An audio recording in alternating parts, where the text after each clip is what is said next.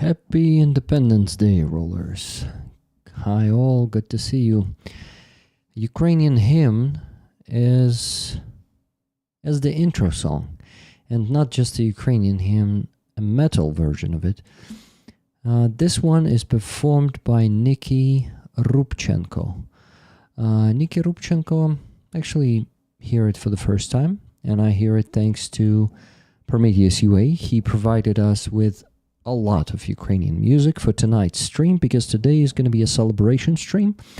We're going to listen to some good old Ukrainian music about Ukraine. So this is going to be a patriotic stream, as if not all of my streams are patriotic, right? Anyway, this one is specifically going to be focused on Ukraine and our independence, of course. Since it's at stake right now, it's even more valued. It's valued even more by Ukrainians and me personally. And I think in the moments, in the years like these, we understand the value of it the most. And, so many great... what's the word for that? Congratulations words were provided by our leaders, both military leaders, political leaders. President Zelensky posted a great, meaningful address today for the Independence Day, and I really enjoyed listening to it. And not only them. I want to translate some of those addresses to you today. I would also like to, we're going to have our guests here with us in just 40 minutes. And we're going to have even more celebration. Okay. Guys, I'm happy to see everyone in the chat. Hi, all of you. Welcome to the stream. As always, we'll have to raise some money today. And you can actually dedicate these donations to the independence of Ukraine today. If you have the means to donate, of course. If you don't, no worries. When I'm going to be through the whole stream asking to send a bit more to reach our goal, you got to know it's not directed to those who cannot donate anymore, but only to those who still can. I think this month I'm going for the record in donations to Ukrainian fundraisers, not mine, but Sternenko mostly, but also a few others. I've supported the Deep State fundraiser for the drones. They had one, actually not one, but one lately. And Sternenko right now is having the one for 100 million hryvnias, a big one, really big one. But it's been like 5 days, and in 5 days it's almost done. It's 80 million hryvnias of 100. I think one of the most successful fundraising communities, and the fund in general, Sternenko's fund is. Okay, Amonsky, thank you very much for 10 gifted memberships. Paul D. Fella, thank you for 10 gifted memberships before I went live. I really appreciate it, guys. If you can buy the memberships today, I'm addressing everyone. Please buy them, because I still gotta work in the next week on my income on YouTube a lot, and for that I will have to ask you to buy gifted or super chats or whatever you can. Thank you very much. And Sir Shum is on fire this week. He was buying a lot of those super chats on the free Azov stream today. You see, my brain is slow today. I'm really in bad shape today. I don't know what the hell is happening to me, but I feel like I'm a bit, I don't know, like inflamed in general. some parts of my body hurt. Fuck. Nikki is Javelin for 27 months. That's crazy. Here on YouTube. З Днем Незалежності України. Happy Independence Day of Ukraine. That's what this Ukrainian phrase says. Thank you very much, Nikki. Current fundraisers for the Blackbeard group. Send funds to Rick's PayPal. Thank you very much, Keith Kane. I'm pinning this message at the top of the chat so you guys will find it easier. So we already got some donations today. First one from Laura S. I mentioned before actually on Free Azov stream. So yeah, before this one. And after that, Johanna, just how much time was it ago? It was, how much time ago was it? Yeah, probably. That's how you say it. 40 minutes ago. Yeah, 40 minutes ago she sent $200 with the next comment. З Днем Незалежності України, Рік. Happy Independence Day, Rick. Happy Ukrainian Independence Day to my favorite Ukrainian patriot. You can choose where this donation goes. To our fundraiser for the car for the Blackbeard group. It goes, Johanna. 10 tickets to rollers and 10 tickets to moderators, please. Все буде Україна, слава Україні, героям слава, Йоганна з Фінляндії. Дуже дякую, Йоганно. Thank you very much, Johanna. So, guys, actually, Nikki, 50 gifted memberships. Thank you very much. The celebration, yeah, it feels like a celebration today, really. Thank you. So, 3,000 minus 200 minus 200, $30 from Amonsky. Amonsky, car for the Blackbeard group, and this kind of emoji, actually, this without the big finger. Thumb, not the big finger, right? And $20 from Andreas. Just now, he says independence for all of Ukraine is the goal. My means are running out, but we are many. Roller's magic is a thing. It is indeed a thing, and I'm sure roller magic will happen tonight, and we will reach the goal. This is a standard goal today, guys. $3,000. So minus 30 from Amonsky, minus 20 from Andreas, and we need to raise $2,550 more today. It's totally doable. We do this every week, and today should not be an exception.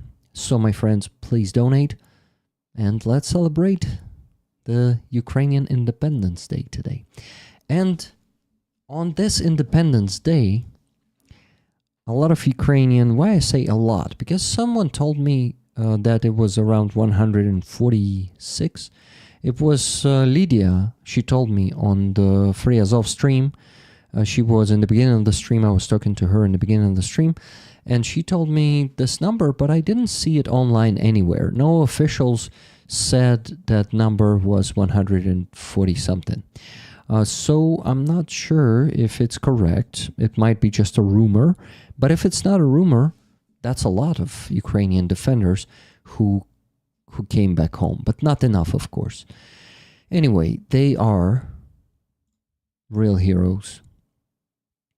All of them. You know, some of them break in captivity, and some may even... we hear these stories that some may even collaborate with the enemy. But, to be honest, we cannot judge them, and we should not, really. Because what Russians do to people, they can easily break people. So, if... I don't know. It's a complicated topic, so let's not... I really want to be positive today, guys. So I want to show you some photos, and let's watch a video together. Here are our guys coming back today, and just imagine what a great, happy Independence Day it is for them. Nikki, so I think you have 50, all of them were given, right? Was anyone counting? Is it like really the case? Were they given? Thank you. $20 donation from Jason Slobodan just now. 2 tickets for nephews for whatever it is. Saw you last week and today, but didn't get to say hi. You looked busy. See you next time. I'm leaving Thursday night. Thursday night. Shit, Jason. Thursday night. We gotta meet before that. Definitely. Jason, I also see you there on Free Azov streams every week, but I cannot. Yeah, I'm busy all the time talking to people there. Thank you for $20 and tickets for your nephews. As always, yes, it still works. Thank you very much, Paul D. Fella, for 1 gifted memberships. Andreas for 5 gifted memberships. By the way, 1, it's membership, right? It's singular. Yeah, it is. Слава Україні, героям слава, Harm's Way. Mrs. T? Ms. T. Yes, I remember you told me how to pronounce that name properly. Ms. T, hello to you. Just Jimmy, Nikki Hill, Bridget, Keith Kane, and Paul D. Fala, more memberships, 10 more memberships. Thank you very much, my friend. Thank you, all of you guys. I really appreciate it. You know, I'm gonna calculate them just like the last time. Just curious how many it will be today. Yesterday, or not yesterday, last week, was it 150? Yeah, I think it was 150. That's cool. That's cool and very, very helpful. Thank you, guys. So today is 71 plus 5 plus 10. Ooh, 86 already. Good job. Thank you, guys. Okay. I am here. I made the borscht for Independence Day and posted it in Discord, Keith Kane says. That's fucking awesome, Keith Kane. Let's go see it a bit later. Remind me, please. So, guys, here are our defenders. They come back home on the Independence Day.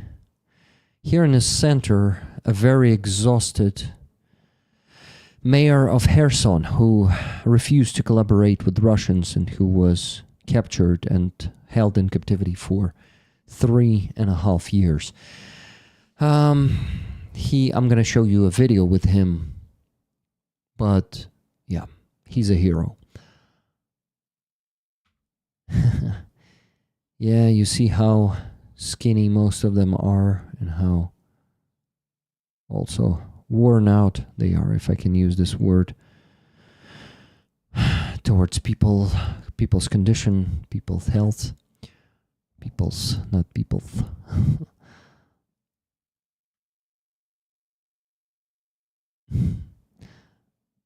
So good to see them smile.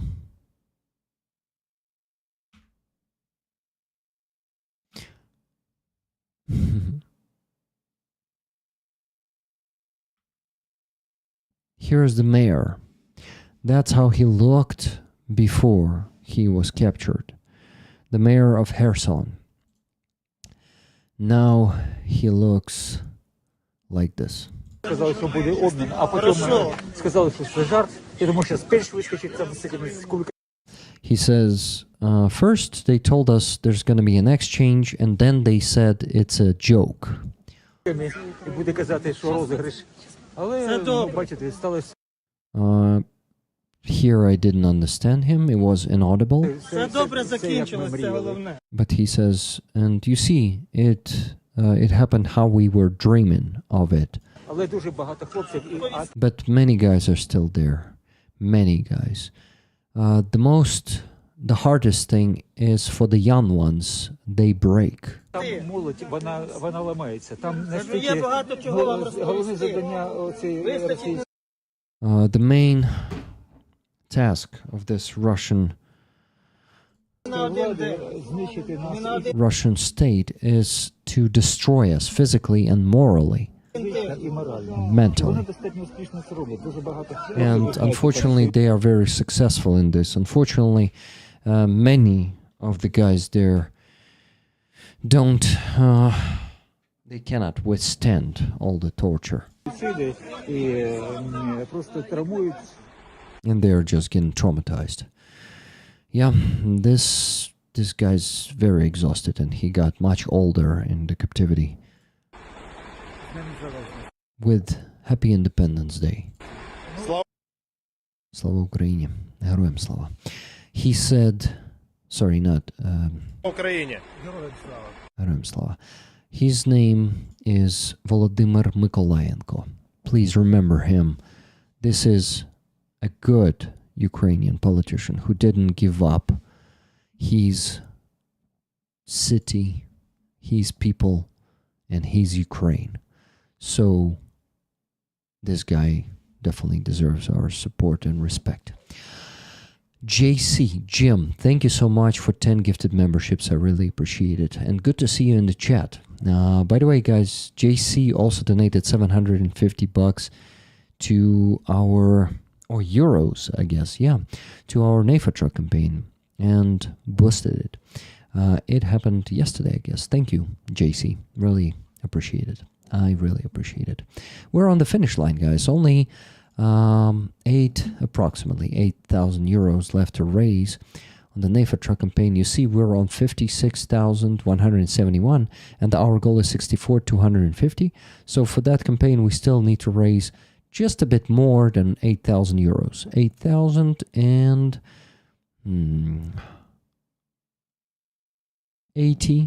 79. Yeah, 8,079 euros left to raise.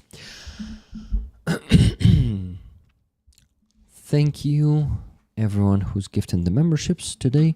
We already have 96 given on this stream. Thank you very much. So, guys, what do we have here? More donations. $50 from Nikki Hill. Nikki, thank you so much. Happy Ukrainian Independence Day. Thank you, Nikki. Thank you for your donation. $20 from Michael B. I am not watching live, but I hope everyone has a great stream. Guys, great stream to all of you. I really hope to have a great one too. That was $20 from Michael B. Next one, Average Ogre. Thank you, Rick and guests. Lots of love to all the rollers. Till next stream, tickets please. Wait, the stream has just begun. Or you mean the donation? Thank you. Thank you very much. Okay, let me calculate how much it is. Is it? I guess. Oh, did I close it? No, I did not. I just accidentally changed the size and the position. Okay, so minus 50 from Nikki, minus 20 from Jason, minus 20 from Michael, minus 70 from Average Ogre. Nice. Good job, guys. But we still need to raise $2,390. Let's keep up the pace. Thank you. I know. I just sent off my donation. Turned on gift membership. Simple affirmation that the gift is in the given. Thank you. What you talking about? Okay.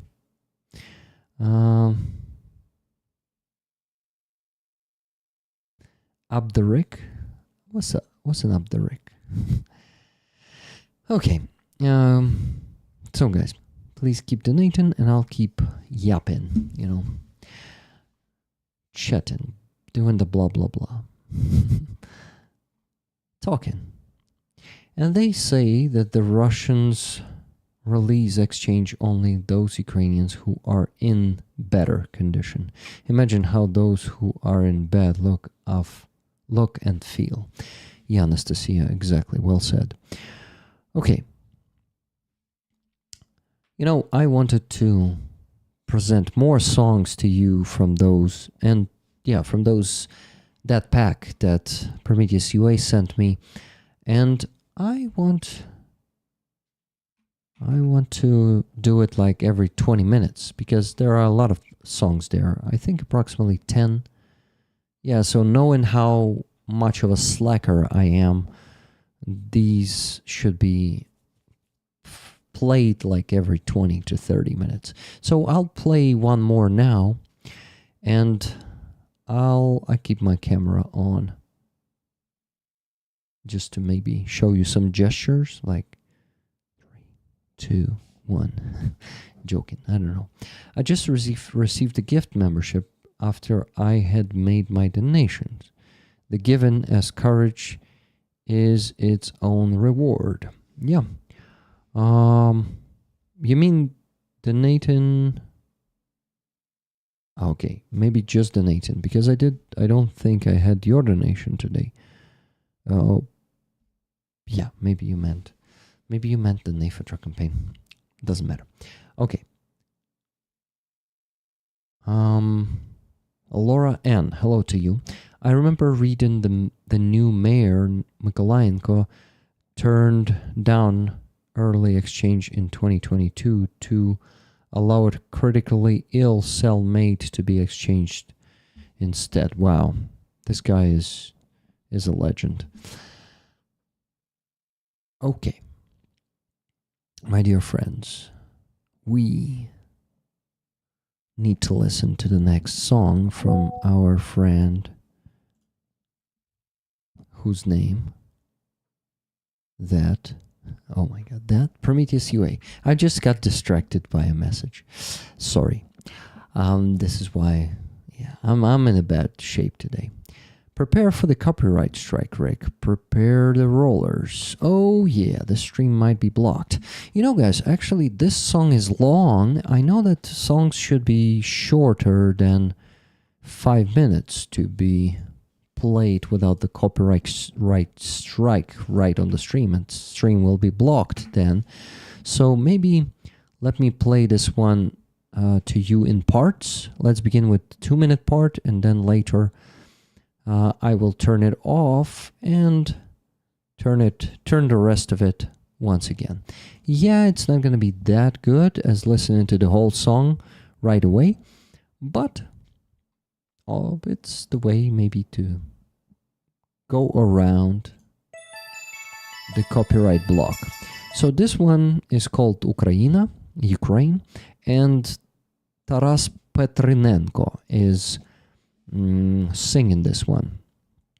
Let's listen.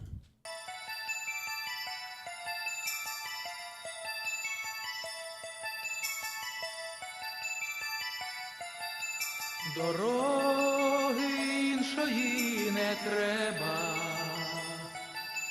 поки зорить чумацький шлях. Я йду від тебе і до тебе, по золотих твоїх стежках.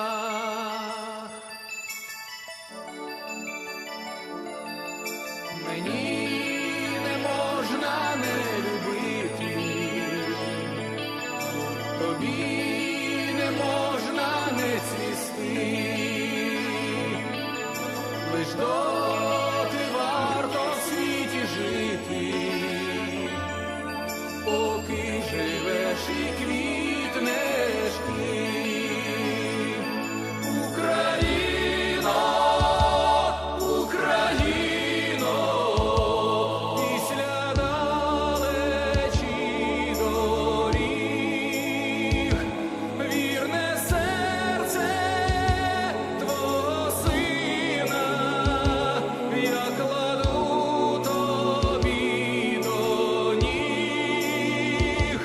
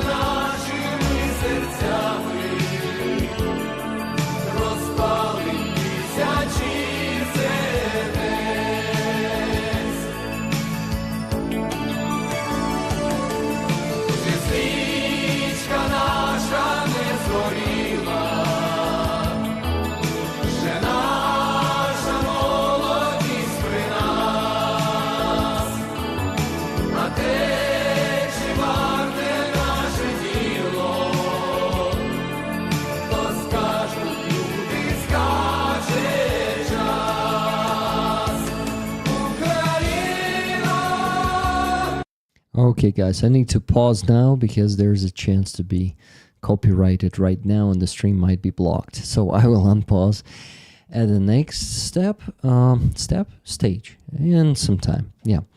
But damn, that's a good song. I usually don't listen to this kind of music, but the quality is pretty good. And meaning, like, on the text, it's about the love to Ukraine, the prosperity, and great future and present. So this one is great. And I see not copyright. The gifted memberships are fucking broken now. Only 97. It took only 97 to break it. 10 gifted memberships from David Kendall. Thank you so much for that, David. And only one of them were given to rollers. If you have the chance to buy the super chats instead of the gifted memberships today, guys, I would really appreciate it. If not, well, there is, we have no choice. Okay. What do we have here? We have a donation, one more. $38.56 from Rachel T. She says Blackbeard Group. Thank you very much, Rachel. What is your nickname in the chat, if it's not a secret? Because I like to put a name to a name. I would like to put a nickname to a name. Yes. Hi, Pyrocard. Good to see you. Deep State Annex. Hello to you. Since I don't see the names of people, but their handles instead in my chat, what is your regular nickname? Is it the same, Deep State Annex? Or something else? It was just about to get to the good part. Well, you know, we'll start right with the good part very soon. They played that song at Ukraine rallies in Boston. Great song. Robert says, RP Marcin. Is everyone well hydrated? Heat wave ongoing in Poland, Oregon Oblast. Portland, oh my god. Poland, Oregon Oblast? That's funny. Portland, Oregon. Okay. What? BT Clan. It's super cold in Ukraine today. Basically autumn. We fucking... got frozen on the Free Azov stream today.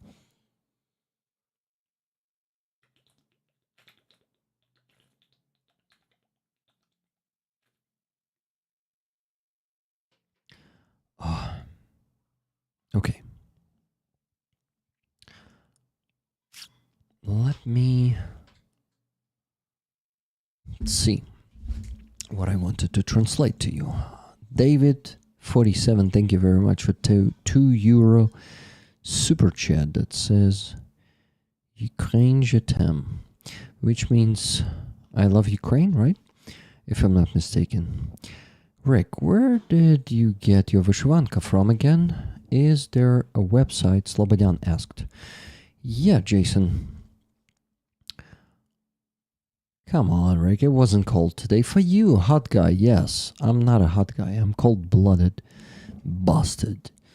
You know, I'm always cold. I just don't have any fat under my skin. It's just skin and then muscles right away and then bone.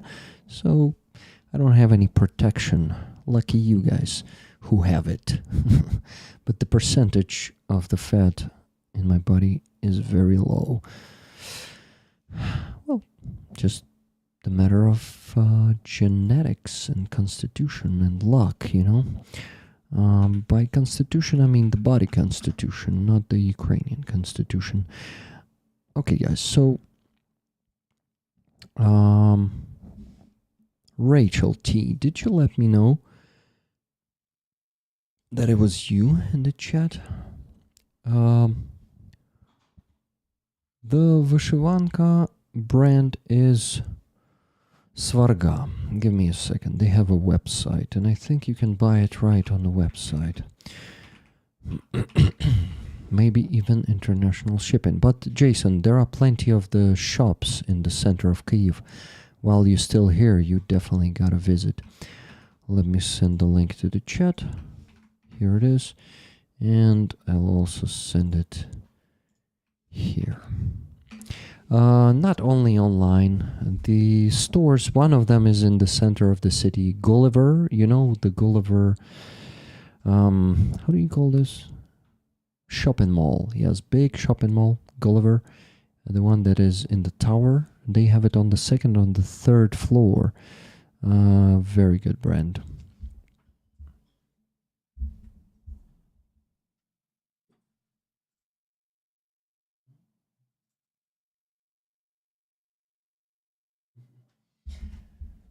Okay, you see I'm in a celebrative uniform today. Vyshivanka is usually for some occasions. We in Ukraine don't wear it every day, usually. It's like I would say a holiday clothing, but not all the Ukrainians. I think some Ukrainians do wear it every day. It is a very beautiful black and red Vyshivanka. Oh yeah, and some gray elements too, not only. But yeah, like in general, it's red and black, just like the flag. Costume. Costume. Like a costume. Yeah, I know. Thanks, brother. Okay, Jason. Good.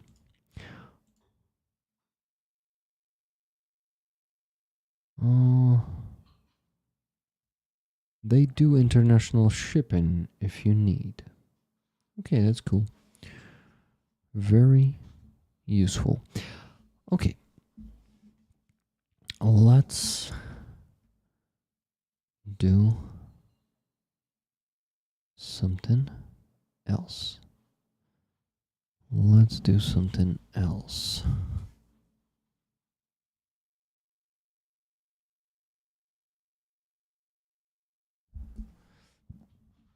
Sorry, getting distracted by many messages. You hear the noise too, right? My cats are making a mess. Happy Flag Day. Thank you very much. Yes, yesterday we had a Flag Day, guys. So, yeah, we have it like this. Flag Day first on 23rd, and then the next day we have the Independence Day. A lot of awesome posts were made about the Ukrainian flag yesterday. Let's watch more photos from today's exchange, though. First, look at these faces. The guys are coming back home, one of the happiest moments in their lives, I am sure.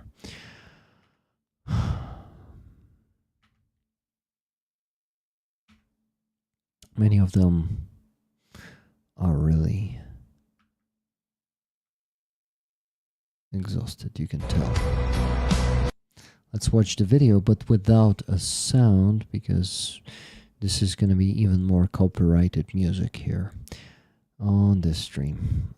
Is it like...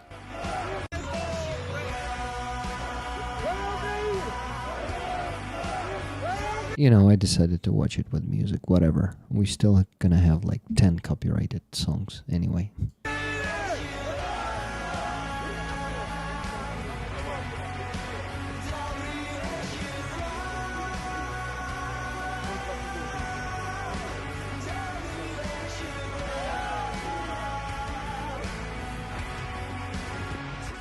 A lot of Marines are coming back, you can see.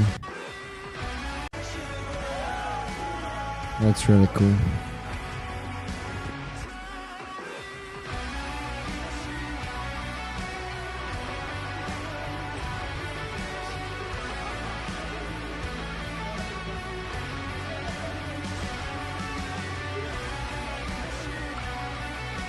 Oh, guys, did you see this?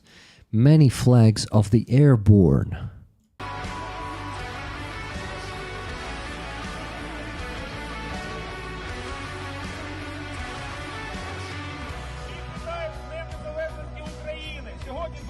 24.08.2025 року. Слава Україні!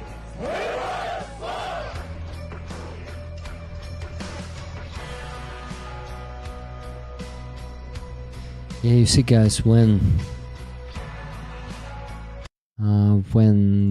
there is an exchange happening, people from all over the, all the borderline, and they go there to the road where they're driving, and they're waving flags. They're welcoming them. As always, it has happened today too. Guys, we still need to raise $2,351.44, and for the last 11 minutes we didn't have any donations. So please, my friends, if you have the means to donate, my PayPal is in the pinned link of this stream, and it's my email. If PayPal doesn't work for you, we have alternative ways of donating. And just one more donation. Just now one more donation arrived. When I said we didn't have them for 11 minutes, it arrived immediately. $100 from Wella. Wella says, Happy Ukrainian Independence Day. Bright as the sky, strong as the land, Ukraine stands free with heart in hand. Tickets 50-50, please. Thank you so much, Wella, for this donation. I really appreciate it. I appreciate all of your donations, guys. Thank you so much. And let's keep going. We still have to raise $2,251.44. Thank you. And let's go further. Katie Joy has. Hello, thank you for the gifted membership. Welcome, Katie. Katie Joy. Where are you from, Katie? Katie. I had such a wonderful dream early this morning. Ukraine taking many winding paths through the forest to reach the goal. A symbolical one. Awesome. Happy August 24th to all. Thank you for the happy Independence Day, everyone. I really appreciate it. $200 from Brian R. Raffle tickets, half for me and half for rollers.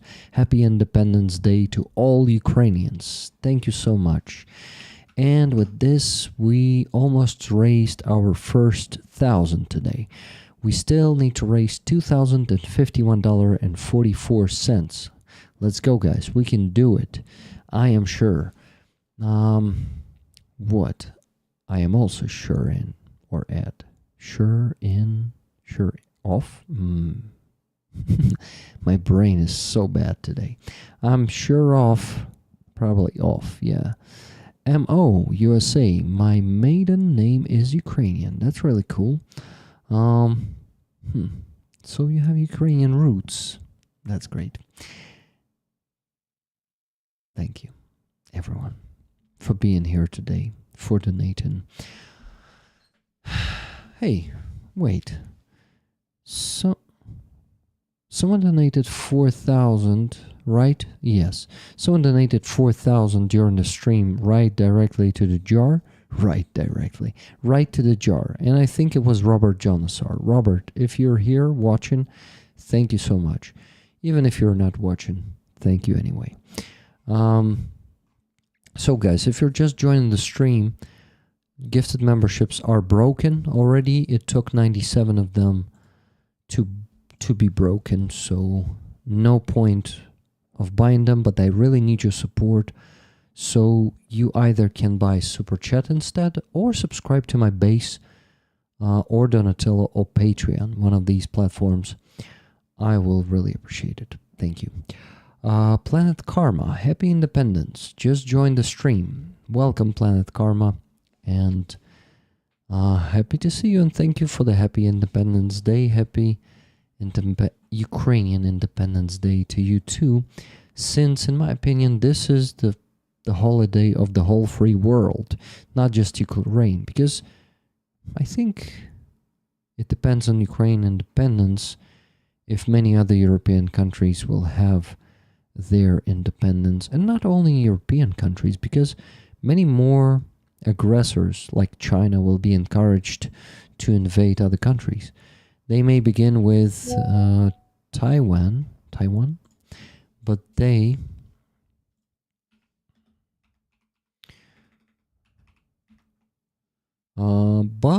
may like to invade more countries, I am sure, because that's a typical empire that always needs to expand. You know that. So this is why I consider this a holiday, not just the Ukrainian holiday, but the holiday of the whole free world. Okie doke. Starsky is ready to join.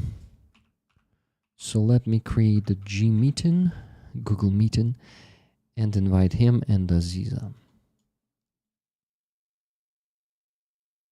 I am ready. Martin Bissick, thank you so much for 10 Swiss dollars super chat, which says, here are some light Swiss dollars to keep you afloat. Thank you, my friend. I appreciate it a lot. You are so correct, Rick. Thank you very much. So, happy Independence Day to you all, the people of the free world. My dad that raised me was Ukraine in my heart.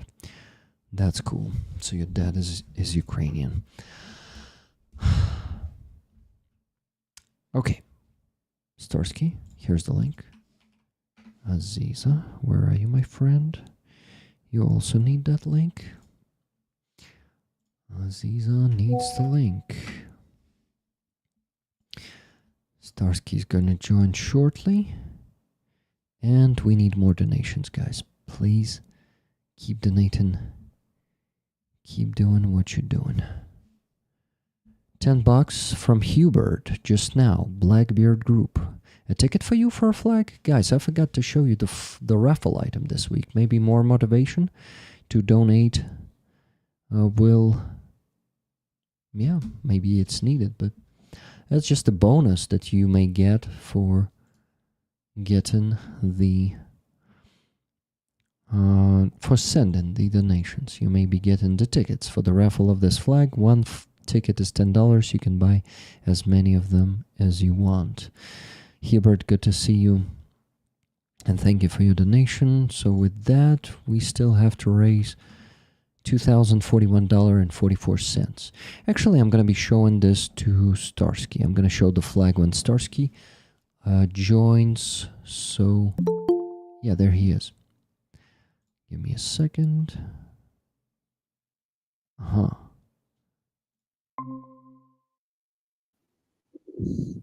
There he is, hidden. Hello. Hello, my brother. Hello, how are you? Happy Independence. Happy Independence Day to you too. That's I think that's the best holiday we have these days. Yeah, absolutely. Considering the fact that Russians were saying that we're not gonna celebrate Independence Day in 2022, 2023, 2024, 2025. and so on. So I'm really happy to see you, my friend, and also Likewise. our dear viewers there in the chat. I missed you. I hope that you're doing well. Yeah, Andrei, we missed you too. I'm doing well. Well, today a bit slow on the brain, and kind of falling apart. Like, new joints started hurting. Yeah, that sucks. But anyway, it's a good Independence Day, which I'm spending with amazing Ukrainians on Free Azov first. Now here with you and Aziza. Aziza is still not here, but we're going to be spending time together. So I'm really happy to have this day because, you need to value every Independence Day and actually every day while you're alive, and because anything can happen these days. We're at war with a very dangerous enemy, so it is not certain if tomorrow we'll see the day, right? Yeah, absolutely. What are your expectations from the upcoming negotiations? Mm, you mean the one that happened on Monday? Yeah. Well, nothing would come of it. That was my only expectation. And basically, meaning nothing towards like soon to see ceasefire or, of course, peace. Because it's not possible with Russians. Even if they decide to freeze this war, I don't think they will easily get it. Even with all the pressure from Trump that he might be putting on Ukraine and making us, if not capitulate, then go for some ceasefire, for some freezing of this war. It's not that easy to now stop this war because it is so massive and so full scale, that it's just not that simple anymore. It's just like a self-living process, I agree on that. My biggest concern is that Ukraine will be pushed to trade territories, and not just trade territories in terms of freezing, but trade territories in terms of recognizing, for example, Crimea. Because I give you my right kidney that this is exactly what's gonna happen. And if Ukraine doesn't agree on that, then Ukraine will be blamed for wishing to continue the war. And I'm very, very not pessimistic, but I would say skeptical about the upcoming negotiations. On the other hand, it's very interesting that, for example, only last week the orgs were saying that they are not recognizing President Zelensky as our president, and that is why they will not negotiate with us, with Zelensky. But now they're saying that they finally kind of recognize President Zelensky as acting president of Ukraine. That is why they consider negotiating with him, which makes me curious. How many Russian oil refineries should we strike in order, for them to stop, issuing those absolutely ridiculous demands or statements? I have no idea. Yeah, and they started burning lately, like matches, like okay, like Siberian forests in summer, right? They burn like candles on the cake, on the birthday cake of Ukraine. Oh yeah, happy Independence Day, everyone. Okay, I had my water here. So I was actually before you joined, I was saying to rollers and everyone who's joining that today is not just a Ukrainian holiday. That's a holiday for the whole free world because if Ukraine loses its independence, like the independence of most of the European countries will be at stake, and they may lose it too. And not only them, because other tyrannic regimes like China and North Korea, they would like to invade their neighbors and do the same as Russia did. So while Ukraine has its independence, everyone in the world should contribute to the support of that independence, to the fight for that independence. And thank you guys for actually supporting it and standing by our side. We just need to multiply our ranks and make this a more global movement to bring our sovereign integrity back as fast as possible. Because, politicians these days are talking only about the just peace at best. Sometimes it's at, just peace. Not the just, like justice, peace, but any peace. And Zelensky, for example, stopped talking about victory. He stopped using this word. In 2022, it was used in almost every address, but of course, it's understandable. I don't blame him. The reality is very harsh and cruel. And mostly we hear peace now, but Ukraine always wanted peace. The problem is we even tried to have any peace with Russia since 2015, But to what did it lead? We could see it in 2022. We had this lesson, and Ukrainians learned it very well, and I don't think we will fall for it once again. But the problem is the rest of the world didn't learn this as much as we did. I agree with you. The reason currently Ukrainian officials are talking about peace versus victory for Ukraine is very easy to understand from the standpoint of communications, because Trump is talking about peace, everybody's talking about peace.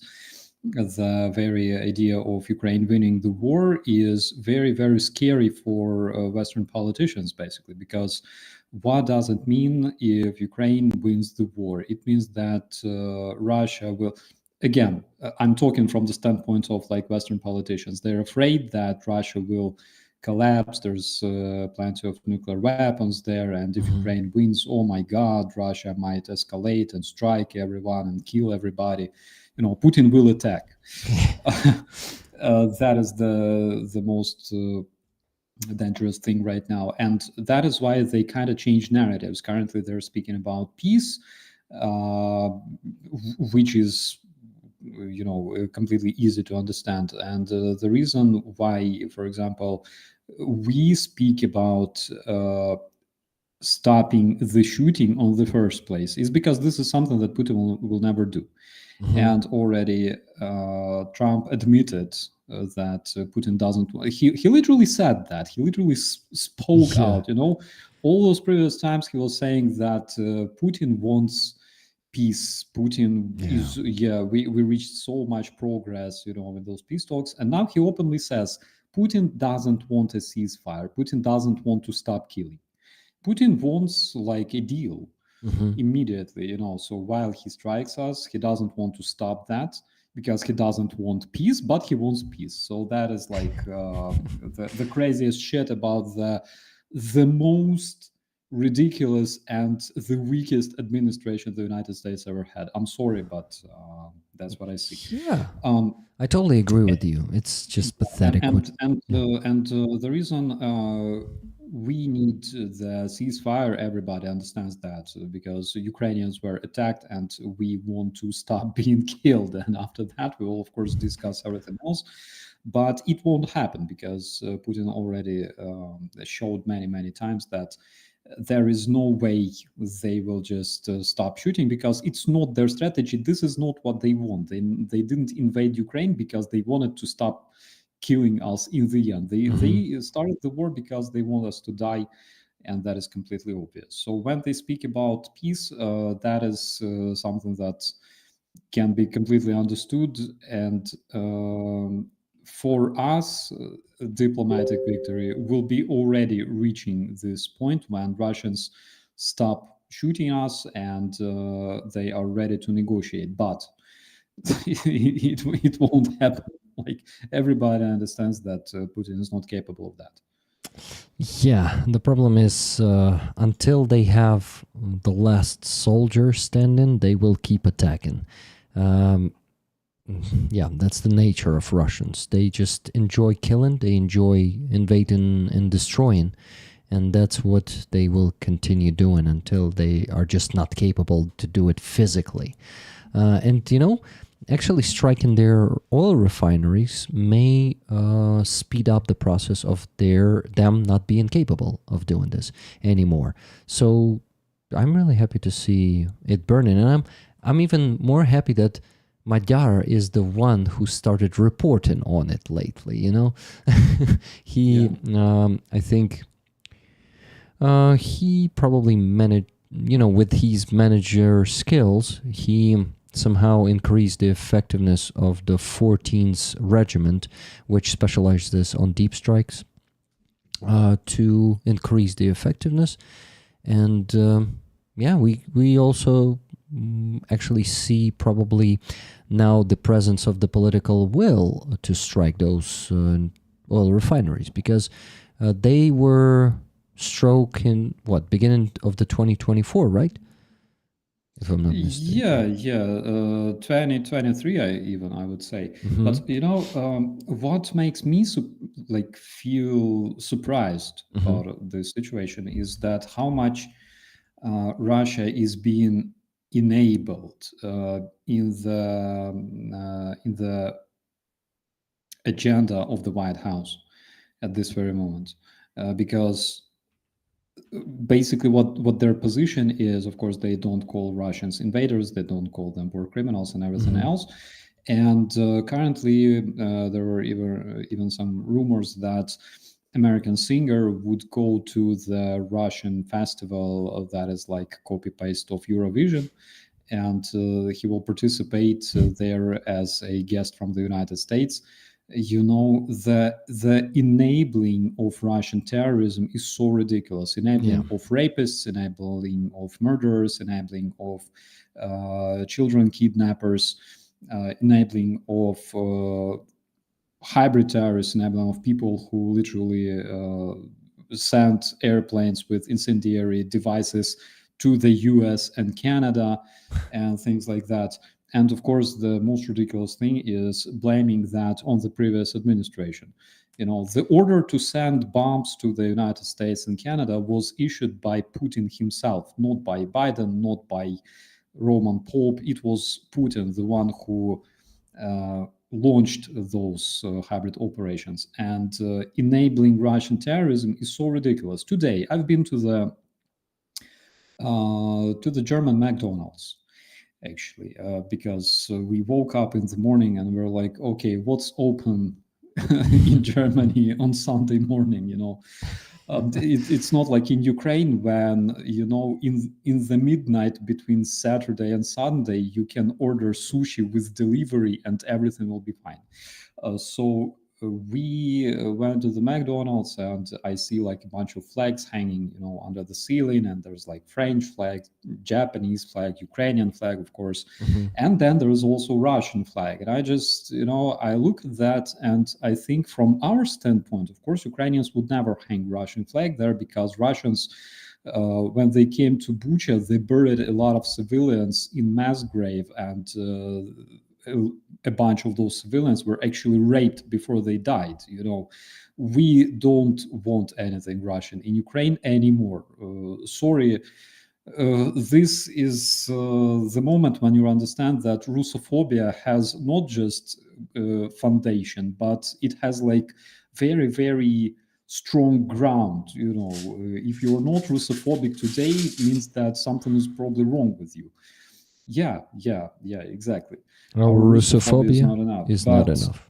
Yeah, but I looked at that flag and I think that, in the mind of a European person, in the mind of a German, they probably think, well, Russia and Ukraine, they probably just, fight just two kids, fighting over a toy, which is so freaking, when from a standpoint of a former cop, all right, usually it's always very clear, like there is a victim and there is always a criminal, all right? And people who do crimes, there's all kinds of those people. There are people who commit domestic crimes, domestic violence and stuff like that. They can be very, very different, but generally they all have some big issues. And I remember throughout my career, I met all sorts of crazy people, all sorts of sexual abusers, all sorts of domestic abusers and things like that. And when you understand such situations, when there's always an aggressor and a victim, you understand that neither from the standpoint of morale, nor from the standpoint of law, you cannot justify a criminal, all right? There's a lot of movies about Joker, for example, right? Joker, with Joaquin, whatever. Phoenix, yeah. Yeah, Joaquin Phoenix. Perfect movie describing why a dude became a villain, right?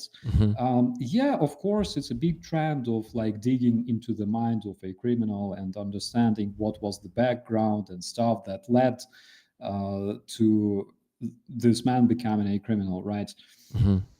But from the standpoint of what's going on in Ukraine, I personally will never justify it neither from a standpoint of law, international law, right? International recognized borders, chapters of United Nations, because Russia violated all that. And I will never understand this or justify it from the standpoint of morale, because not I don't know what kind of morale can justify you literally wearing a uniform and going to a different country and slaughtering people, raping people, kidnapping people. And from this standpoint, Russia generated terrorism for decades.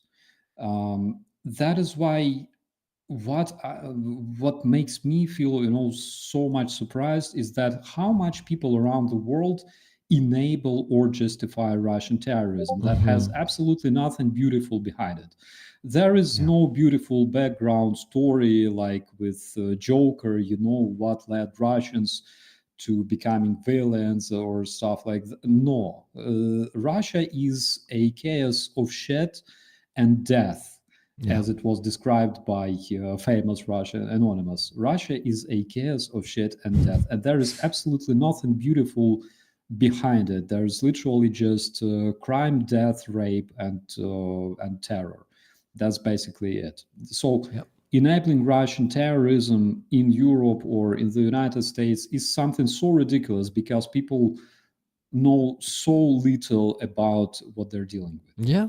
And it also shows the absence of, I don't think, like,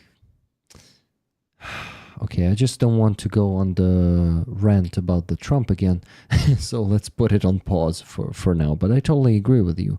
And, enabling Russia by inviting Putin to Alaska and just humiliating the whole American nation with that it's just the top level. No one did that before. Trump is indeed becoming the greatest president of all times. The US president, but just the greatest fuck up of the president. That's the problem. You see, I can understand when people think that, okay, not all Russians are bad. There's definitely beautiful people there in Russia. Beautiful people from Russia are either fighting in Ukraine against Russia, all right, wearing Ukrainian patches, or they already left Russia. They're already living outside Russia. Yeah. All the beautiful and amazing people that can understand what is going on and stuff like that, you cannot find them in Russia. They're not there anymore. That's why that land, basically, you can do whatever the hell you want with it. Actually, from a different standpoint, the country, the nation, or those nations that will control Russian resources will basically rule the earth forever. And I just literally, I don't understand Trump why he doesn't look at it from this standpoint, because this is generally the most proper standpoint. Russia is an extremely rich country, rich in resources, and instead of trying to dance to their music, you better literally take control over that. If you isolate Russia economically, it will collapse, and then you can just divide and rule. And that will be such a proper decision if it's made by the United States, for example. I don't know what they don't think about this. But literally, if you control all the gas and all the oil from Russia, it will be completely enough to pay Ukraine reparations, to pay reparations to all the countries, Georgia, Syria, I don't know. And also you will have fuel for free if you have that. And just from this standpoint, it's so much more beneficial to literally make Russia collapse and divide it and control its resources than trying to somehow coexist with the Russian terrorism, because it's absolutely ridiculous. Do you think it's possible that United States leadership, not maybe this one, but the next one after Trump. I hope that will happen because, who knows? There are a lot of like people are afraid that he might want to stay in power until he's gone, and maybe then put someone, like make it a kingdom, put his son or daughter on the throne. But do you think that any of the American administrations will ever really understand and will start acting accordingly? That the only way for them to, like, for the whole world and for them to benefit from all this shit is to make Russia small again? I think this is something they have to do. And by the way, Bridget says Konstantin from inside Russia is a great guy. Konstantin is a great guy, but he's outside Russia now, basically. Look, what Russia was saying all this time. That was right? good. All this time, Russia was saying that the West wants to destroy us. The West wants to bring gays and gay culture to Russia. They want us to stop breeding. They want to basically poop on our kindergartens and throw plenty of syringes in our houses and around in our parks and things like that. They want our women and they want our resources, which was a complete bullshit because not a single country wanted that, and unfortunately. And when you look at current Republicans, they never even thought about it. All right, who needs Russian infrastructure that doesn't exist? Who wants Russian babas that literally suck? I'm sorry, like in looking at them from every side, like they suck, like they're bad. All right. If you talk about conquering Russia, this is something that only existed in the Russian media. Russian media were constantly saying that the West wants to destroy our country and stuff like that, which is a bullshit. But this is something that actually had to be done, and now they have this chance. Now they have a chance to literally destroy the terrorist nest and acquire their resources, and it will bring a lot of good to people around the world, basically. So I believe that if there are people who think properly, and if there are people who, let's say, don't receive, not on a Russian payroll, all right, let's call it this way, then they will definitely understand that acquiring Russian resources after the collapse of Russia will be much more fundamental and much more beneficial than literally living on Russia's payroll. Tim Pool is actually a stupid idiot because he wanted to receive like $100,000 for video from Kremlin, but instead of that, like that would not last long. All right. Instead of that, he could make millions if he helped to make Russia collapse. And in the end, he could become, I don't know, he could create his own channel and make millions. Yeah. But apparently he's too cheap. And there's also another risk that if you are on Russian payroll, there's a big chance that you will get sucked out of window sometime, eventually, in the future, because you know too much.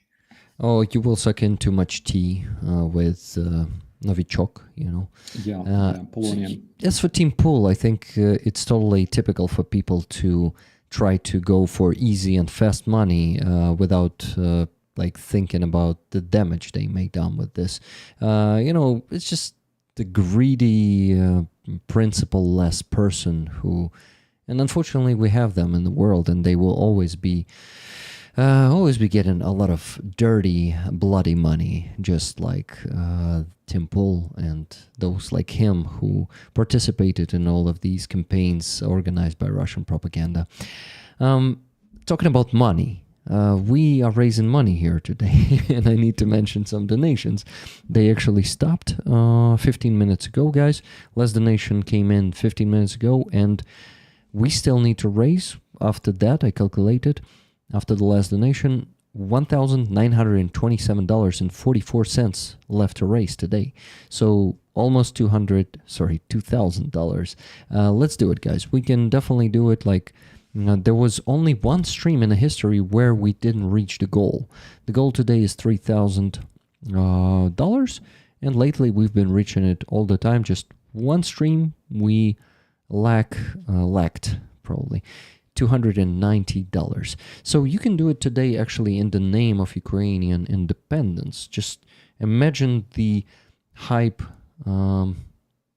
reason, excuse to do that, to do some donation. Thank you guys. Of course, I'm joking. Of course, you need to donate for Ukrainian army without any excuses. You understand. I know that most of you understand, maybe even all, that this is the only way to finish and to get the just peace. Not any peace, but the just one, where justice will be committed, performed, and but yeah, you do this with the support of Ukrainian army. So Starsky, what are we raising funds for today? It's the car for the Blackbeard group. No side fundraisers this week, completely concentrating on helping these guys. They need the car, but they want a good one. Man, you will be surprised how expensive the Hiluxes are in Europe and in Ukraine these days.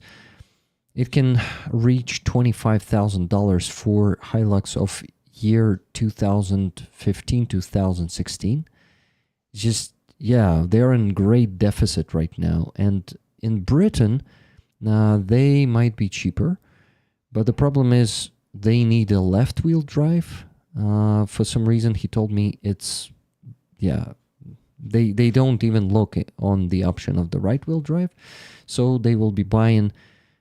this one, we're raising them $18,000, and they will be adding 5 or 7 of their own, they said, of the money from their salaries to buy a good car. But these guys, they really take care of the cars. I don't know how they do this. They are special operations snipers, and they started now doing, using FPV drones. And so they are both FPV drone pilots and the cars, but we were getting them one car a year ago, one more a year and a half ago, and they're still alive. Those cars are still not destroyed. So these guys are real professionals. Well, basically, that's the impression that I get not only from this fact, but from many other facts.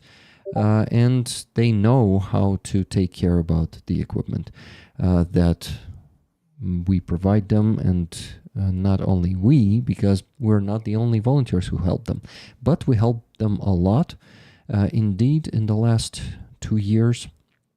And right now, guys, they need your help. We have this awesome flag on the raffle this week. This flag is of 402nd Separate Rifle Battalion. That it doesn't exist anymore. It's now the part of the 66th Brigade. I mean, it was kind of, depleted, probably is the word, right? And then just the remaining people from that battalion became the part of the 66th Brigade. So this is a rare item. These flags won't be made anymore because there's no battalion, no flags of this battalion. That's logical. So I'm going to show the flag closer now, and I'm going to quickly... What? I'm going to make it full screen real quick so you could see it, guys, and I won't be hearing you, Starsky, while I'm doing that because I took off my earbuds.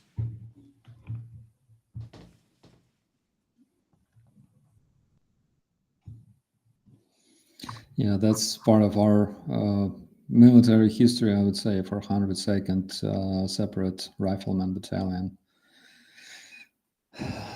Don't stand on our way, it says. The motto. Hostomel, admin Hostomel. Oh my god. Yeah, so many cool signatures.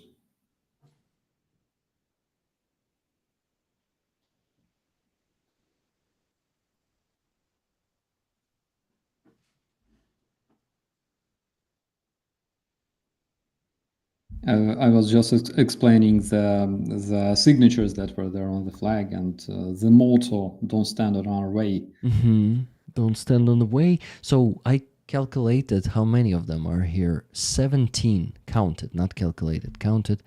17 of these 17 soldiers signed it. And then I found another one here that I missed. Maloy, Luhansk. So the guy from Luhansk was the 18th one to sign it. Really cool item. And guys, we're gonna raffle this one in about 2 hours. And one ticket for this flag is $10 donation, but you can send, for example, $50 and get 5 tickets, or 100 and get 10 tickets, and so on. So you can buy as many of them as you want. But it's going to be an awesome bonus to get, if you're lucky, of course, for your donation. And Rick, I have a question for you. 2015, right?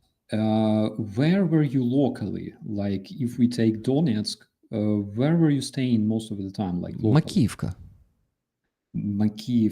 is to the east of Donetsk. I actually, lived in the center of Makivka, so it was further from Donetsk than, for example, Hordiyka. You know, Hordiyka is between Donetsk and Makivka. Oh, do you know that, by the way? I know Hordiyka. I know, actually, we were operating closer to the western outskirts, Trudovsky, Staromykhalivka, Alexandrivka, you know, those places. Yeah, so it's the opposite side. Yeah, it was the opposite side, because like I have a lot of flashbacks these days for some reason, you know, towards my days of service in the police. For the reasons unknown, I have no idea about. Literally, I have like dreams about that and stuff.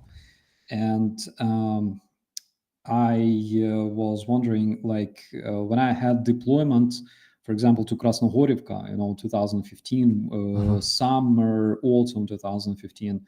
And, you know, when we were looking at Donetsk while standing like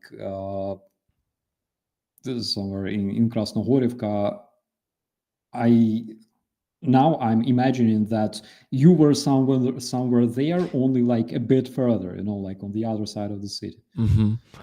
Makivka is closer to Avdiivka, I guess. Yeah.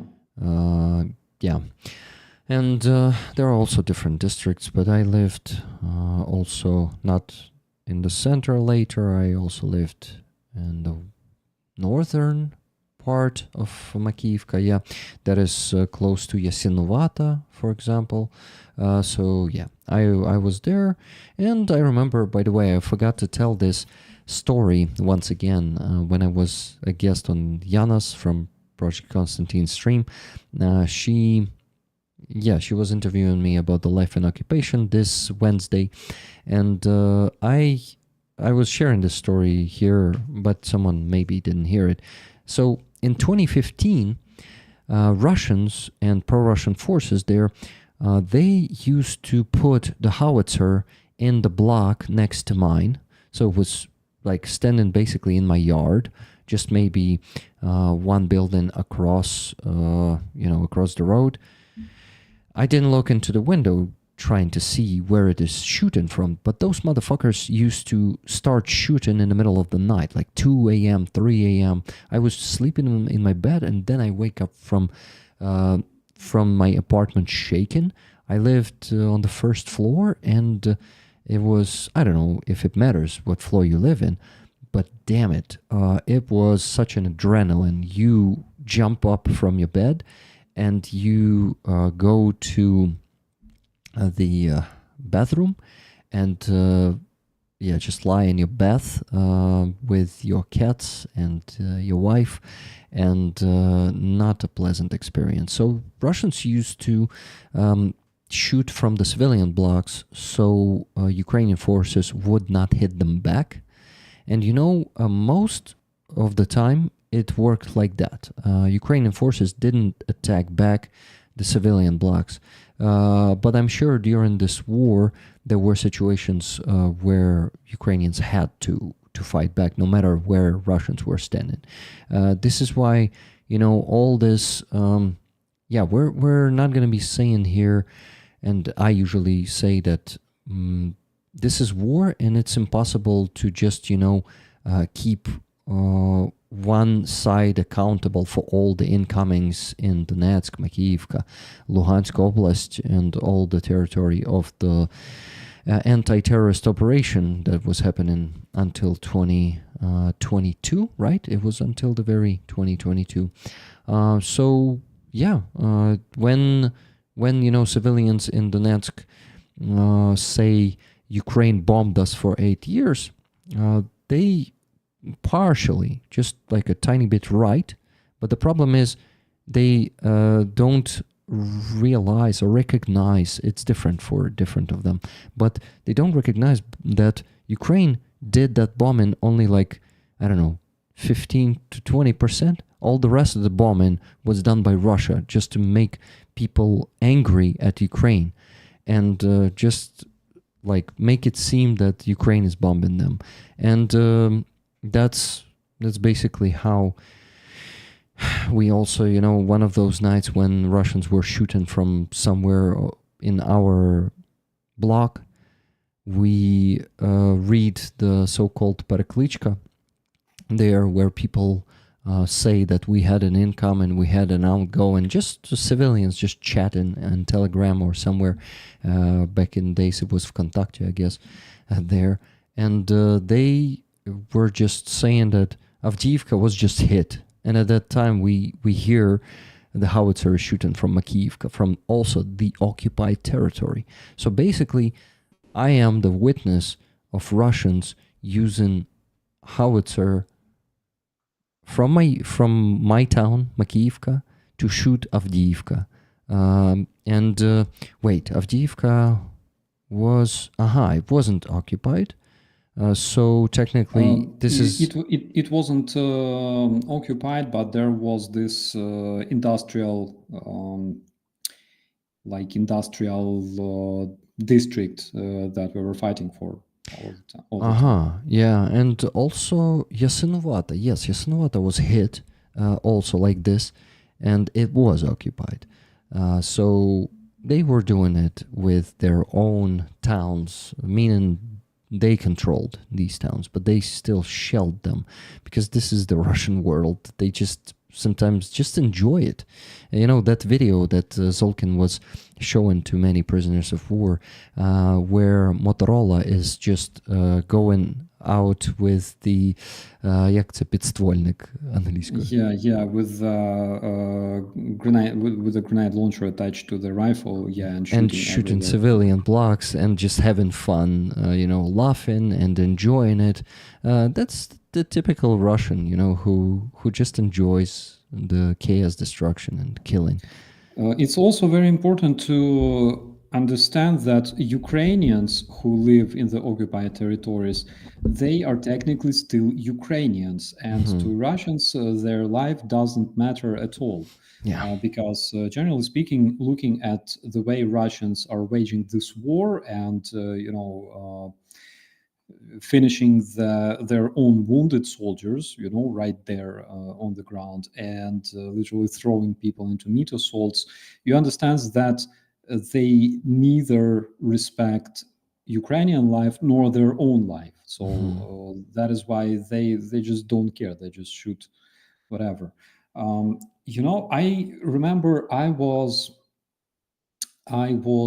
in so-called Vostochka.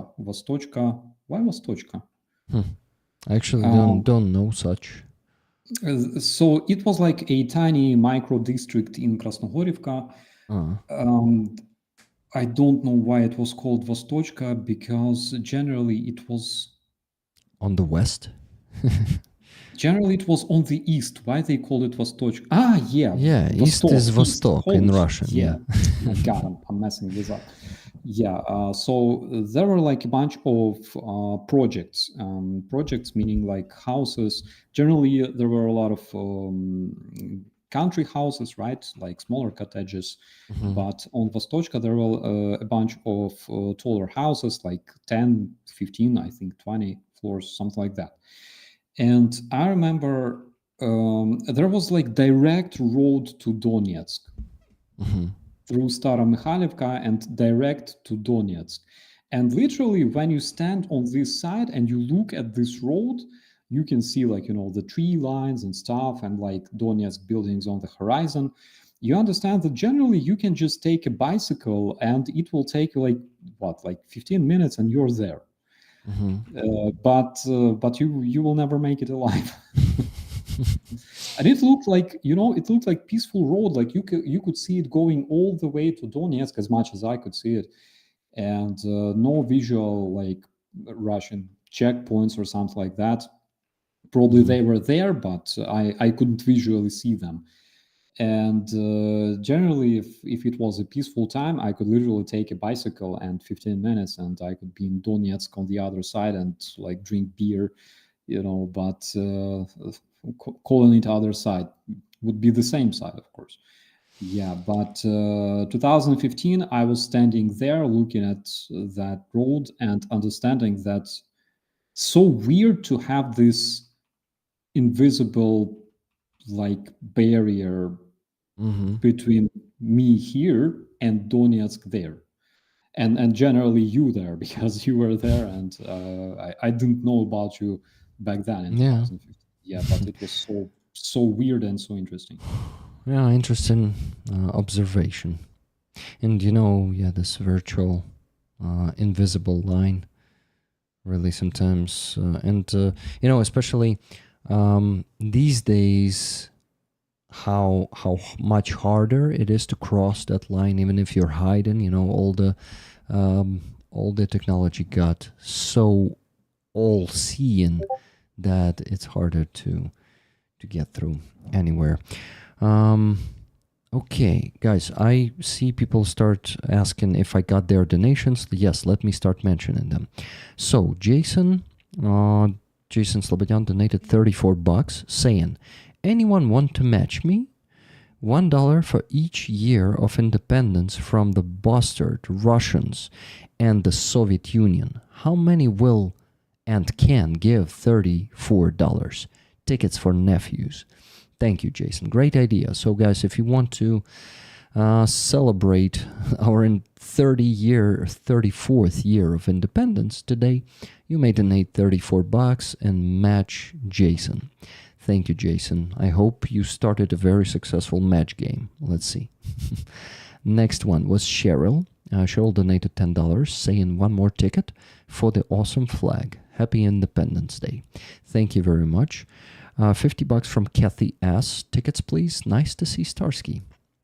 Starsky, it's nice to see you from me too. Next, $20 from Levy. Tickets, please. Slava Ukraini. Героям слава, Levy. Thank you. Then, 55.59. I think this one is from Anonymous. I'm not sure I can say their name, but let's read the comment. Today is the birthday of the only defender of Ukraine who I have ever met in person. I mostly like him, though he is also a bit of an idiot. He doesn't like to receive money. I have everything I need. And that was the quote from the soldier. So I'm sending some to other supporters of the Ukrainian army today. So here is some. Thank you very much, dear Anonymous, for donating today also. 55.59. So I assume the tickets should go to the rollers, right? Thank you. But how do I know? You won't tell this in the chat, I guess, since you're an Anonymous. $33 from Hildegun. Hildegun says, donation to your fundraising. Happy Independence Day. Thank you very much for the Happy Independence Day. Pyra Kurt, $20, saying, з Днем Незалежності України. Дуже дякую. I need 2 tickets for that great flag, and always good to see you, Starsky. Starsky, one more good to see you.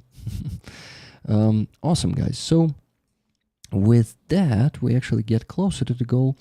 And let me tell you how much is left. It's always so nice to hear it every 20 minutes, right? Okay, guys, come on, donate once again. That is much left. But I have no other choice. We need to reach the goal. And if I don't say this that often, I have to sit here until 3 or 4 a.m. And I would not like to do it. I also need some sleep, guys. Even on Sunday, on the night from Sunday to Monday, I also need some sleep. Just a bit. So we still need to raise $1,818.85. So, my friends, please donate. And with your donations, buy tickets for this beautiful flag of 402nd Battalion of the 66th Brigade. So the battalion part is this one with a tree, with the, I think, an oak, but I'm not sure. I need to research or ask Prometheus UA, my fellow Ukrainian, to research that he is really good in this. And this one is the patch of the 66th Brigade. I think we'll have this patch soon too. I'll ask Mongol to send me one so I could raffle it and you guys will get it. And last thing to do is to thank some guys for the super chats. Ohms, $5 super chat. Happy Independence Day. Thank you very much, Ohms, for that. And Ohms is a stinger here for 25 months. Wow, that's really cool. And Levy, $5 super chat. That says Happy Independence Day today and forever. Thank you very much, Levy. That's it. Okay, so I went through all the donations. No, one more just came in. $20 from Elvin Archer.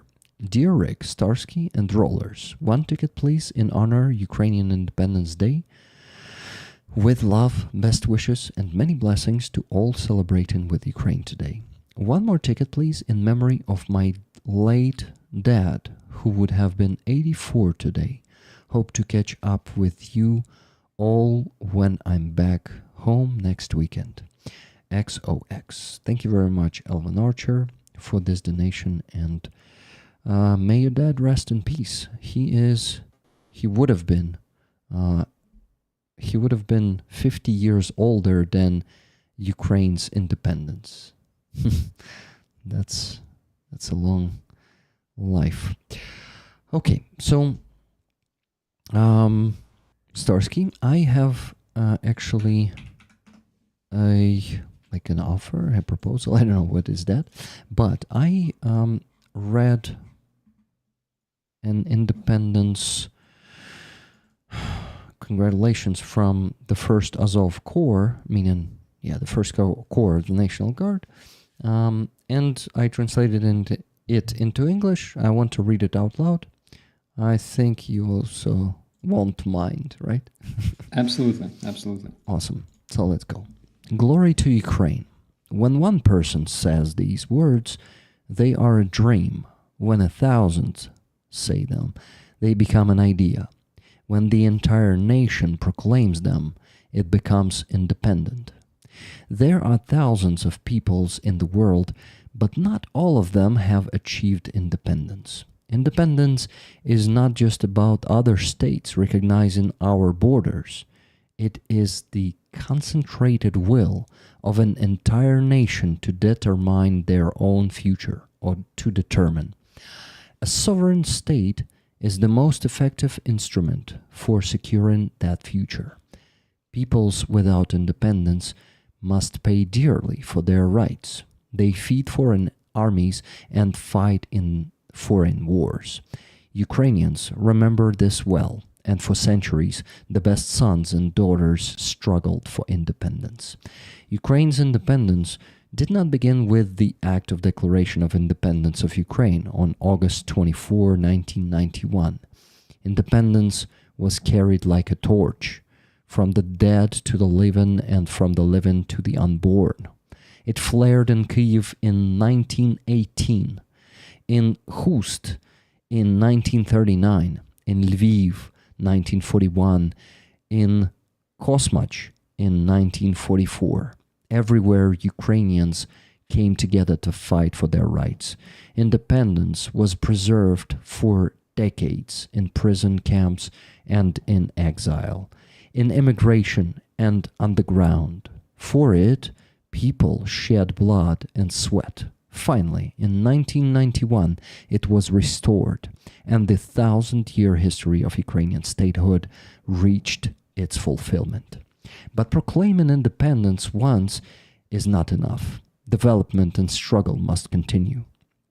Of 34 years of Ukraine's independence, 1/3 has been spent under the banner of resisting the occupier.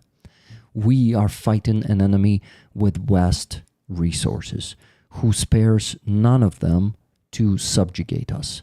For 12 years now, Ukrainians have held the line, as long as both world wars combined. But we are fighting for our independence, our freedom, our future. And as long as Ukrainians stand united, we cannot be defeated. Before us is the example of the best, and today the best are in our ranks. Glory to the heroes. Well, I think it is very well said. And indeed, this is, like a lot of people like to say, that this is the day of Ukrainian independence renewal, restoration, the restoration of Ukrainian independence. So we're actually, our state is not 34 years old. It was just that independence was passed from the living to the dead, from the dead to the unborn, and indeed there's at least a century of a struggle for that independence, and I am so happy that we still have it, and that unfortunately the price for it, though, is too big, and many lives are being given right now to preserve that independence. So, Starsky, your thoughts on this statement? It's absolutely beautiful, and I would also like to add that it's not, in my personal opinion, okay, it's not just a holiday for Ukrainians, it's also a holiday for all the decent people who fight against tyranny in the world. Ukraine's independence is the holiday and the day of all those people who fight against tyranny. And this is something that we must share with the others. Something that, decent people from around the world inspired Ukrainians. They came to Ukraine to fight for Ukrainian freedom, and also against the terrorism, against tyranny, against war crimes, against evil, basically, because this war is very, very clear. There is Russia, known for being Russia, right? And there is an independent, peaceful country of Ukraine that fights for its freedom. It's so black and white, actually. And people who came here, they inspired us, they helped us, they keep supporting us.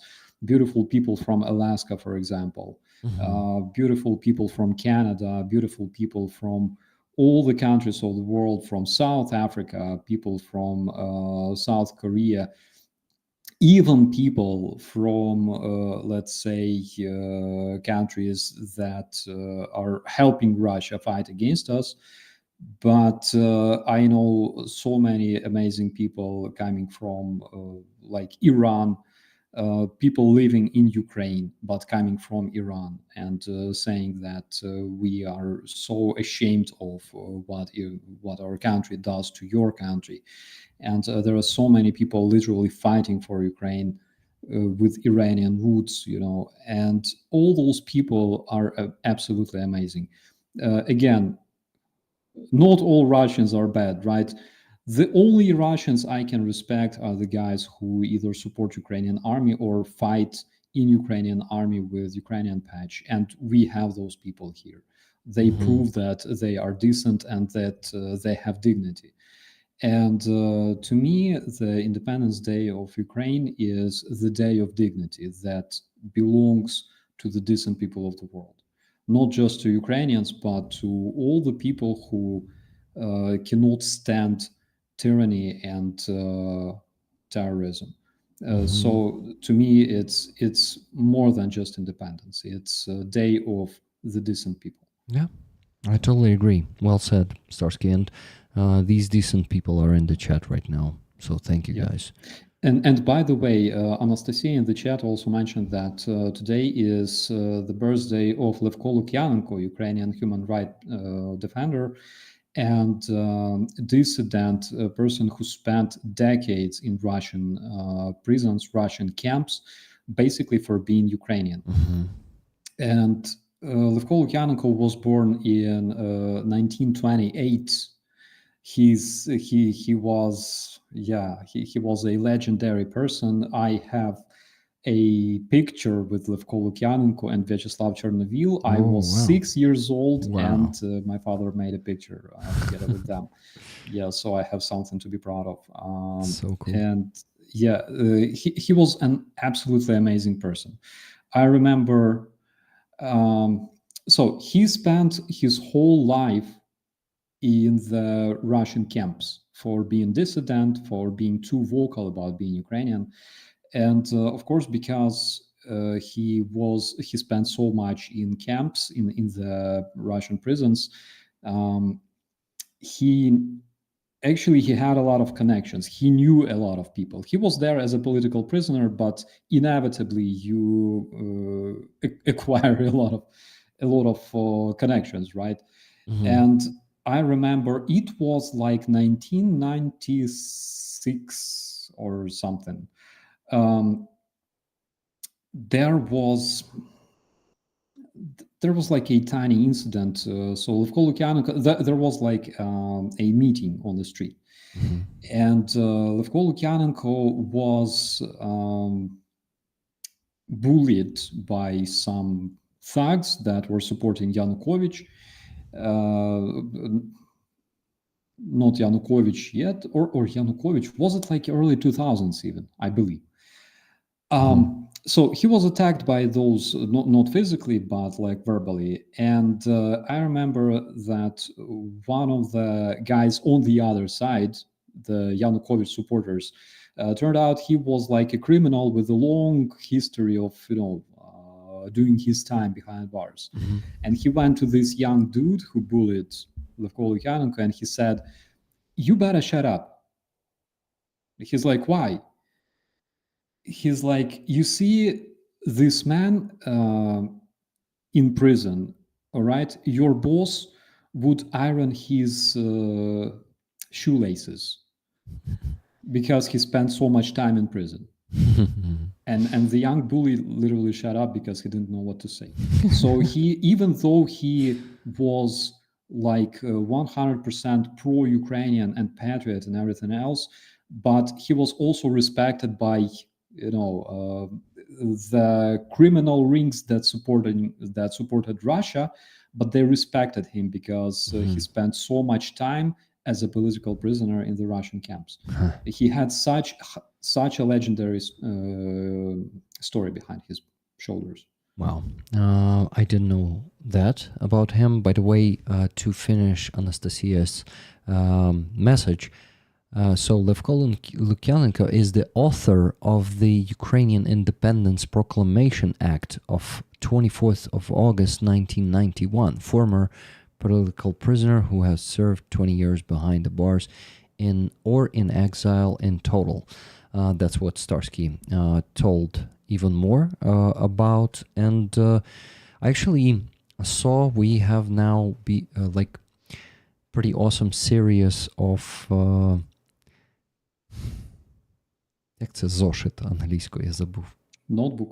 Notebooks, but like for school children, like very thin notebooks, right? Notebooks, yeah. Okay, so these notebooks, they are being sold in the supermarkets. And it's the copy the notebook of that act of proclamation of independence written by Levko Lukyanenko. I opened it, read it, so the first page is like exact replica of his handwriting and of the text, and then there are also there's also another information. So like, and on the title of that notebook, it is also like written by his hand, and it says that it's an act of proclamation of independence. So really cool. Only I think 50 hryvnias for that one, and the money go to, I don't remember, is it for prosthetics or for some also something connected to the military or to the veterans. So really cool initiative. You know what, guys? I will go and buy it tomorrow, and I will show it on the stream 100%. I don't know why I didn't buy it, actually. So I needed to have it with me here on this stream, but for some reason it slipped my mind, and I didn't do it. SL, thank you very much for $25 super chat. For Rick to continue rolling, you do good work, and it's an honor to assist you. Thank you so much, Sharon, for this donation, for the support of my work. And we had 3 more donations. So $34 from Nikki Hill. She matched Slobodyan. She says, matching Slobodyan, tickets to rollers. Guys, I remind you that Slobodyan donated $34, $1 for each year of the independence of Ukraine, of the last 34 years. And he challenged everyone to also match him, donate $34. And yes, and in the name of 34 years of independence of Ukraine. Then Sharon donated $100. She says, just got here. Not sure which fundraiser we're working on today, but heard you were $1,800 short. Well, now you're only $1,700. Hope this helps, and happy Independence Day. Slava Ukraini. Thank you, Heroyam Slava. And $55.59 from Giancarlo from Fragrant Schizo. It says, Happy Independence Day. 2 Steam gift cards, please. I have to get to made a deal with someone, and tickets to rollers. Haha, I have to get to made a deal with someone. About the Steam gift cards, I guess? Okay. I also am happy to see that Starsky is engaged with the chat while I am mentioning the nations. Always busy. Okay. Just a bit. The reason, by the way, dear friends, the reason why Rick was so confused with the word notebook is because in Ukrainian language, as well as in German language, by the way, notebook means a laptop. We never say laptop in Ukrainian. Yeah, we say notebook if you mean like a computer, right? We call it notebook, and Germans, by the way, I think they do too. Yeah, that is why the confusion. No, actually, we started to forget. We started to forget what literally notepads or notebooks really meant. You know? Just Jimmy, hello, my friend, and also big thanks to Mark C1 for coming here. Oh, Mark C1 says, Happy Independence of Ukraine Day. Came over from OS. What's an OS? OS? Yeah, OS. Operational system? Operator starving. Okay, operators. Are you starving already? Really? I'm always starving. Always starving. Yeah. So okay. So I'm quitting vaping, right? Because it sucks. And congrats. My woman said that for every day I'm not vaping, I will be fed sushi. So I think it's worth it. Yeah, that's all. Like every day you're not vaping? Well, kind of. Well, at least while I'm quitting, you know, because it generally takes like 5 days max. If you survive 5 days without nicotine, then basically you can survive more. If not, you can do it one more time anyways. But for every day that I don't smoke so far, I will, I will receive like, Wow, lucky you. And sushi is the tastiest food on earth. That's like every Ukrainian will agree with you, you know? Yeah, absolutely. People coming to Ukraine, they go like, where can we eat borscht? Guys, Ukrainians eat sushi a lot. This is what we like. This is what we prefer. Nah, we definitely prefer sushi over borscht. Yeah, yeah. My mama cooked such good sushi instead of borscht always. No, she did not. I like both actually, and started cooking my mom's borscht lately too. Yummy, improved the recipe a bit, but what? But also didn't cook the green borscht. I also need to cook that. Okay, so with all those donations, we got to still to raise $1,609.26. Almost halfway there, guys. So halfway there would be 1,500. Right now we raised $1,391. And actually even more now because $34 from, let's see, BT Clan. Thank you so much. It says, with love and support for the mission and purpose, and in gratitude to our support, Ukraine communities. Thank you very much. So with that, yeah, even less left to raise, $1,575.26. Awesome. Let's, what's the sound? Starsky, what are you doing there? Me? It's not you? Oh, I don't think so. What was it like? like boom, boom, like some program or something. It was a sabotage. Sabotage. Russians. Maybe I was like turning on or off my mic because I wanted to ask my woman what were exactly the condition, of receiving sushi. It was very important. Okay. Got it. By the way, Aziza is not joining, but she usually joins around 11, so yeah, she should be here about now. But you don't cook sushi, Rick? Yeah, I don't. I actually cooked sushi 2 times in my early 20s, I guess. I didn't like how much you need to work on that. Oh my god, I mentioned Aziza, and here she is knocking on the door. That's pretty interesting how it works. Hello, Aziza, good to see you. Hello. Hello. Hello, привіт. Привіт. Привіт. З Днем Незалежності тебе, Азізо. З Днем Незалежності вас також. We were talking about borscht and sushi. Aziza, do you like sushi? Yeah, I like sushi, but I know that we have in Ukraine our oven sushi. So when the Japanese people come to us, they said that it's absolutely different Yeah. cuisine. It's absolutely not like by Japanese people. It's something special, and so yeah, I like. Maybe it's just because they're kind of tastier. Because I don't know, like Rick, remember the place at Kharkivsky? We went there and had sushi there. I believe several times, maybe. Like those were good. Like when you go to a different place, and I checked, that place was probably like the best in Kyiv. Yeah, I totally agree. I liked sushi in that place a lot. But I'm literally drooling here. Yeah, me too. I thought I had enough food before the stream to hold on for 5 hours, and here we are, 2 hours in, and already starving. That's because we have Operator Starvin here. Operator Starvin, you're totally allowed to take some food with you and eat here on the stream. So yeah, if you have something there, some kebab or maybe sushi, you can go. Speak no more. Okay, yeah. I just, guys, I don't want to lose him early because he will be starving, Aziza, are you okay with Starsky eating on the stream? Absolutely okay.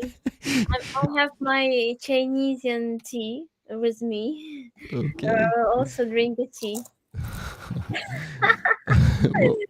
What snack is that? It's a copy paste of Pringles. It's not Pringles. It's a copy paste of Pringles. No. I know, but you said copy paste of, and I said Pringles, like copy paste of Pringles. I didn't mean it's Yeah. Pringles. Yeah, it's like with onion and sour cream. So even here, I can taste, the flavor of Ukraine just a bit. Okay, one more donation. K-Maw donated $20 without any comments. K-Maw, 2 tickets for this beautiful flag. Just look at this. Look, different colors, different patches on it. 18 signatures of soldiers. Guys, please keep donating. We're halfway there. We still need to raise more than $1,500. So let's go. Keep donating. I shut up. Aziza, how are you feeling today? How is your illness? I hope it's going away. Today I feel myself much better, but I still can't understand what's wrong with me because I have problem with this part of my body, and it's doesn't go from me. It's still with me, and so but I'm okay. Today was really so powerful day because we had this day of Vyshivanka's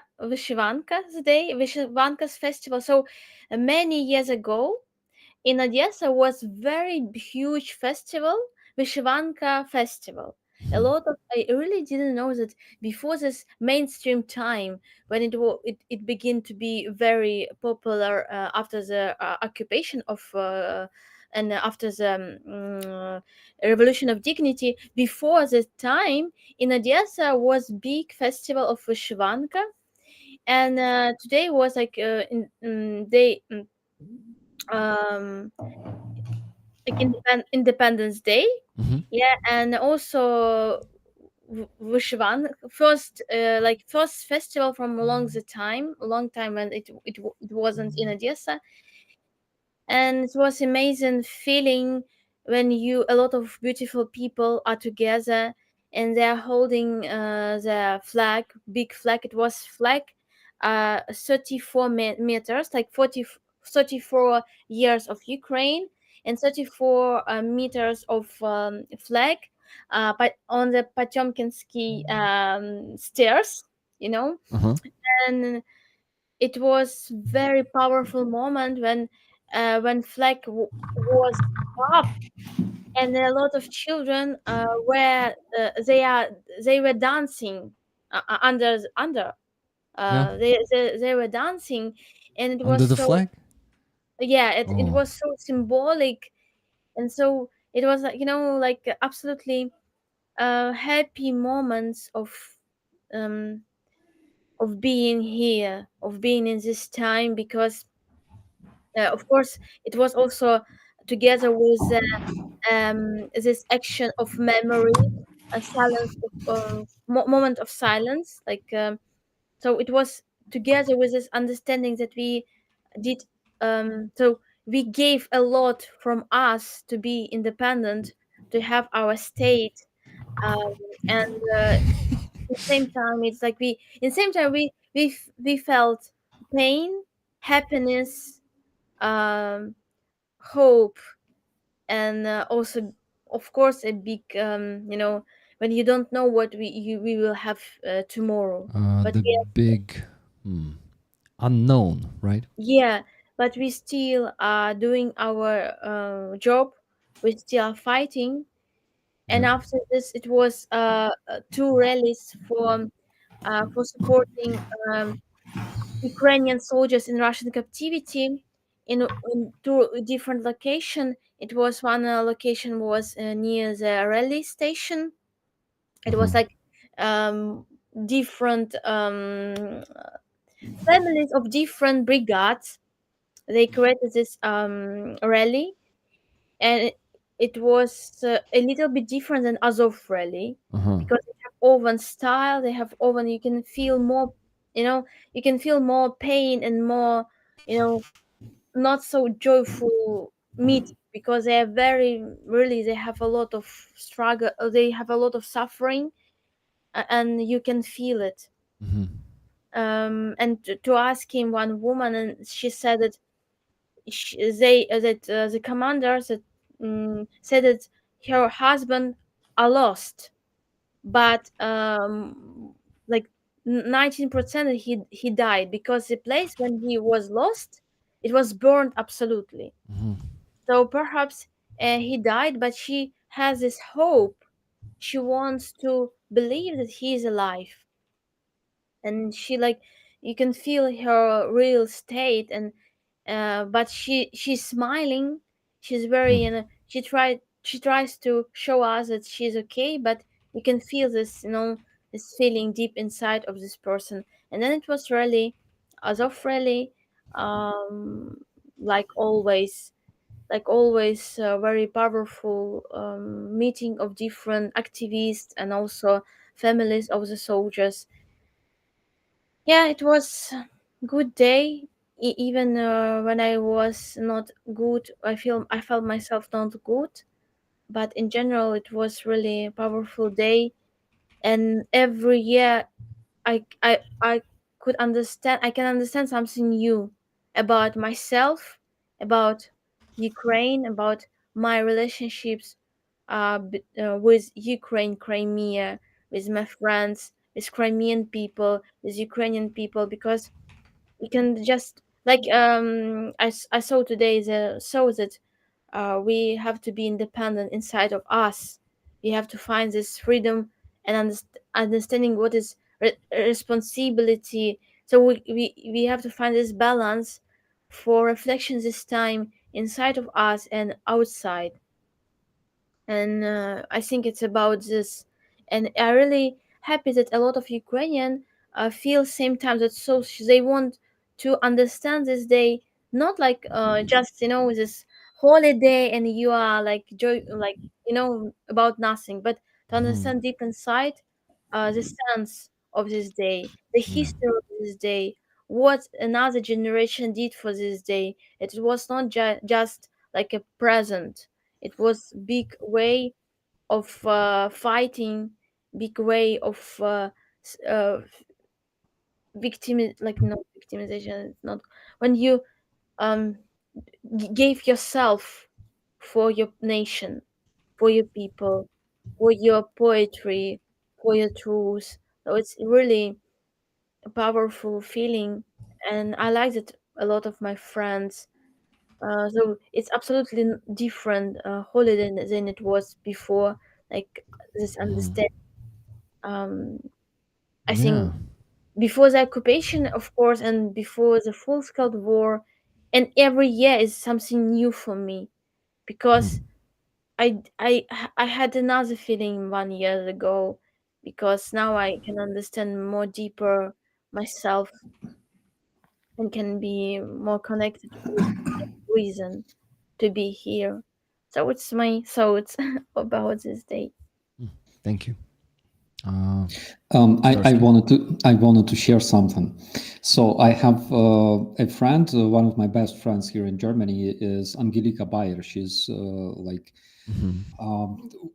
of the coolest and most, I don't know, most known volunteers volunteering for Ukraine. She always brings like cars from Germany to Ukraine and stuff like that.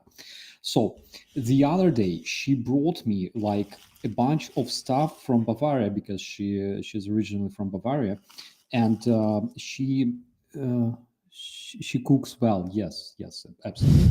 And she brought me like a lot of like these tiny packs. It says frische food and ganzen Tag. So in those packs, she brought me 1 kilogram of pork, and not just pork; it's smoked pork from like a tiny village in Bavaria, and the smell is just like I wasn't a big fan of like Ukrainian lard, even though I'm Ukrainian, but this one smells just so good.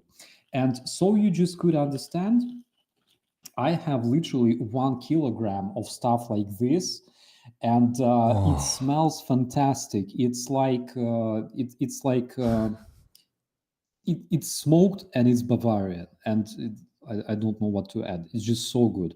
I eat them like chips. I drive car, I eat the meat, I sleep, I wake up, I have like a pack of those next to my bed, and I'm just munching on those 24/7 because it's just so good. And I'm running out of the resources, but I hope that I will have opportunity to get those. You cannot find anything like this in the stores because, well, I don't know, most probably because it's for like mass customer, but in a tiny village of Bavaria they do it with love, and it just smells like heaven. Oh, I think I did it. Like, it was a mistake to let him bring food to the stream. But enjoy a meal, Starsky. I'm just Thank you joking. so much. Okay. I have a quick question for Kamo. I'm working on the spreadsheet right now, and Kamo, I need to know if you want to get 2 tickets for the flag, or if you don't. And BT Clan, would you like to get the tickets? Or maybe you said that? No, you didn't say that. So please let me know if you want to get 3 tickets, BT Clan, and 2 tickets for Kamo. Because if not, if you won't let me know, I will give it to Rollers and they will just grab it with pluses. I just received one more donation, $10 from Wizard of Ooze, and he likes to bring quotes in the comment to his donation. So today's quote is next. Thy spirit, independence, let me share. Lord of the lion heart and eagle eye, thy steps I follow with my bosom bare, nor heed the storm that howls along the sky. Tobias Smollett, Scottish historian and novelist.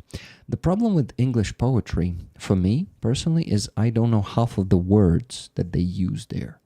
You know, these beautiful British words, or maybe not British, Scottish in this case, right?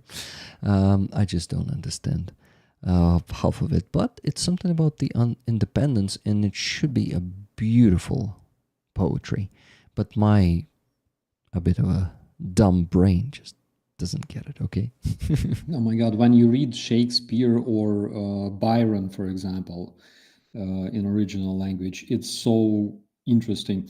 My advice is to find Byron's poem called "The Gloom," and it's just so good. It's so powerful. I remember back in the days, like years before the war, when I played metal, this poem would literally inspire me.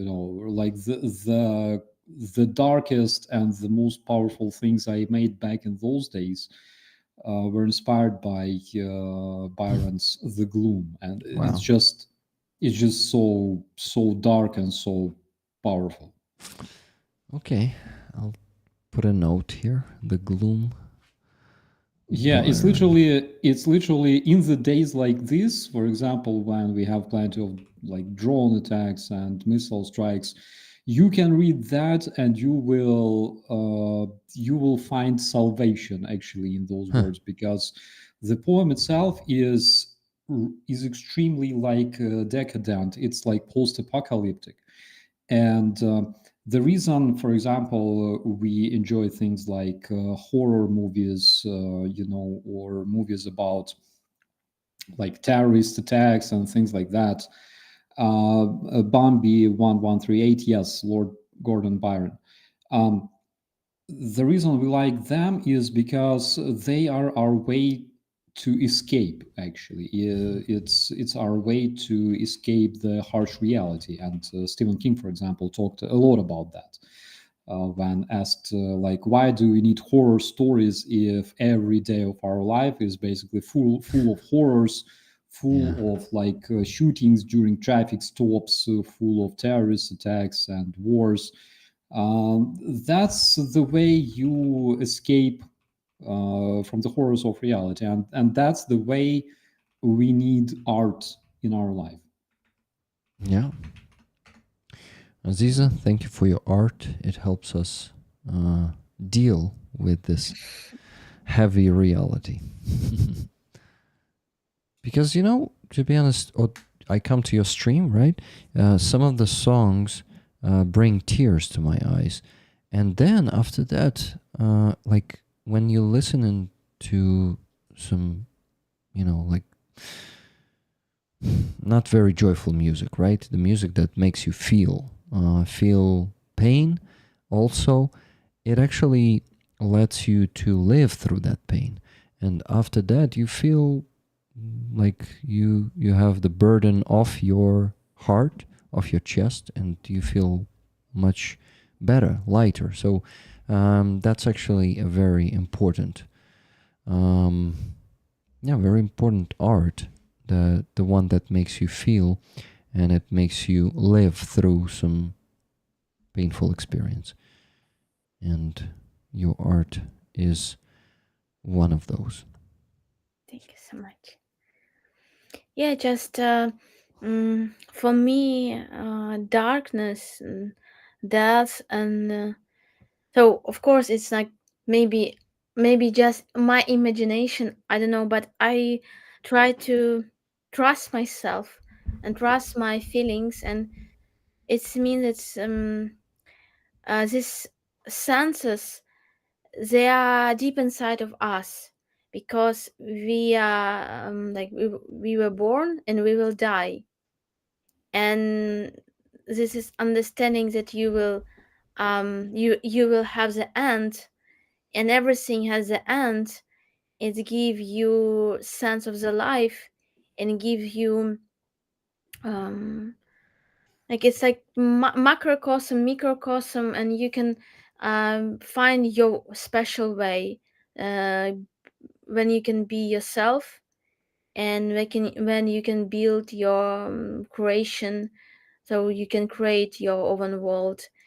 And about the horror story, I read about this, that it's really so in the horror story, you can control this, and you can really, it's like just story, and this is why your like your brain can relax in this time, even it's a horror story.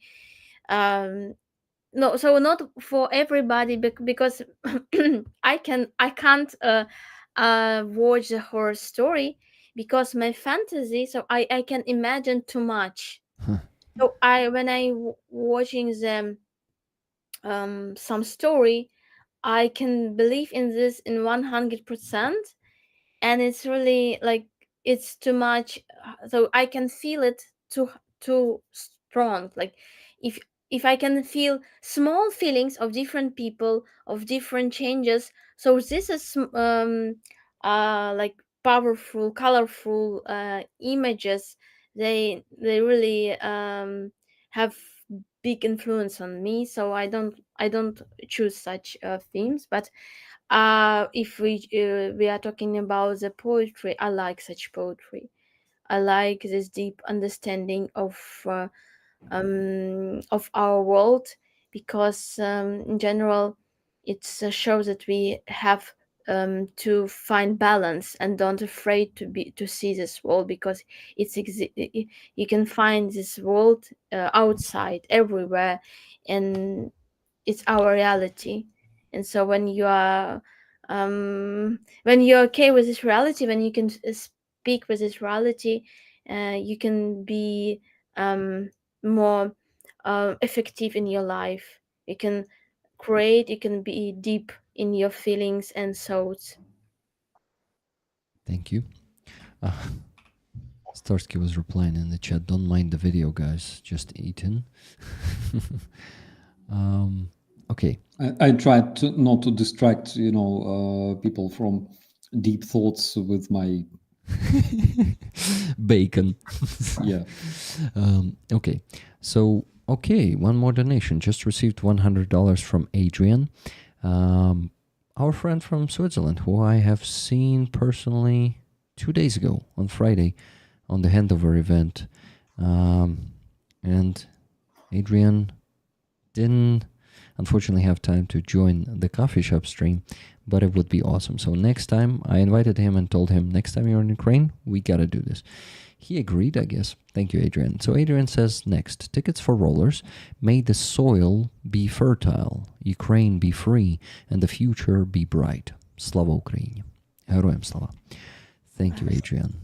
Thank you very much. So with this donation, we crossed the half. We raised 50 needed percent, guys. So we crossed $1,500, and we still need to raise $1,445.26. Jason Slobodyan was asking in the chat, how many matches? 2 people matched you with $34, Jason. So, guys, today Ukraine is celebrating its 34th, I don't know, 3rd, 4th birthday. Which one was that? But anyway, it's Ukraine's birthday. 34 years old. I won't even say young, because we had so much in these 34 years that we can actually call ourselves a pretty old nation, you know, and considering also all that previous history we had, especially with Moscovians, it all makes us pretty old. So $34 you can send and match Jason, and now also Nikki and BT Clan, to congratulate Ukraine with 34th birthday. Thank you. So yeah, we still need to raise $1,445.26. Let's go, guys. Keep donating. Keep bringing us closer to the goal. And you see, I'm not slacking on the spreadsheet today. I'm really keeping it up, and actually at the almost very end of it. So I had multiple songs that were sent to me by Prometheus UA. He had an idea to make this today's stream a celebration day and put like 10 songs, Ukrainian songs about Ukraine, about our independence, some about love to Ukraine. So if you guys don't mind, Andrew, I just see Andrew Kulish. I never call him Andrew. That was the first time. But Operator Starsky is Andriy. So I'm okay. Andriy, Aziza, do you mind if we put some Ukrainian songs? Most of them are like 10 years old and stuff. And listen to that music. Give me then a second. I saw a yes and high five from both of you, so I'm working on that. Okay, so there is one song that I will skip because I don't have to explain why. So there's probably going to be one less than I was supposed to play today, but you know me, I'm going to slack on it anyway, and I won't play it anyway. And I won't be finishing that song, guys, because who knows algorithm? Maybe it will glue it together and block the stream anyway. So let's go listen to another one. So TNMK. Let's go back in history. Танок на Майдані Конго. Та ти шо? Remember those days? Yeah. So Starsky, unfortunately, I don't think I can play the sound through Google Meet, so I will ask you to listen it on the second device, mute your mic and listen it on the other device, okay? Awesome. Let me start it, and let's go, guys. That's an absolute classics, and I think all Ukrainians know this one.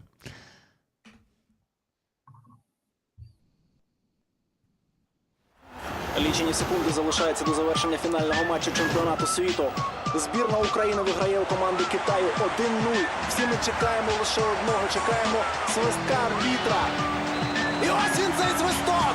Збірна України стає чемпіоном світу!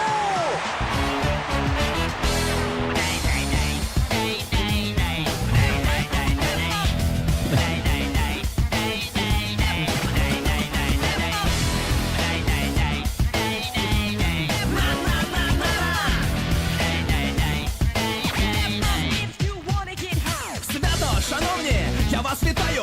Виграли тільки що ми у Китая. Чемпіони світу, жовто-сині, хортиця порубала Шаоліні. Зняли Гваделупу, далі Аргентина пішла у тупу, Батистута плакав, а я ржав. Ледве рота не зламав. Шева, крутіший за Тараса, кожен з нас за нього тягне мазу. Як він забив, то показав піс. Відразу в країні економічний зріст. Далі швидко всі стають багаті, тобто тупі в окулярах позаді. А як я очолив Мінкульпром, то гімн України заспівала група Корн. Ще не вмерла Україна, ні слава, ні воля. Та ти що? Я вам кажу, Та ти що? ніколи не брешу. Та ти що? Я завдаю, даю, даю. Та ти що? Я вам кажу, Та ти що? ніколи не брешу. Та ти що? Я завдаю, даю, даю. Вчора нарешті отримали ми Греммі. Це одна з численних наших премій. Їхали півроку, ні в року на собаках. Леді у сукнях, пацани у фраках. Виходимо на сцену, кажемо є. Голівуд у шоці. Що це таке? Тоді я тільки так. Тихо, стій. Космос буде або наш, або нічий. А я казав просто Голівуд піс. У Т1 влаштували телеміст. Так що ти, як я від себе пруся, бачили моя бабуся та її кума Гануся. Та ти що? Я вам кажу, Та ти що? ніколи не брешу. Та ти що? Я завдаю, даю, даю. Та ти що? Я вам кажу, Та ти що? ніколи не брешу. Та ти що? Я завдаю, даю, даю.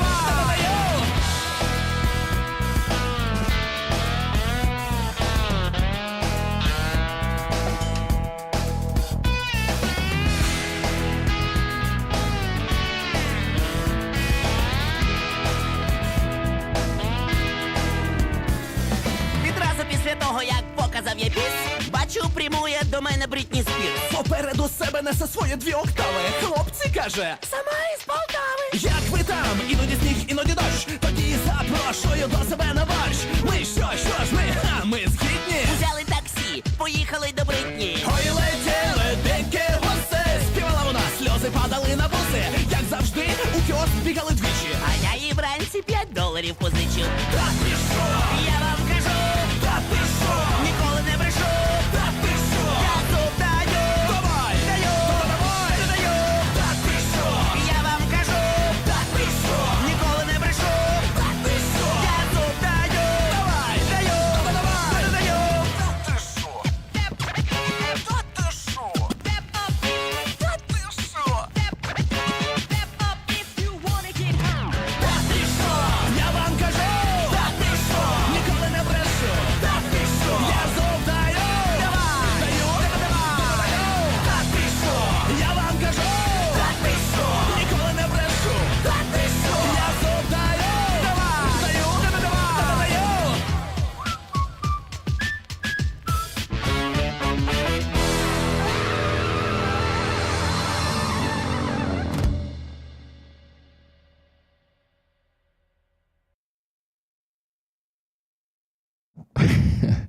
That was awesome.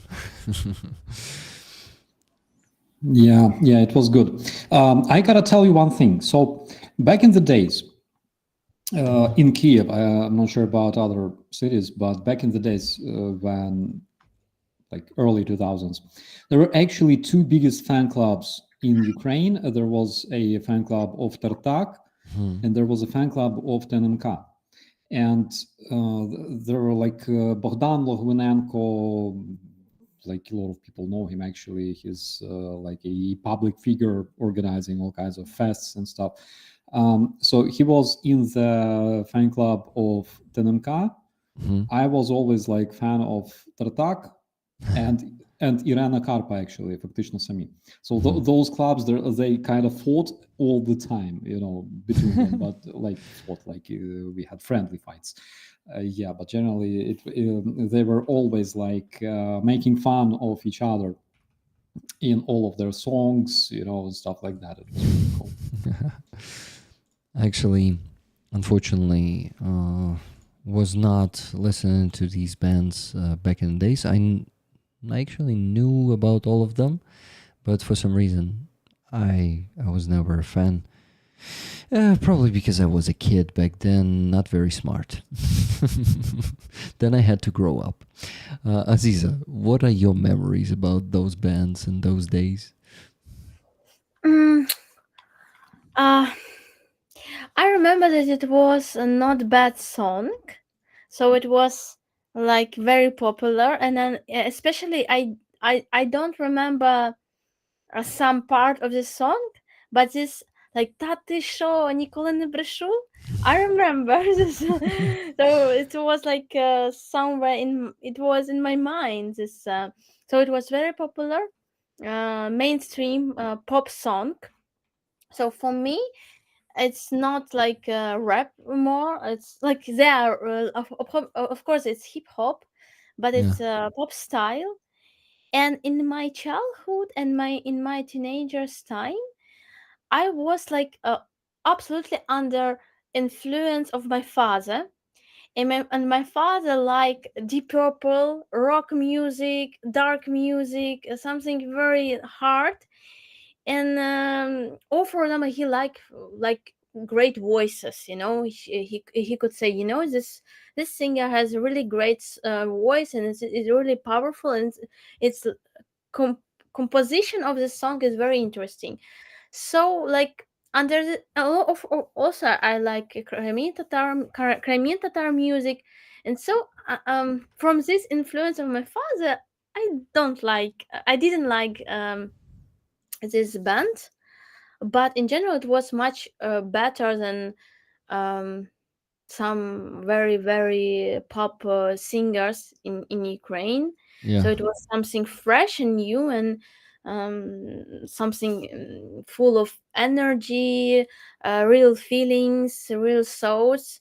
So it was not bad.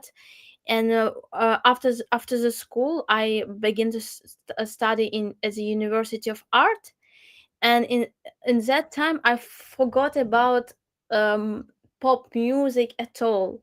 So I studied at the university, tried to be actress, and we heard another underground Kharkiv music bands, and unfortunately had influence from Russia, for example, such as oh, I'm so sorry that I began to, to talk too much. It's I, okay. I think it's totally okay. Yes, I want to say that it was like I was from the beginning. I was with the taste of my father, rock music, hard music, and then I was like under influence of music, Kharkiv music, Kharkiv community of Mhm. this underground rock music, like Babkin, like Auktion. It was Russian, very popular in that time. Like underground band. And so оркестр Че, Каданов, and another Жадан, Собаки в космосе. So it was not perfect music at all. Now I really didn't like it, but it was like a little bit. I was not in the mainstream from the beginning. Yeah. But yeah, it was a really fresh, interesting song. Oh, I want to ask you, in your list, have you in your list Сестричка Vika? Сестричка Vika, a musician. I don't think so. Um, Starsky? so I've heard that one. It's like very, very old Ukrainian stuff from, I think, like 90s. There Yeah, was Sestrishka Vika. There was, oh my God, what was her name? Not. Han, we have to. I'm so sorry. It's like Brate Гадюкины, you know that stuff. Yeah. We have to, please, Rick, Of we course, have of to course. listen song Сестричка Vika Ганьба. I even Hanba. made this like cover of this song. Oh, Really, and I wow. forgot about it. I want to make, really, 1989. I want to do this song because it's amazing, powerful song. Ганьба, Сестричка Vika. She was absolutely no modern artist. Very so today she could be very popular because she looks like non-binary person. She was very like brave in her image, but her mistake was when she chose to go to the United States, and she saw that she would be star in United States, and unfortunately she didn't find the way for her great talent, but she really had a great talent like artist. And also it's because of influence of Russian influence in Ukraine, Mm-hmm. because she could not find then opportunities for development. And so I think it's exactly this Russian world destroys this, because if we were independent, like absolutely independent in this era, so we have to watch Yeah, her. no, we will. Sestrichka Vika was like, representative of this rebellious Ukrainian stage of like 90s, because in the early 90s there were a lot of rebellious Ukrainian musicians. There were Brati Gadyukina, there was Sestrichka Vika, there was Mykolaichuk, all sorts of them, because it's like late 80s, early 90s, Ukraine is becoming independent, and there's a lot of Ukrainian singers, Chervona Ruta festival, a lot of Mhm. Ukrainian singers who actually through their music, they were uprising against communist Russia. So Sestrichka Vika is absolutely a cool musician, but you have to understand like the environment where she was where she was creating her music.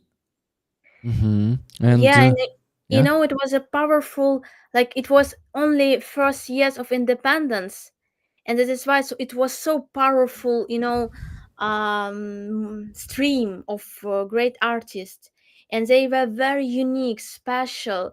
They were deep in the lyrics. In so it was of course it was not so like with the sound that we could have now, but it was really something special, and it was great tragedy that we lost it because of because of influence of Russian show business, of Russian money and Russian government and power.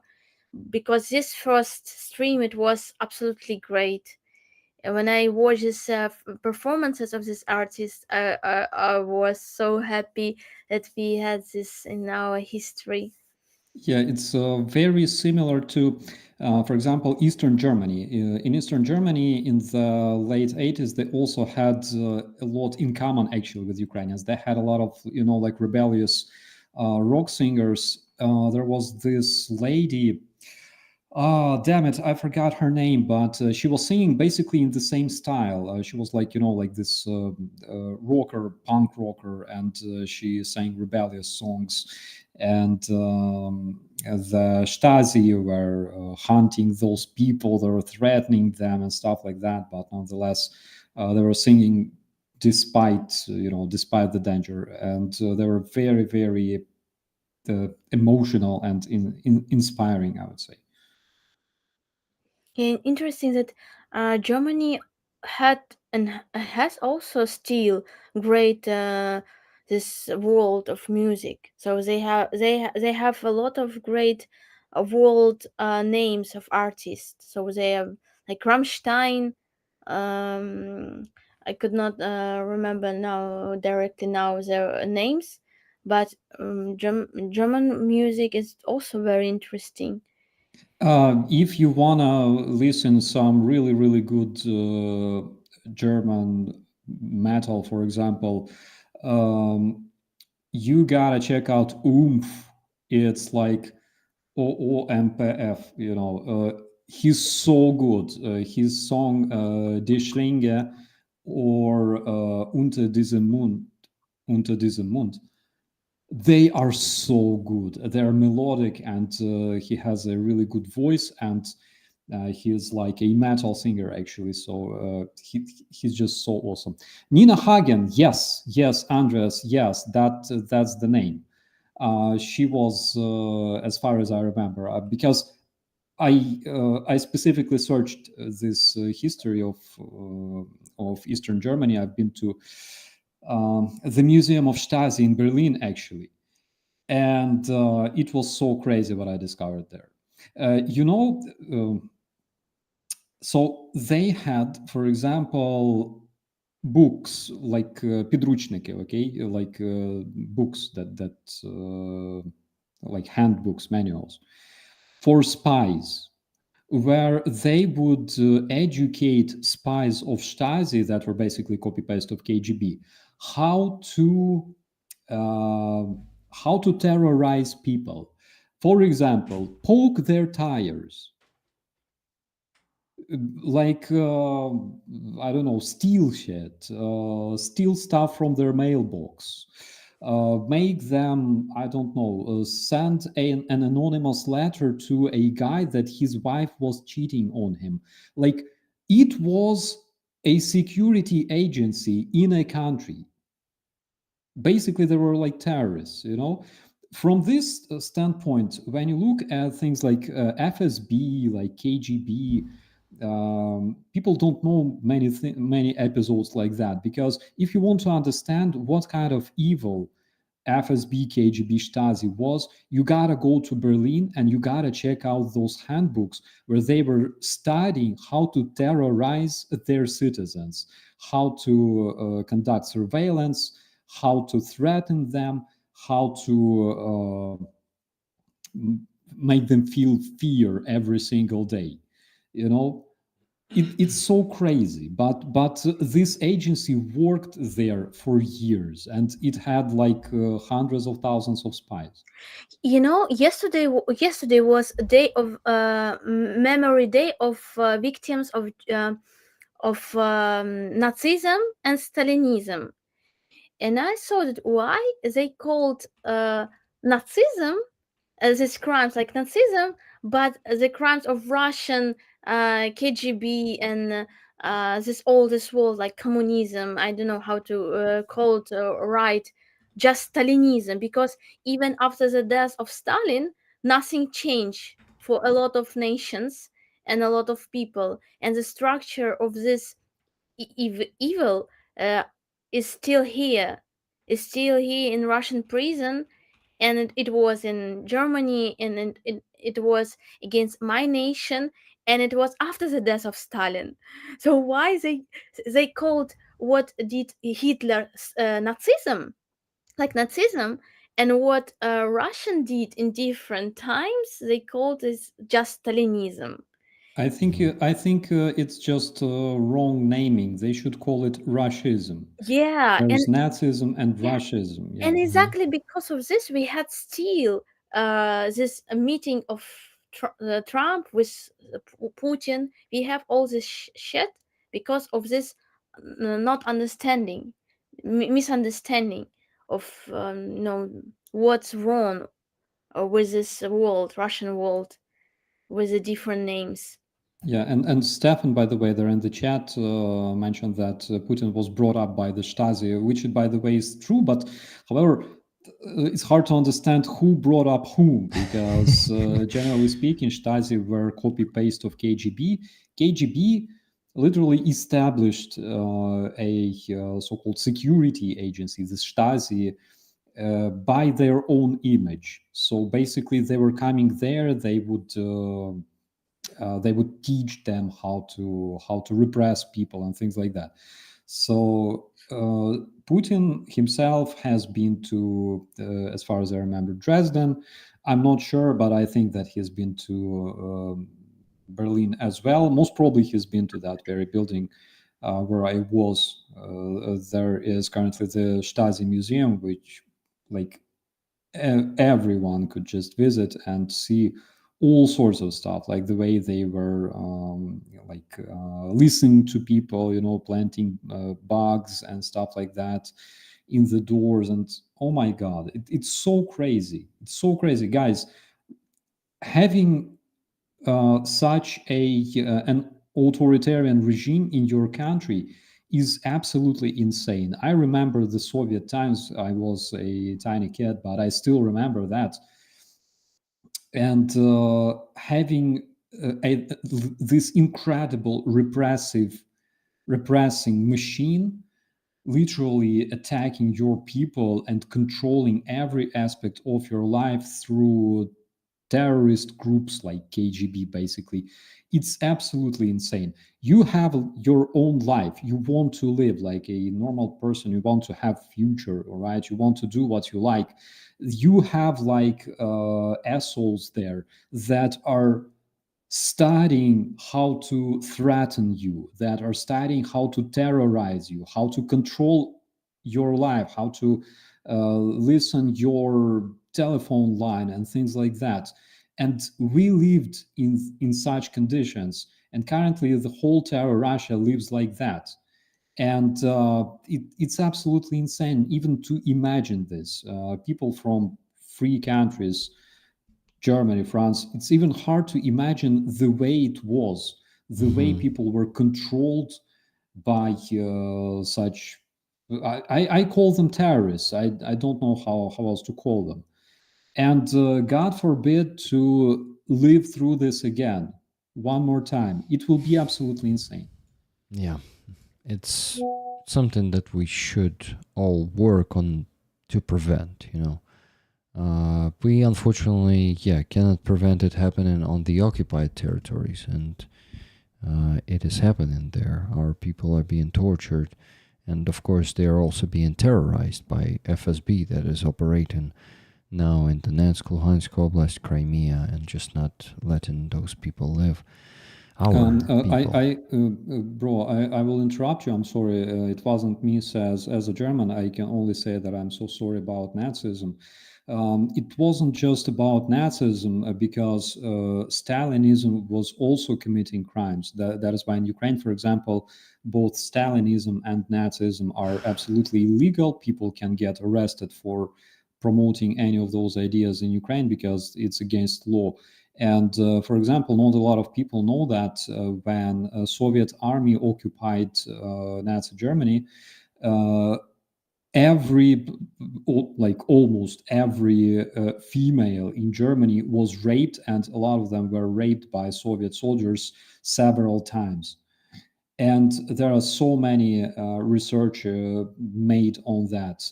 And people don't really talk about that, when Russians say that, our great-great-fathers, liberated Germany from Nazism, they also raped almost all females that literally lived there. How crazy is that? And nowadays, looking at what the Russian invaders do in Ukraine, you can literally understand that it was coming from Russians. It was coming from their culture, if we can call it culture, of course. But this is literally part of their culture, part of their behavior, their natural behavior to come to a foreign land, not just do their military duties, but commit all sorts of war crimes. And they are not even ashamed of that. They're actually proud of that. Yeah, можем повторить. We can repeat. That's their main slogan, and one of the main slogans. Guys, I wanted to mention the donations, but actually not the donations, but the absence of them for the last 30 minutes. We did not have any donations, and we still need to raise $1,445.26. In Ukraine right now, it's midnight, so every next hour for us will be damaging our health, definitely. So let's keep going, and we need to reach the goal, because you see the situation is next. If we don't reach the goal, the units who are waiting in line of the requests that they made, they will wait longer and longer. With each hour fail to reach the goal, soldiers will get less chances to survive, because all the equipment that we provide them with helps them, give them additional chances to survive. It is not guarantee that it will save their life, but all of this, is a pieces of puzzle. All the equipment that they need to work, it's millions of dollars actually. We cannot provide all of that. We provide just pieces of the puzzle. Other organizations, funds, volunteers, they provide the other pieces. Government provides another pieces, and all of that makes the puzzle of their survival. And without all of those pieces, we won't be able to give them, that survival. So please, let's play our part, but for that we need to reach the goal. And for that, we still need to raise almost $1,500, $1,445.26. So my friends, please, of course, if you don't have the means to donate, I'm not torturing you. I'm not trying to get the money you don't have out of you. And I always encourage you to not donate your last money, okay? Please, you need to take care of yourself first to be able to take care of our soldiers. So only if you can, please donate. But without your donations, unfortunately, we cannot be, as successful on the battlefield as we are right now. Yes, Russia still has the initiative, but just imagine how much worse it could be without all the amazing teams, drone teams, and not only drone teams, but these days, like, drones are taking over the battlefield. And, dispatch is here for a reason. We really trust in drones because right now they are our last resort. And we lack the man on positions. We really don't have enough infantry right now. But these things, they help to stop all the advances of Russians. And we're also contributing to this with cars, because the guys who work with drones, they need cars, they need EcoFlows or other types of batteries, they need generators, they need night vision also, because you cannot use your headlights in the night driving there. Now, they need many stuff that we provide them with. So I hope this speech will encourage you and inspire you, most importantly, to donate. Last thing, but not least, this beautiful flag behind me is the Raffle item this week. And every $10 of your donation give you the ticket, but only if you want the ticket, for this flag, for the raffle of this flag. And you have the chance to win it. We're going to do the raffle when we reach the goal. So basically, maybe in an hour if we're lucky, if not in 2 or 2.5. But I shut up. That's enough of me encouraging you. I know that you know what to do. Just a reminder, guys, and an update how much we still need to raise. And I received $5 from Gail S. Big love with this small donation. З Днем Незалежності. Дуже дякую. So let's go. Let's reach that goal. So, should we listen to Vika? Сестричка Vika? We should. Yes, I see Aziza remembered about her.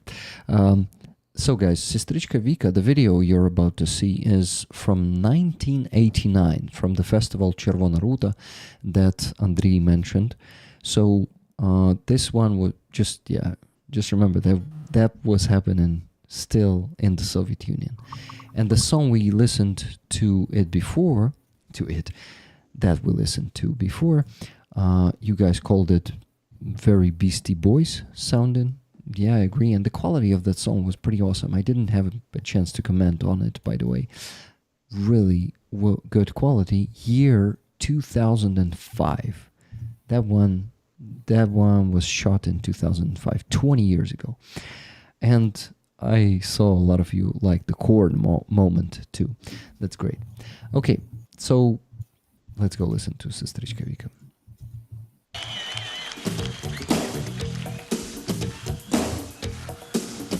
By the way, you need to remember, sorry, I'm putting it on pause real quick, that this song is called Ганьба, shame, and that's what we Ukrainians usually scream to our bad politicians.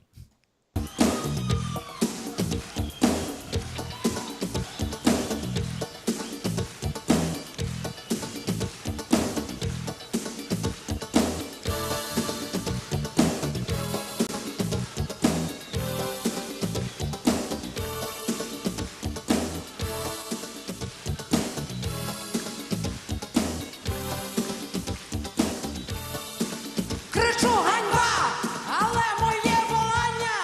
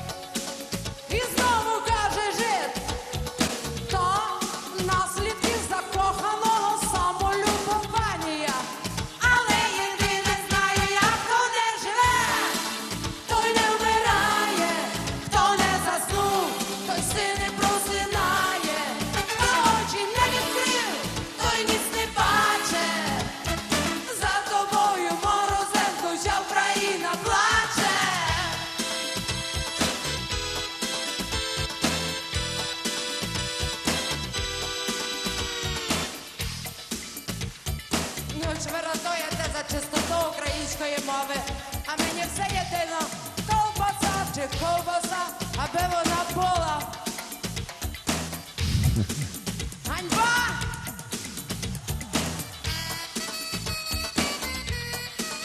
Ганьба! Ганьба! Ганьба!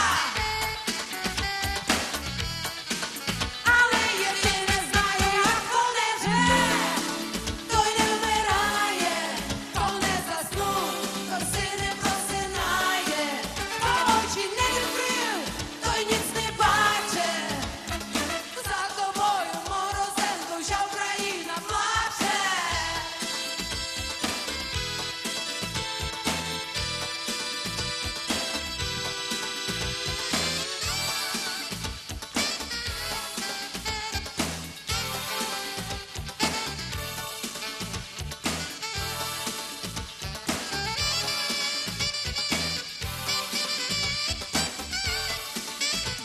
Ганьба! Кому? Собі! А вам дарую слід від ярма на шиї, дітей, забувших рідну мову, і жаль за ваші літа молоді, коли ура кричали на любу промову. Замовкни вчений жиду, оближ переконання. Тепер вже точно знаю, як хто не живе, той не вмирає, хто не заснув, той син не просинає, хто очі не відкрив, той ніц не бачить. За тобою, Морозенко, вся Україна плаче. Хто не живе, той не вмирає, хто не заснув, той син не просинає, хто очі не відкрив, той ніц не бачить. За тобою, Морозенко, вся Україна плаче. Хто не живе, той не вмирає, хто не заснув, той син не просинає, хто очі не відкрив, той ніц не бачить. За тобою, Морозенко, вся Україна плаче. Вся Україна плаче. Вся Україна плаче. Вся Україна плаче.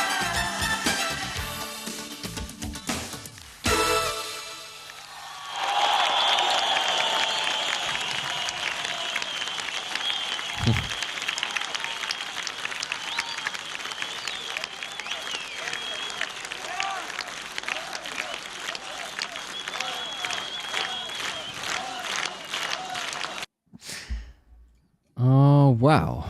Like 1989. Guys, do you know who Morozenko was that she is mentioning in her song? За тобою, Морозенко, вся Україна плаче. So, guys, she is saying that all Ukraine is like crying for some Morozenko. You know, Aziza. I searched it and I forgot about this Morozenko because I search information about Morozenko, and I forgot about this topic.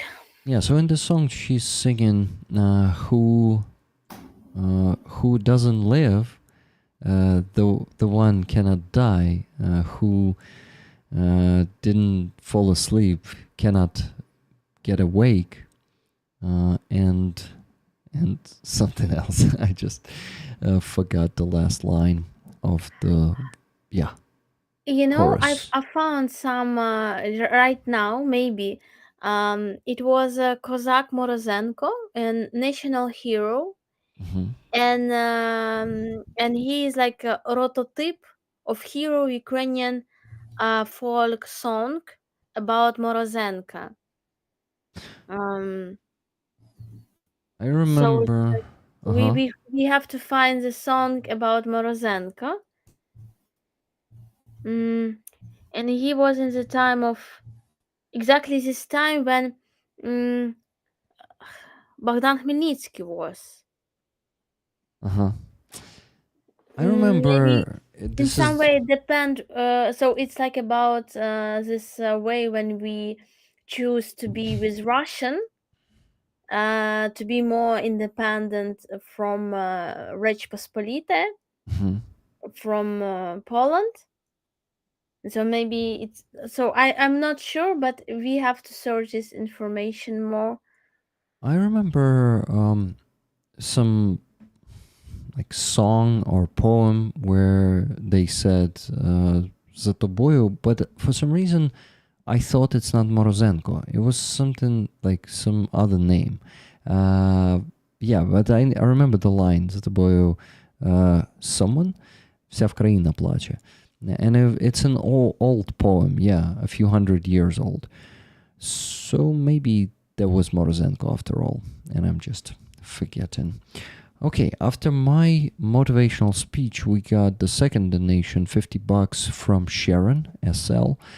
She says, "This is cutting into my donations for next week, but I can feel your urgency to provide what is needed. Slava Ukraini. Tickets, please." Thank you very much, SL, for your donation. Guys, that was $50 that give us still to raise $1,390.26. And there was a cool comment from Mr. Jack Stain, and Starsky noticed that one. You guys look like you run on coffee and stubbornness. Exactly. Stubbornness is my middle name, you know, Rick Stubbornness, the Ukrainian. So I don't have a coffee with me here because I will have to have some sleep after that. So I won't have it with coffee. So I'm drinking water, but I'm stubborn enough to stay here until 4 a.m. Because I understand the responsibility that I have, and I cannot just say, you know what, today we're reaching only half of the goal, and guys can wait. No, it doesn't work like this. If you're a responsible person, of course. Okay, Starsky, what is your opinion on this song? If you heard it from the other room, yeah, please. Yeah, from my fridge. So I grew up to such music, actually. I grew up to Sestrichka Vika. I grew up. She has actually a lot of really, really cool songs that I've heard so many years ago that I unfortunately I cannot call the titles, but it's like in the back of my head I can still hear them. Брати Гадюкіни, which what this band was full of extremely cool musicians, musicians that would play things like jazz, separately, but people who play jazz usually they're like genius. To me, they're absolutely genius. And брати Гадюкіни, Андрій Миколайчук, що то було, мабуть, НЛО and stuff like that. And a lot of those music bands actually were some of my first music that I've heard as a child. Back in those days, back in the times of the Soviet Union yet. Yeah, but Aziza mentioned that her father liked Deep Purple, Pink Floyd, all those bands. And of course, there is a reason why they became legendary and why they became classic, because they introduced so much new sound and new ways to communicate with their audience to the world, and that is why basically they were so much copied throughout the years, and why they're referred to as classical rock bands. It takes a lot of talent actually to be called classic, I think. And personally, I wasn't when I was a kid, I wasn't a big fan of Deep Purple or Pink Floyd. I preferred things like Iron Maiden, Scorpions, and other amazing German band, by the way, the Scorpions. Um, Scorpions, Iron Maiden, Manowar, Nirvana actually was my very, very own, very first rock band that I liked. My first cassette tape was Nirvana, 2 albums actually. And only after that you start growing up and you start to open to other styles, and then you start to slowly understand things like Deep Purple and Pink Floyd. You go back decades and start understanding those like those kinds of music. So what I would really like to hear, so people would probably like to listen to some of Ukrainian rock, and here I don't really know. Aziza, if you were asked what kind of Ukrainian rock, like modern rock, you would prefer, what would you say? Like what artist or what song? Mm, I know about a metal, very great music band, Ginger. Like, but I don't correct name of their style. But Ginger is absolutely great music band. I Uh, think I think it's like metalcore or something. Yeah. yeah, guys, But but I got to stop you here because Ginger were Vatniks, but if you're a Vatnik once, you, to be honest, cannot be unvatnik. So whatever they say that they changed and now just, abusing their Ukrainian status, they were really like какая разница, given the interviews, and unfortunately Ginger. Yes, I used to listen to them. I really enjoyed their music, but Really? when I knew about this, I was like, "Oh shit, I won't listen to you anymore." I just maybe I heard something new bands, but I forget the names of this band. So I have to like rethink about a new band because it as these bands are absolutely not famous. So Uh-huh. I just forget the names.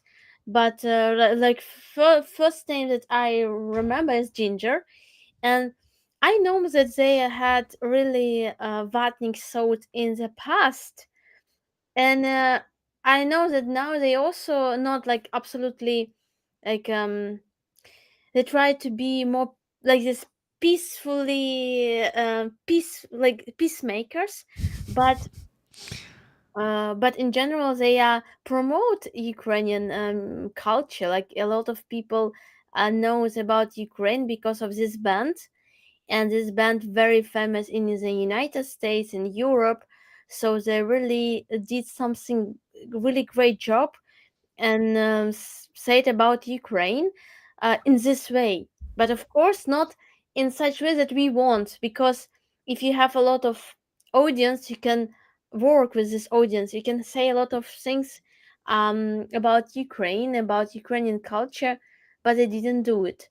But what I want to say to like defend, like In because I defense. Uh-huh.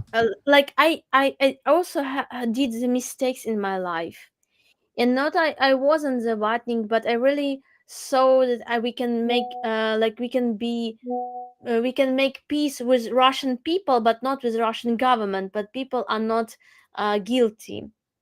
So I really saw it in this way, and it was my colonized mind, and it was my mistake, and it was something that took from me all my resource and my time, and it's now it's very I now I begin to be very aggressive to this point, to this peace makings. Uh-huh. Uh, so Makers, yeah, they are peacemakers. makers, and for Russian, good Russian, because now good Russian are like the first enemies for me, because they did a great job for Russian philosophy and Russian world.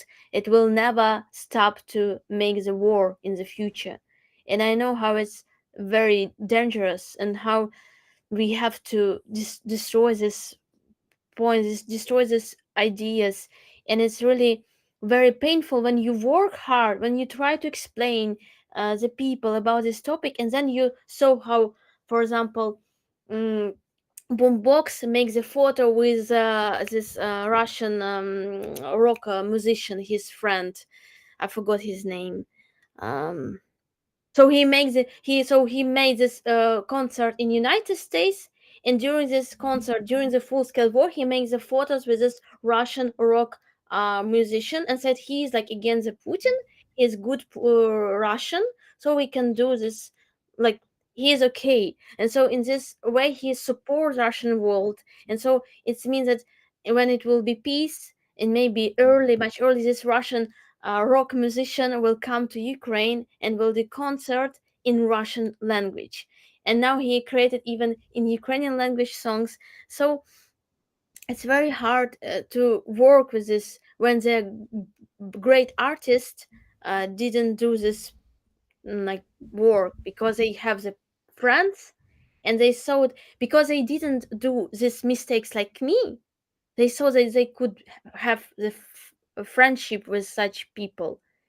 And exactly because I did this mistake, I can understand that no, even this Russians that support Ukraine, they are really is that we have only one way: our supporting our culture, supporting our music, our thinkers, because they took from us our opportunities. Because we are concurrents, and that is why they destroy. That is why they did these crimes. So, in support them in this time and give them voice, it's mean a destroy way from for us, for our people. So And that's it's a why I yeah. didn't like. I really like Ginger's music because they really this singer, one of the most powerful singer. Yeah. She's absolutely great.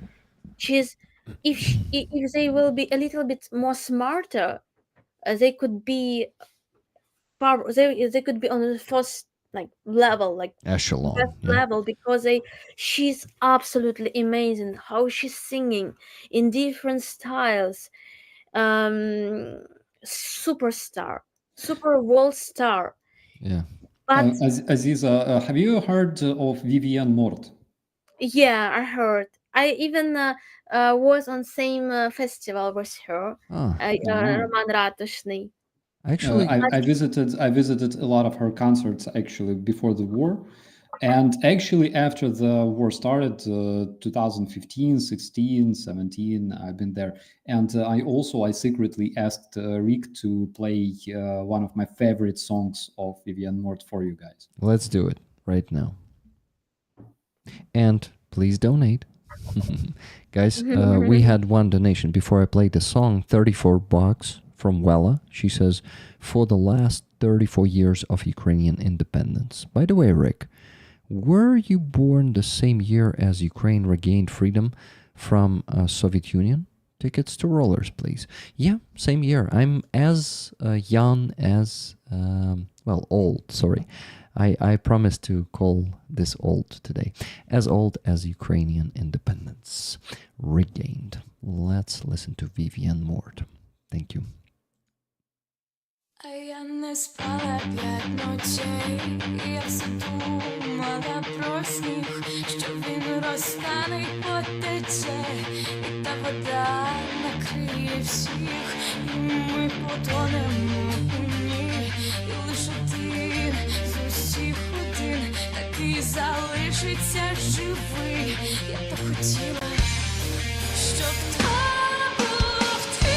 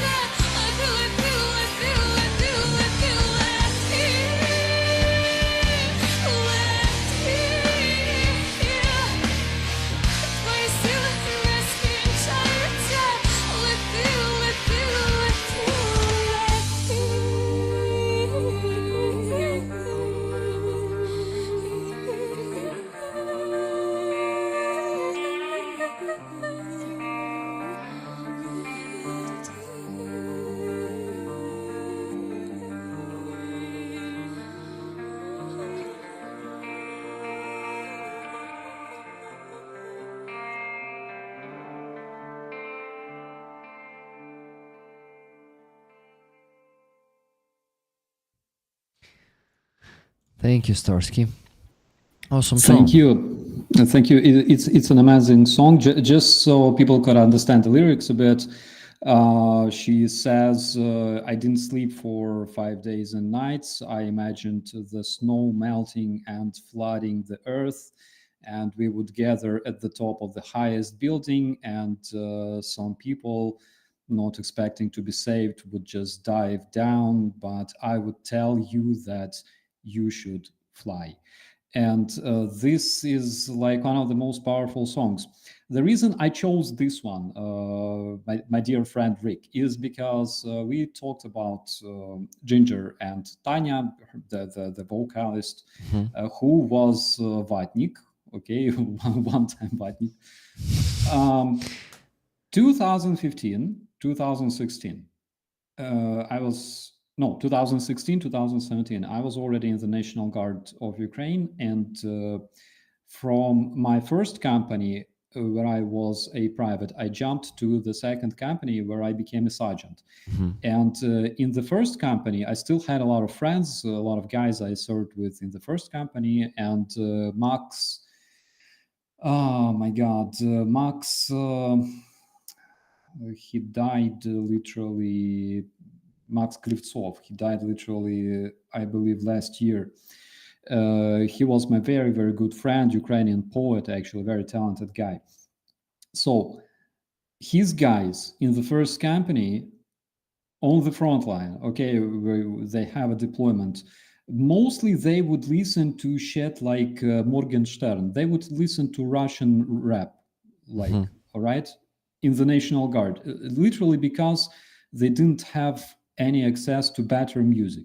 Okay, guys, we already have hybrid Russian war against Ukraine. We have Ukrainian guys, patriots, National Guardsmen defending our land. And what they listen on their positions is a shitty Russian music because they didn't know that there's something better.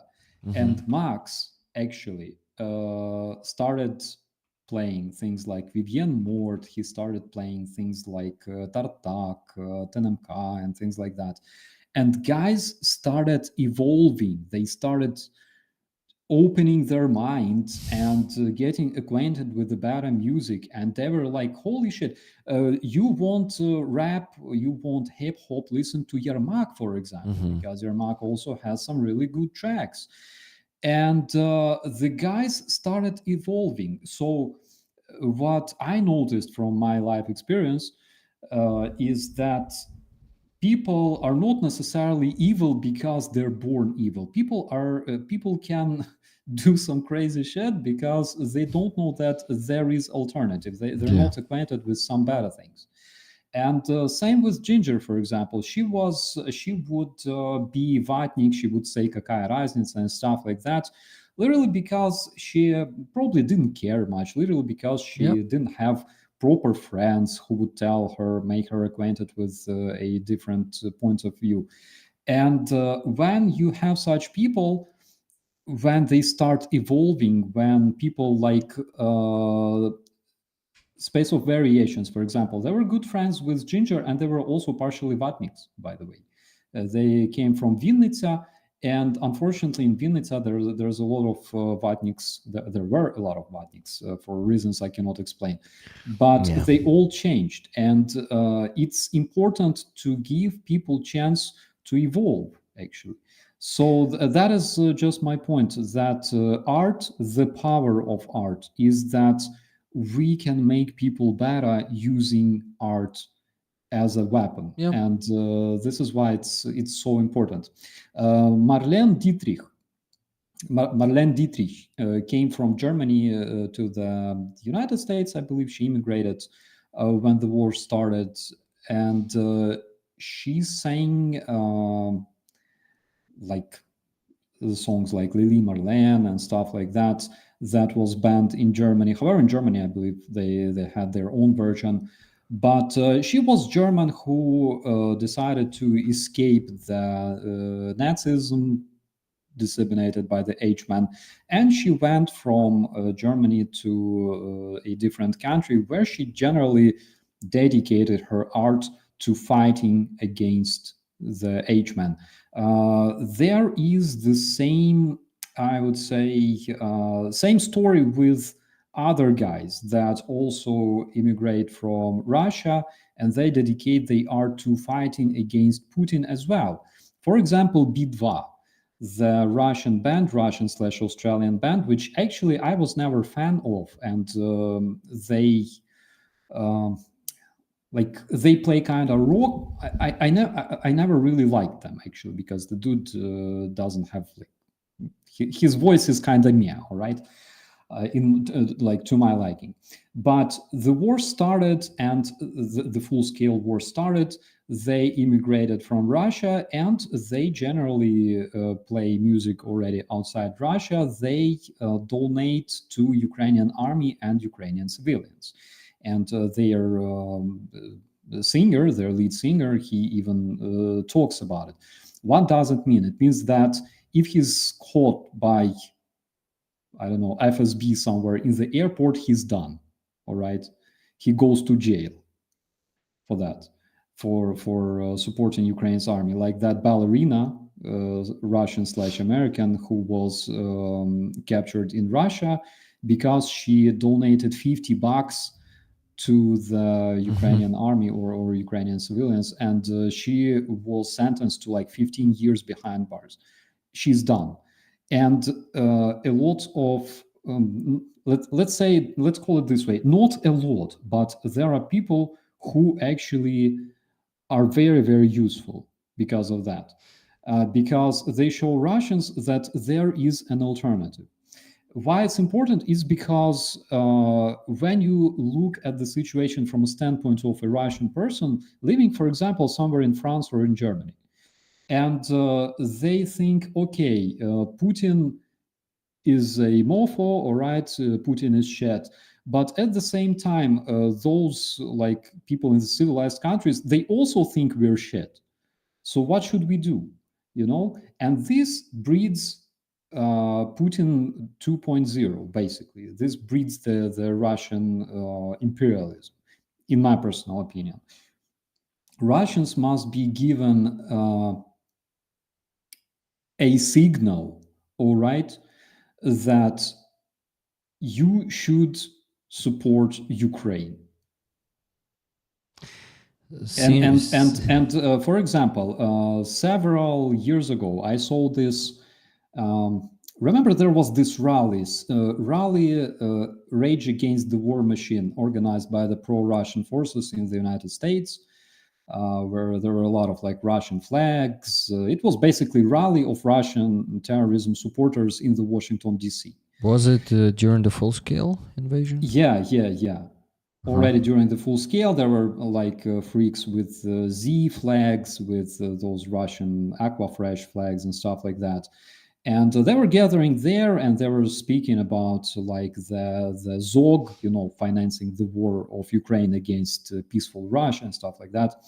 I saw a video of a guy with a blue and yellow flag who stopped there, a bicycler who stopped there, and he literally started like asking questions like, why are you here? Why are you supporting Russian terrorism?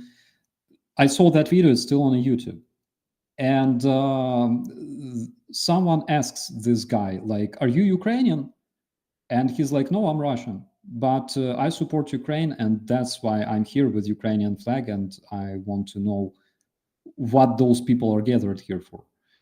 And I realized that actually we need more people like that. We need more people with blue-yellow flags around the world, and it can change a lot, actually. I'm absolutely disagree with you. Absolutely, because I was with this a point on the beginning of full-scale war, and I had the channel in Telegram, осознанный россиянин, and I tried to to share to research all the topics about all good Russians, and to make it popular through the Russian audience. And I realized that it's this point. It's a very dangerous point because Russian world has many heads. Like the Russian monster has many heads, and these heads, there's a good Russian, are very, very хитрый. So in this way, they took in your head, they said some good point for reason of Ukraine, and then add to this point vision of Russian world, and you begin to be friends with this world. And that is why absolutely don't believe in this power that you can support Russian like changes, and they can have more we need more such people with a yellow blue flag. No, because these people exactly, they have a lot of power in United States, in the Europe. The Europe support Russian culture, good Russian, because they still have this good feeling for Russian culture, for Russian music, Russian singers, writers, and they have still don't want to say that I'm the part of this. I'm the part of Putin war. I'm the part of Russian philosophy, and they didn't change. So still, till we will not um, win this war, they will never change, and you just will be support just as Russian monster with another another head and with another name, but it is still same monster. And that is why really I try to believe in this. I support maybe 1 year of full scale war. I support these ideas. I try to research. Try to support them, but then I like delayed a lot of channels because I realized that they absolutely sick.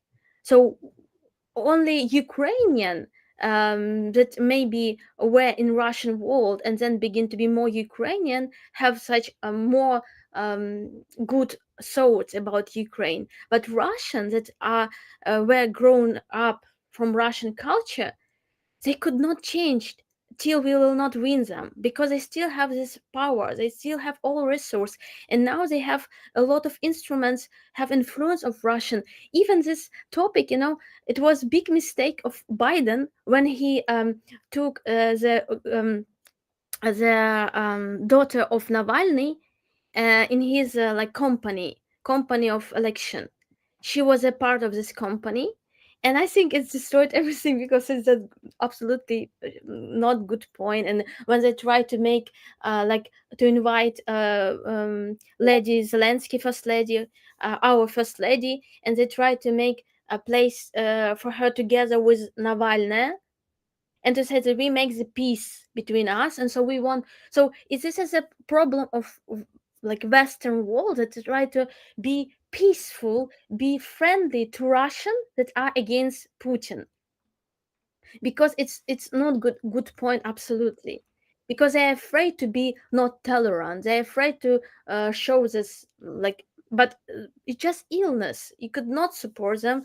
And it's my vision of, because I really was in this world, I live in Moscow, I know this culture from the inside era, and I don't believe in these people. I don't believe in this guy that stopped. Okay, he's against Putin, against this, and but even I hate when they said, I'm як вони кажуть, я агент, Agent. agent. They're Agent.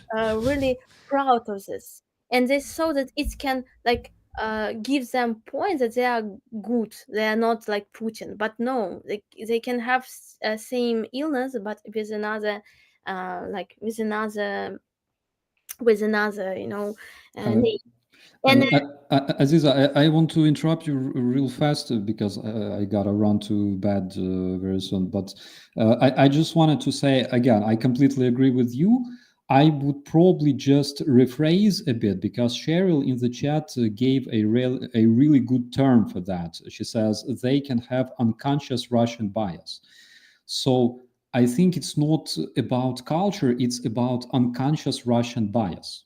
Russian biasness, and it can explain a lot actually. Because generally, when you talk to a Russian person who was born in this and lived their most of their life in the Russian society, one way or another, this is their nature. This is part of them. Like, you cannot just tell them stop being Russian, and they're like stop being Ukrainian. It's the same. But if they have Russian bias or they don't have this stuff, it's a different question, because we have battalions of Russians fighting in Ukraine and basically giving their lives for Ukraine at this very point.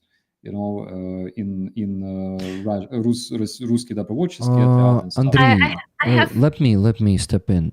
Those guys are different. They don't have the Russian imperialism in them. Yeah. not everybody. Yeah, I agree that, yeah, Aziza is also right, but I agree. Actually, agree like with Aziza completely, and I partially agree with you, Andrei, that we kind of need to kind of try to show them the way. But I also came to a conclusion that unfortunately they don't want to see it.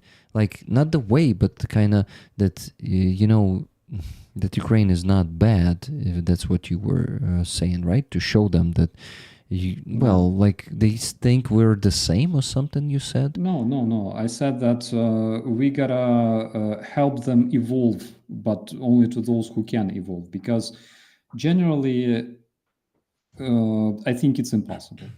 Yes, like exactly. In most cases, guys, there are 140 or 120 million Russians. How many Russians are fighting in Ukraine for Ukraine? Like several hundreds. Yeah, just several hundred. And that is basically the answer why I think that even though it's possible, but the number of those people, I can count them on fingers of one hand. Starsky, one more thing. Why I wanted to say why it's important is because we need them to talk about this. We need them to be speakers and spreaders of this idea. Of what idea? Of what idea? That they should support Ukraine. That this is the proper thing to do. But the problem is they don't understand how to support Ukraine properly. They think that, writing hashtag on the social networks, that's the support of Ukraine. They don't understand how to support Ukraine. And the first thing for them to properly support Ukraine is to recognize that they are also kind of guilty, that they played their part, their role in this, and just a few of them are capable of recognizing this. I absolutely agree with you, bro, and I absolutely agree that when Russian people speak to Ukrainian people, when they want to have a conversation, first thing they must say is, "I'm sorry." Yeah.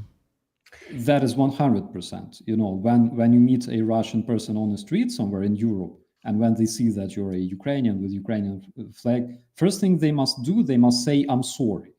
It's 100%. Zabushka, I think, said this.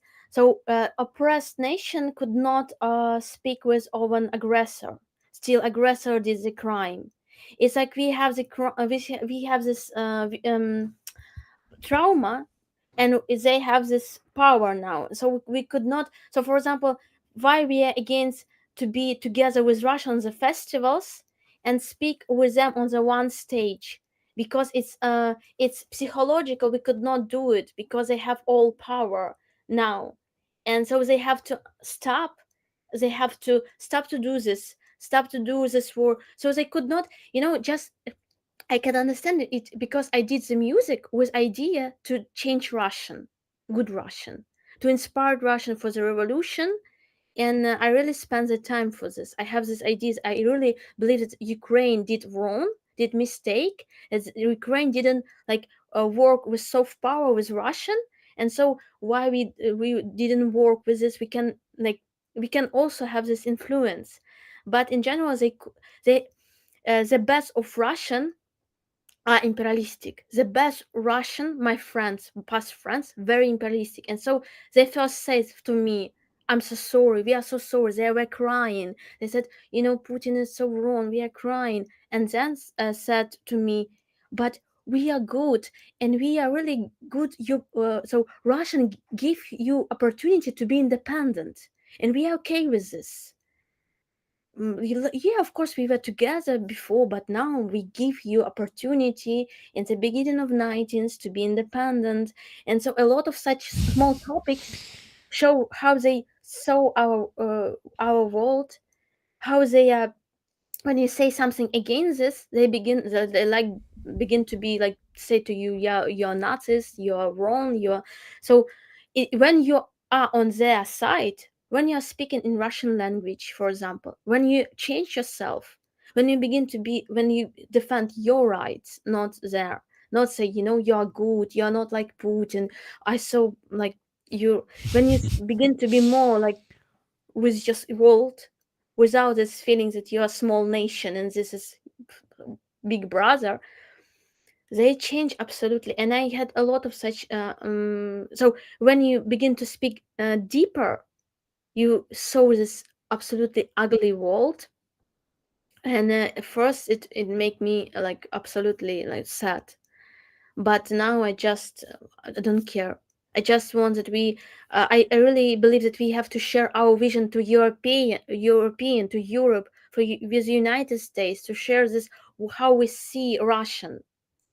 So how we see this war, how this we see, not with Russian, because Russian absolutely all their leaders, best people like Karamurza and other, they're very very imperialistic. They really intelligent. They absolutely they know a lot of languages, but they are really stupid. And about the Russian in our army, for example, they are also different. For example, Svoboda России, or like they said that Legion, freedom we of have Russian. Yeah. we have to save Russian. They said we have to save good Russian. Russian will be good empire with all nations together. So it's not good for Ukraine. But the RDK, they said no, we want our national republic Russian and freedom for all nation. It's better. But in general, it's just our partners only for this time, and we don't know what we. So when they said that they fight for us, in general, they fight for themselves too. Yeah, they do. It's like we just together fight, exactly Ukrainian fight for Russian, like for future of normal Russian in the future. Because if they will give freedom for another nation, will be like normal people, it will be good for us. But they will never understand this in peacefully way, unfortunately, Yeah, because they yeah, have to see this absolutely. They have lose absolutely in everything. yeah. And Andreas and Cheryl, by the way, in the chat, they both said very, very important thing, that they will never understand this until they collapse, just like Nazi Germany did. So until they go through this process of, losing the war, collapsing, and rebirth as like a proper nation with proper mindset, they will never understand that, and it's completely right, I think. But one thing that I wanted to mention, Karamurza is like a complete idiot, in my personal opinion. Even yeah, like he's a political prisoner and stuff, but he's a great example. He and Navalny and all their supporters are a great example of how not to be a Russian oppositionist, okay? Because Russian opposition, in my personal opinion, sucks. The only true Russian opposition is currently in the trenches, all right, with weapons. That is the proper Russian opposition. Why generally I speak about this? Because emotionally, I completely agree with you, Aziza, 100%. That I in the future, until I die, I don't want to have anything in common with Russian people, seriously. Because we have trauma, I have trauma, I lost a lot of friends that will never come home again. I will never see them. We will never speak with them. I will never be able to hug them.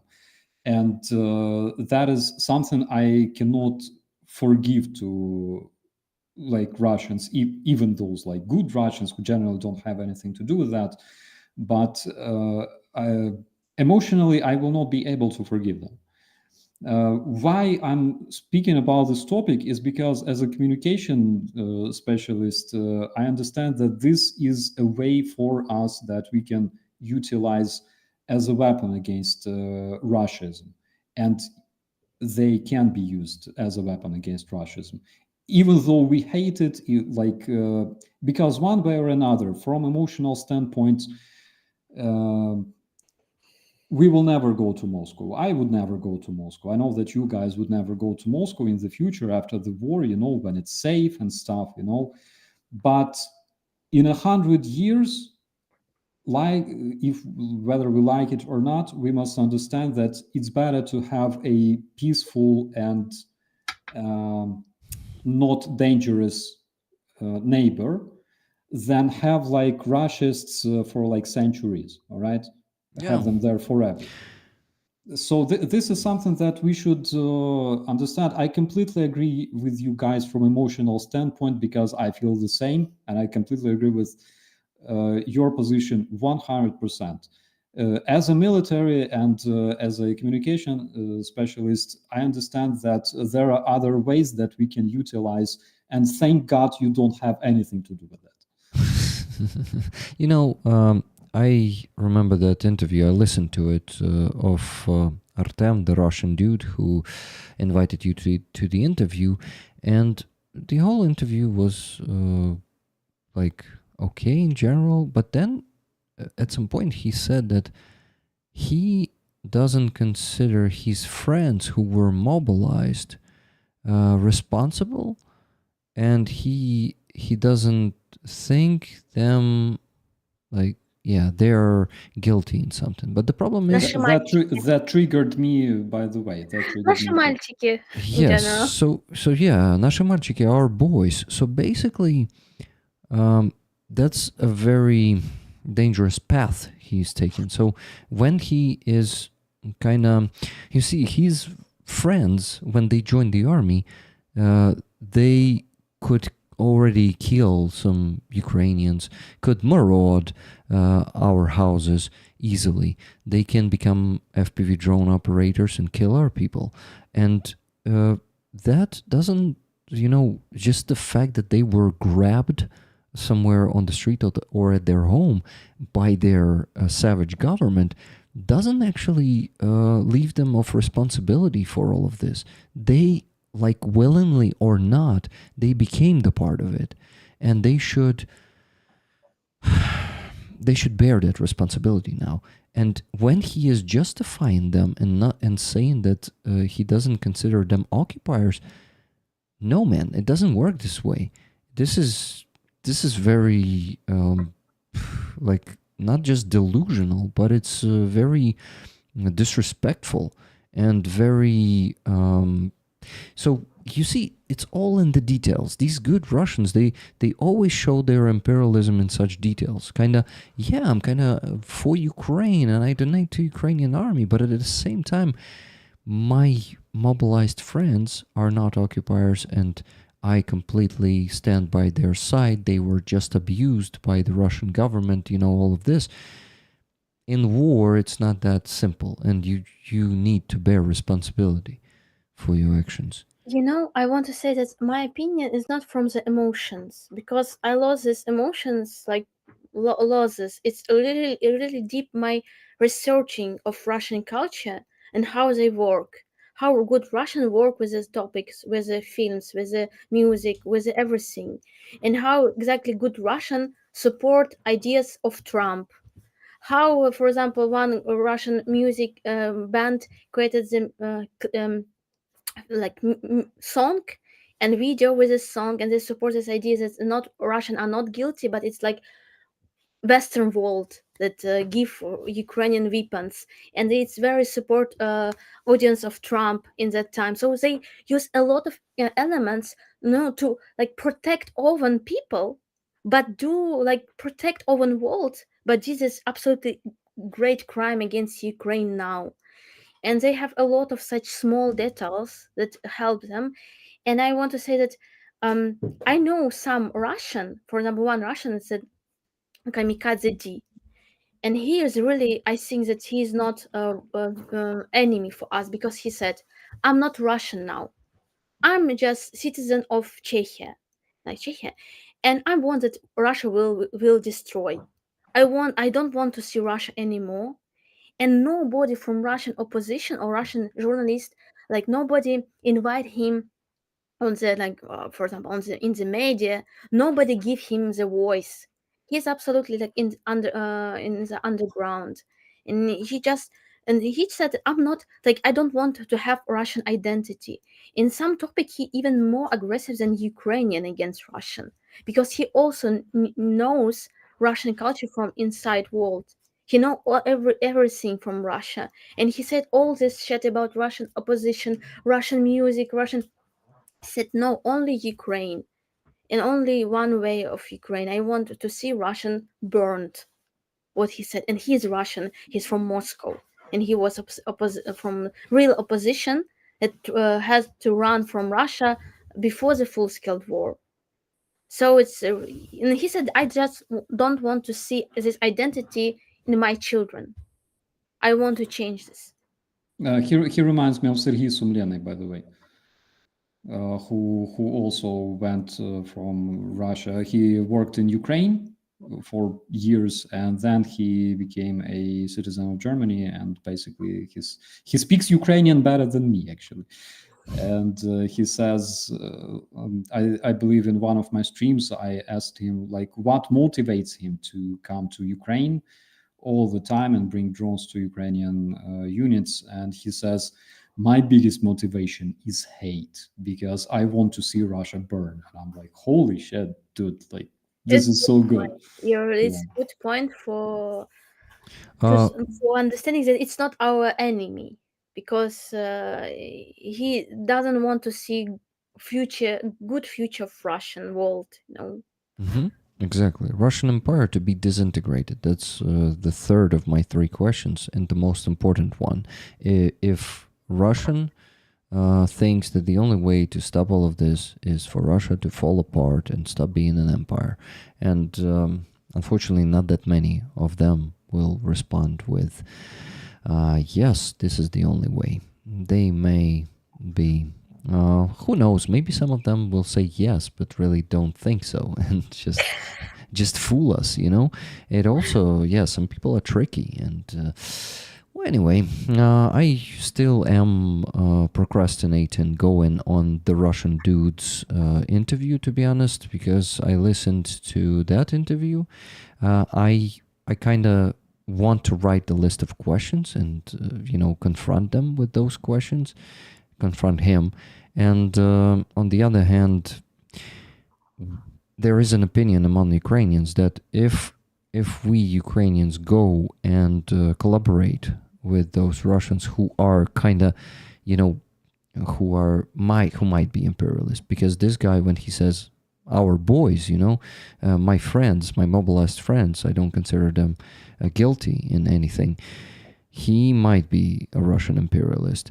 And I am just like, when I go there and collaborate, even just like he interviews me, right, and I might be confronting him and all of this, I still do this collaboration and still legitimize him a bit in the eyes of like those who don't really know that deep, and this is why I hesitate. I'm not sure that this is what I should do. Starsky, I understand you. I understand why you do this, and I see how you do this. And this work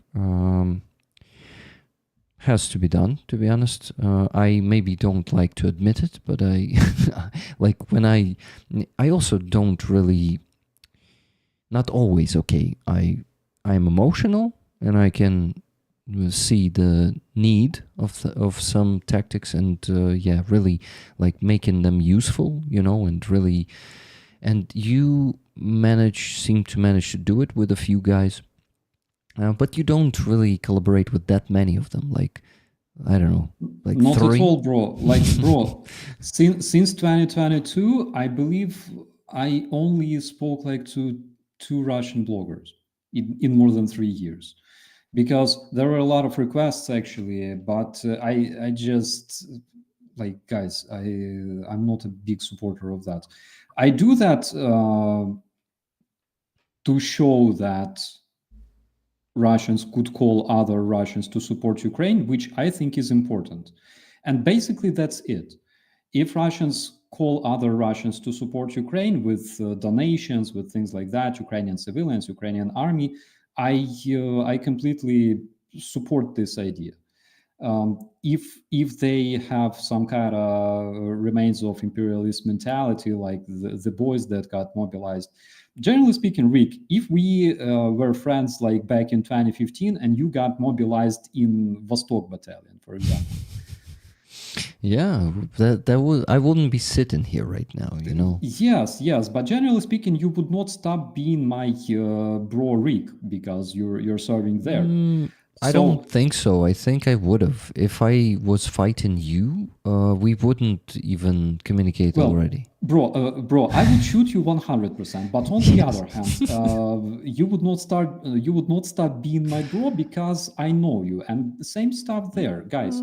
We would Those guys, separate. I think we would separate with you if that happened. I separate with people who support Russia. Really, I don't support them anymore. I stopped talking to them. So, sorry, bro, but I would stop being your bro if that happened. I stopped talking even with those Russian who against Putin, but they have imperialistic mind. I could not speak with them, and I feel myself that I'm betrayed Ukraine when I begin to speak with them. I had really great friends that are against Putin, but I could not speak with them because they could not understand us absolutely. And even I didn't speak with my cousin, so it's just my brothers, and I just realized that they have imperialistic mind in some topic, and I could not speak with them, and I don't know how it would be in the future. They are not Russian, but they live in Russian, and they have a really Russian culture change personality very, so it's absolutely Russian vision. They speak in such way, and it's very you can feel it, and I don't know, it's war change everything. And I'm so happy. I'm so happy I didn't have Russian friends at all. When the war started, like I had some literally two guys following me on Facebook. I had a Facebook with something like 60,000 followers, and there were two guys following me on Facebook. Actually, one from Moscow, one from Vladivostok.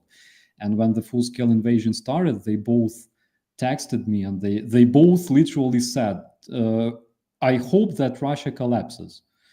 And I'm like, I applaud to you, my friend. And basically that's it. But it wasn't like, I had like family somewhere or I had friends somewhere. I literally had zero friends from Russia, and I was so happy about it.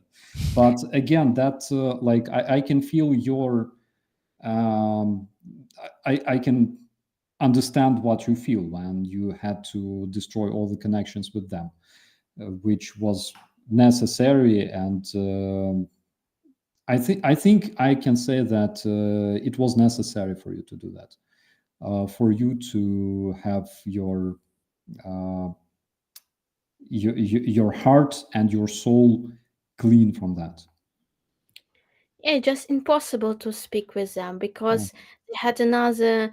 So you will be just have a lot of conflicts with them because they could not understand. For example, they're against the Putin, but they're still in Russia, and they could not explain. And they, for example, actress there has a project in Moscow.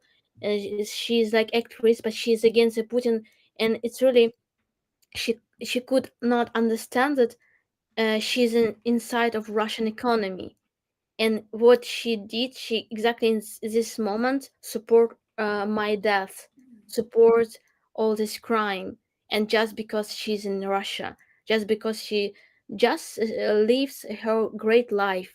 In this time, my friend's Ukrainian died. In this time, my friend's best artist, best musician died, and this is people against Putin, and they have really great life, everything that they want, career in Europe, in United States, in Russia. How I can speak with them? It just make me no. I could not speak with these people. Yeah, absolutely. And now even switching to Ukrainian. Even nowadays, when you see, like, when you see the war in Ukraine, when you lose your friends and your family, and Ukrainian cities are being bombed, there are still idiots. They're speculating, like, maybe it's Ukraine bombing, its own cities, to blame Russia. And you must understand, if it's reasonable to try to convince them, to try to convince those people or not. Like, you want to spend your resources, your brain cells on doing that or not, let them just, fuck off and forget about them. So that is literally choice we all make. I made my choice. I don't really want to do that myself because it doesn't change anything. However, when it comes to literally Russians calling other Russians to support Ukraine, that is literally something I can understand and something I can support with just minimal effort. So that is just my point. Guys, you know what? I wanted to say that I would probably go to bed because it's very late in Ukraine. I know it's not that late here in Germany. But nonetheless, I would like to say big thanks to you, Rick, and big thanks to you, Aziza, for this stream. Starsky. I think it's actually really great that we touched this topic, and we, even if we have some disagreement, we can, talk this through and kind of understand each other. So it's really cool that we had this too. And thank you very much for being a pretty awesome interlocutor, and in general person who can talk this through. So really happy. Thank you, bro. One thing that I'm literally afraid of, is that people would think like Andrew is a traitor because he wants to make friendship with good Russians. Guys, to me, good Russians are, what good Russians are to me. Yeah. But it's not like that. But again, as a communication specialist, I'm trying to be like, like a plumber. This job stinks, but somebody has to do that. So that's my opinion. So thank you, Rick, and thank you, Aziza. Thank you. It's like you are like my thoughts in my head, because every day I have this, fighting with my feelings. But you did a greatest job. You make real good Russians, and so nobody from us can be like you. And it's like, this theoretical fighting with on the culture air. It's sometimes I think it's bullshit. And only on the battlefield you can do a real job. But I really feel myself very great with you, and thank you so much for your work, for everything you did and you do. Thank you, Starsky. Starsky, before you go, I want to quickly say, everyone who is still watching, we will keep going. Starsky will go sleep, but me and Aziza will have to raise the rest of the money. So stay here, okay? If you want, of course. But anyway, please stay, guys, because those guys are not running anywhere. They run on coffee and stubbornness. Thank you, Starsky. Friends, see you later, and as always, be safe. Sushi operator signing off. Starsky, happy Independence Day once again. Happy Independence Day to you guys. Bye-bye. Bye, friend. Aziza, welcome back. Oh, Hey. not welcome back. I mean, I'm happy that you're joining today. Really. I'm too aggressive. Yeah, I'm so No, sorry. you're not. You're not, hate- actually. I hate You, Russian. yeah. Really, but it's not emotional, topic. It just I understood it step by step, but a I lot of know. examples. I know it's just totally different. Starsky is a very friendly person, and for him, I think, I don't know. I think he's just very kind, and he wants to give people a chance, and this is why Yeah, he did and things. you were not too aggressive, okay? You were not aggressive at all, to be honest. You disagreed. You have all the rights to disagree, and I fucking hate when I cannot say that I don't agree, you know? But it happens to me. Like sometimes I don't agree with people, but I just sit and I'm quiet. Sometimes And it's good, Rick. it's not good. It's not good. I learned, especially for the last 3.5 years, that it's important to stand on your ground and to disagree with those who, I don't know, with anyone who you don't disagree with. You know, not only with those who, because Starsky is not those who. He's a great guy. Yeah. Just And I we just feel it's my butterfield. You know, it's like what I did every. bottle. You say butterfield, and that means like масло, вершковое масло, поле вершкового масла. Sorry. And Okay. yeah, you should. It's my like because I did it every day, and these Russians that have the voices, they took from us everything, and we are in this position that we could not say something.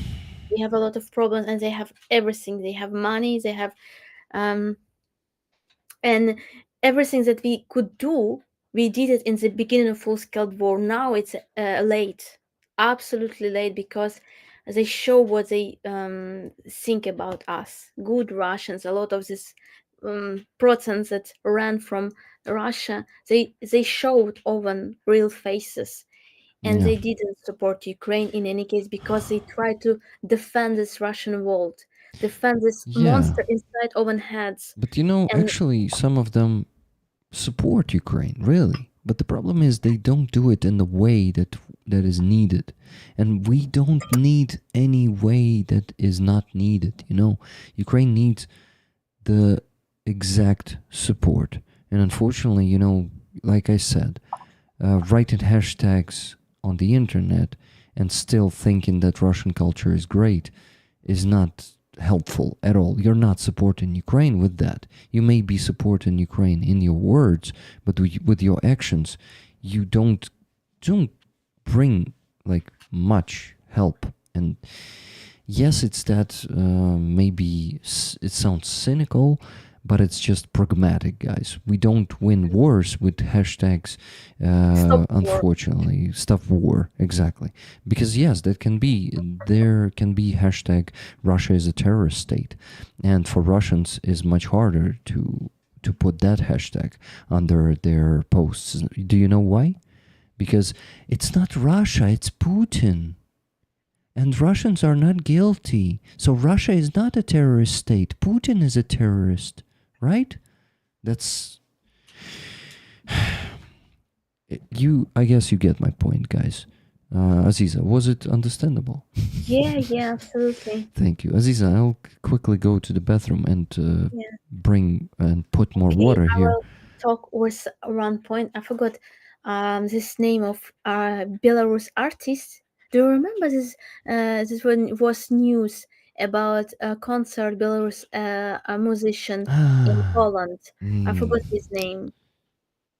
Korsh, Max Korsh? Korsh. Uh-huh. Yeah, and go and I will describe the situation. So we have Russian had Russian label had Belarus musician Korsh many years. So it was like Belarus citizen. So he is Belarusian, but he worked in Russia. He had a lot of concert in Russia. He had label in Russia.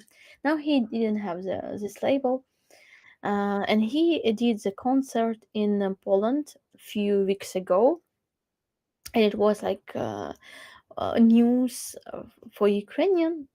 What he said from the stage, he said, "Останови войну," so stop the war. So he said it without a stop war. Who did this war? For was this war? So Russian uses peacefully sentence stop the war. And maybe stop the war in the beginning of full-scale war. It could be in time. But now it's really help Russia to have peaceful the agreement to say that stop the war, don't give weapons to Ukraine, let it be peace. And so it's like this sentence is absolutely against Ukraine. And in general, Russian always said about stop the war. So they try to be like neutral. They try to have the we are about the peace. And it's really I really hate this hypocrising. So in such a situation, I like more Putinists, like more this Russia that really honest with own ideas. They said we want to destroy Ukraine, we hate the Ukraine, and so they're really real enemy. But this is people who change their faces, who say this neutral words to save own position, to have the concert in Poland, to have the concert in Europe, to have the concert in United States, have a lot of money, pay the taxes because they're citizen of Russian, they can support Russian economy in any case. Still, they will change the passport. And so I really hate this enemies that hide on real face, and they use money of Europe. They took the part in festivals, have the Oscars. They are in Cannes, they're everywhere, and they are really enemies for Ukraine. And they help Russian. They help Putin's Russian in many situations. I really had no examples from artists, writers of Russian that really support Ukraine with open ideas. So maybe some journalists like Kamikaze D, but he's not like thinker. But Russian thinkers are still in this world, and this is course he's Belarus, but he's part of Russian world. So he said about Belarus, but he speaks in Russian language. He has Russian identity. He has Russian world inside, and he just uses topic to say that I'm not Russian. I'm from Belarus, but he is like agent, And why we say that Russophobia? It's not like we are afraid of Russian. We are afraid to be like Russian. And why, for example, Starsky cannot understand this in some way because he's really wasn't inside of Russian culture. He was always like person who choose right way, who was in the Ukrainian army, who give everything for Ukrainian independence. Really, it's great examples of human, of person who did everything right. But people who really make like mistakes, like me, I was inside of Russian culture. We could see everything from this world, and it's really disgusting, with many faces world. And I'm afraid to be part of this. I'm afraid to say, okay, you are not bad. I'm afraid that, like in some soft powers, it could enter in my world again, and I can sleep during they did this crime against my people, because they took from me all my time. They took from me my language.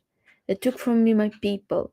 I begin to be like without identity person, just this person with a philosophy to see world without borders, without wars, without these problems. But it's impossible. It's just illusion. And this is why I really I feel this lie. I feel how they use this lie in this really, really disgusting way. And it's very sad because world doesn't see it.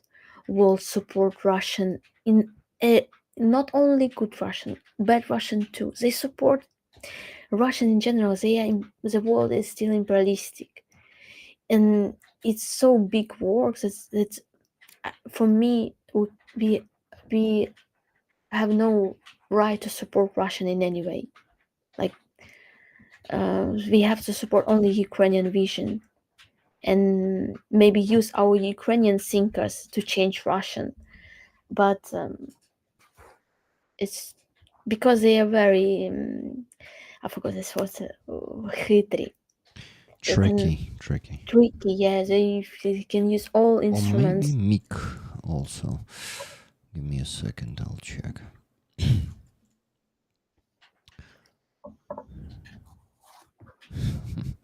Sorry to interrupt you, Aziza. And also about Vivian Mort No, meek is music. different. This is, for me, pop rock music. So if we, so it's like, yeah, and it's a support idea for me to listen my old. It's a song that was written for me in Kharkiv. And I remember how it was with a musician of Собаки в космосе. And I remember we released this album, my album, and I asked another musician from Oleg Kadanov band, and he said, "Oh, it's good pop rock music." And I was so sad, pop rock, and then really, it's pop rock music. Why I think that it's pop rock? Because the melody is very pop, but you use the arrangement. They use electric guitar. They use a lot of arrangement that you can say that it's rock music, but the structure of the melody, structure of the philosophy, it's very pop song. So that is why, for my taste, I don't like such music. Ginger also use sometimes this, but they have such great groove, and this their music is not so fast, so it's make really very atmospheric, very interesting music. But yeah, they have no so clear vision of this time, and that's make me sad that so great band could not be so on the first, like, could this band could not understand that they could be better in this time with understanding of everything. Yeah, Aziza, you're totally right. And, I listened to you when I was gone. And absolutely, they may be anti-war, but that means they would like to see Ukraine devoured. They don't care about Ukraine. They would just, stop war at any cost. Ukraine may be occupied. We don't care. Just stop war. Stop killing people. Just like Trump. Yeah, it's very Trump's thoughts. Yeah. Guys, we're a bit stuck on our fundraising, and it's 1:30 a.m. here in Ukraine.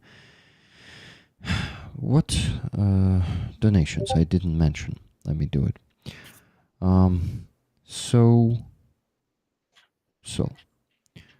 Martin donated. It was 54 minutes ago. Martin donated. Martin from Norway, VS, donated $34, saying next. Reached my limit this month, so can't send more. One day all Ukraine will be able to freely celebrate Independence Day and the new Liberation Day. Slava Ukraini. Tickets, please. Thank you very much. Good night, Tana. Thank you for being here. $50 from Andreas. This was also about an hour ago. Glory to our defenders. Glory to the defenders that we call heroes. Because of them, we must not stop. Together we are strong.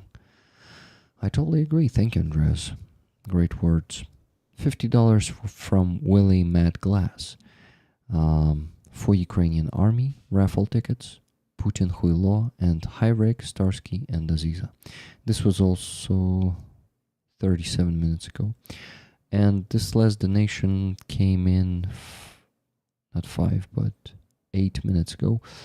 Kathy S., $34 for Aziza. The words for Aziza.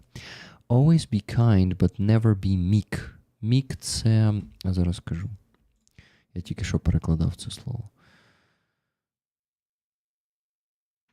А я тобі, Азізо, хитрий відправив у Телеграм, подивись, Cunning.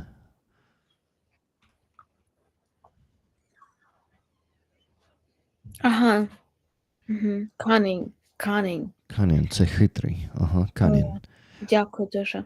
А що каже Кеті? Азіза, always be kind, but never be meek. Meek пишеться отак в Телеграм, зараз напишу тобі. Угу.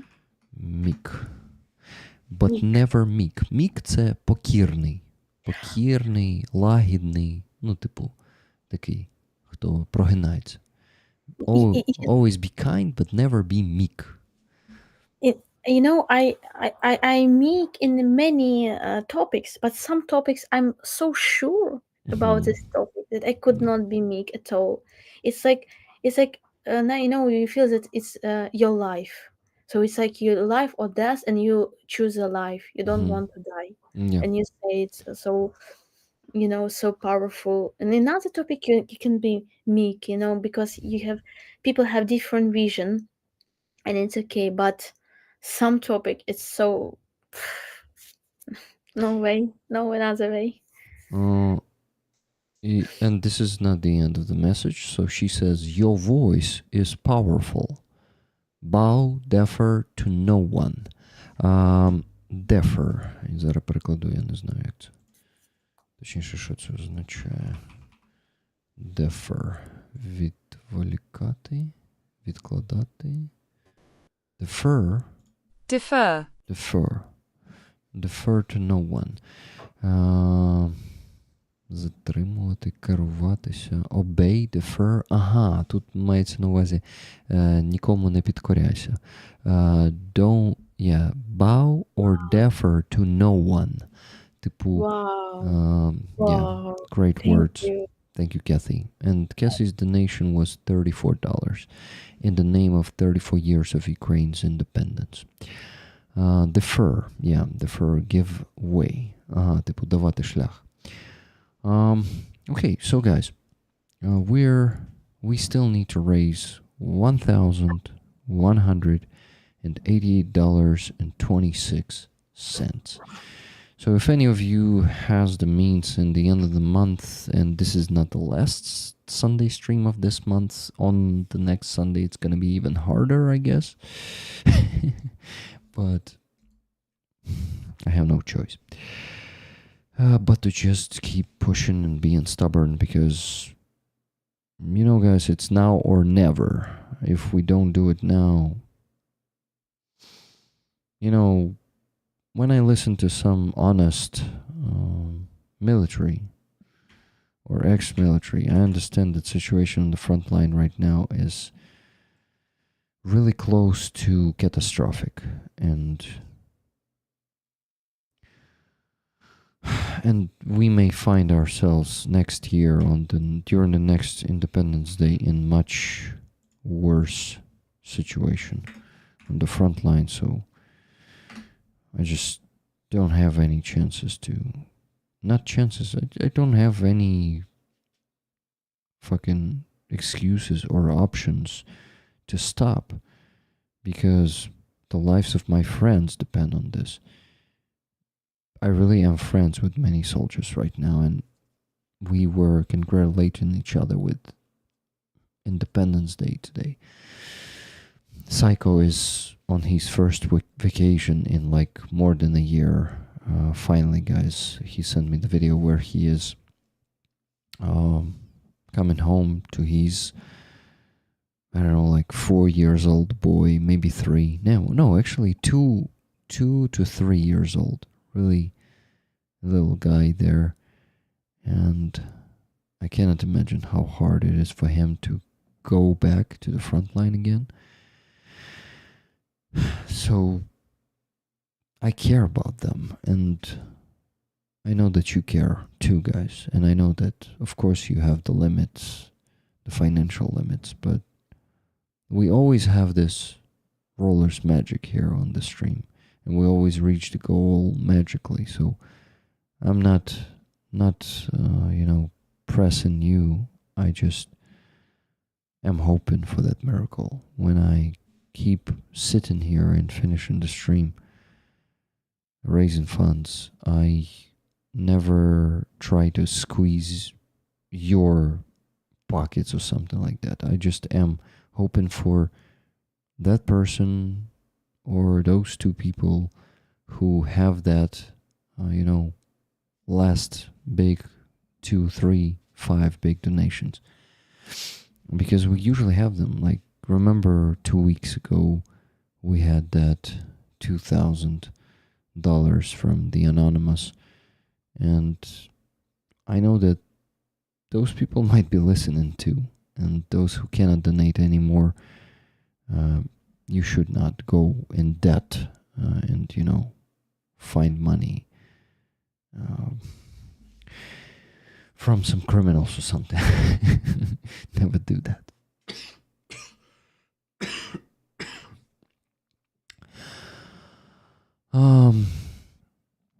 Andres was saying, glory to the heroes means victory for Ukraine to me. Yeah. I understand why. Wow, Psycho on vacation. Seems like an impossible thought. Yeah, Andres. Indeed, I'm so happy that he's still alive. That dude is sending me videos how he's driving the quadricycle about a month ago, and the FPV is hitting right next to him, and he has only shell shock, contusion, and he survives. And these situations are happening to Psycho like almost every month. Either he is being hit by the glide bomb, remember that story? He was sharing it himself. And he's not alone. I have a risk to lose up to, 10 friends on the front line. And I just know that I have no excuses to not reach goals, to not do the best I can. If that means not sleep until 4 a.m., I will do it. But I will know that I did the best I can, the best I could, and I didn't give up, because they have no chance to give up. Thank you for listening to me. I just want to be honest and tell you how I feel and why I might be, a very, sometimes pushy and, person who makes you send more money even if you cannot afford it. I do this not because I want this. It's because we need to do this. Or we lose. All of us. All Ukrainians who care, all Ukrainians who are not indifferent. We need to do this. And Aziza, I have great news. 2 of your paintings are sold today. I am Azov, $360 by Privit, Philip Overd from Belgium. Yeah, Aziza has been sending a few paintings to him already.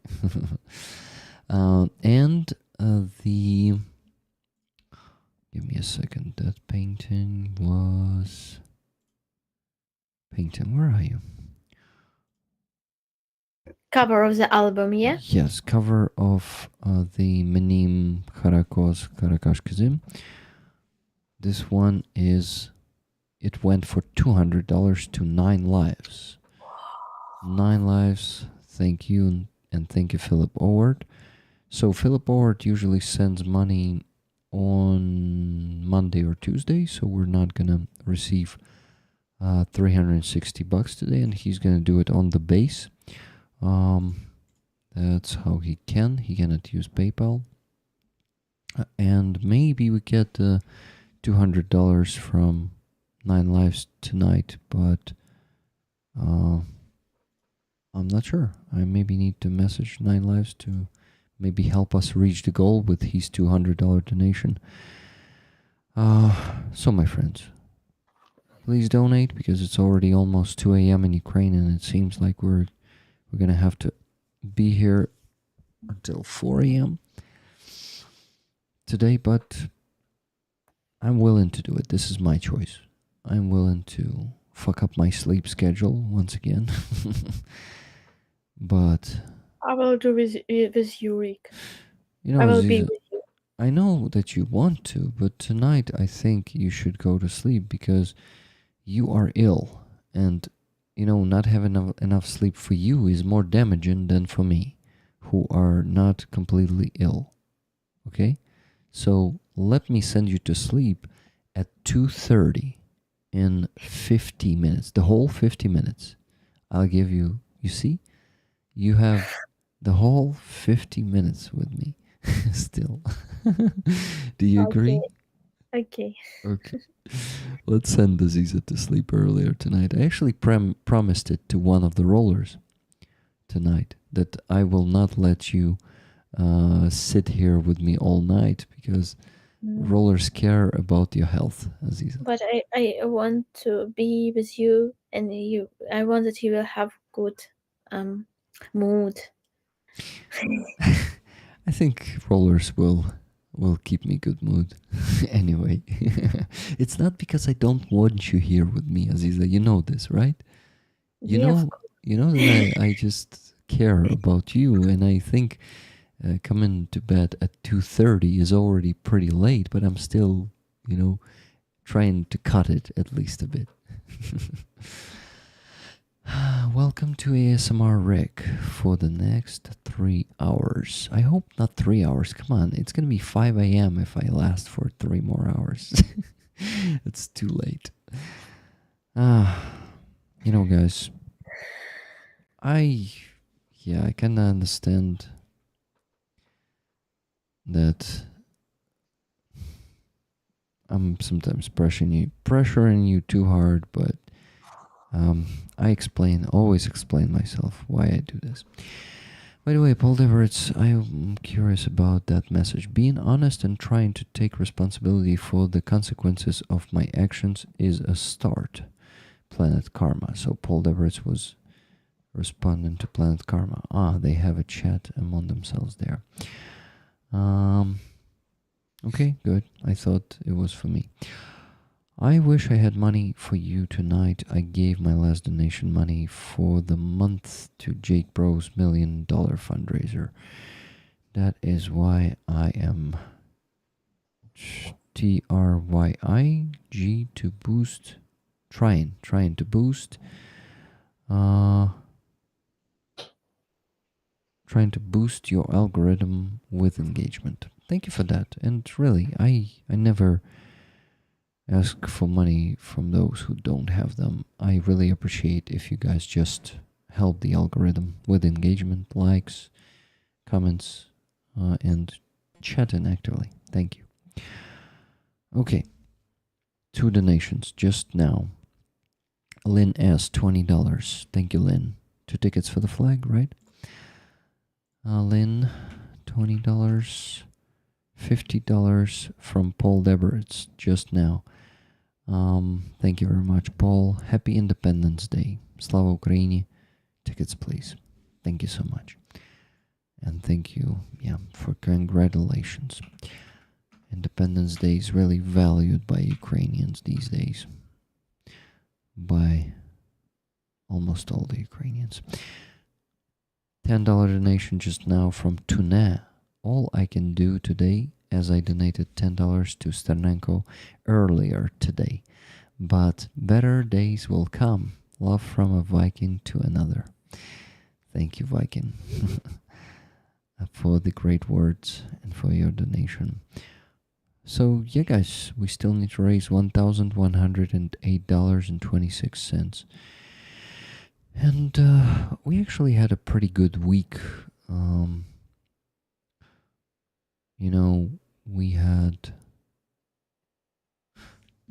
We had a stream on Tuesday where we raised, no, it was Thursday, where we raised $1,120 per the coffee shop stream, Aziza. It was a pretty awesome stream with Anastasia and Danielle. And okay, let me calculate how much we have through the whole week. Never gonna let you down. Tickets Never gonna Plus Rick. run around and desert you. Thank you very much, Just Jimmy, for buying 2 tickets on the base.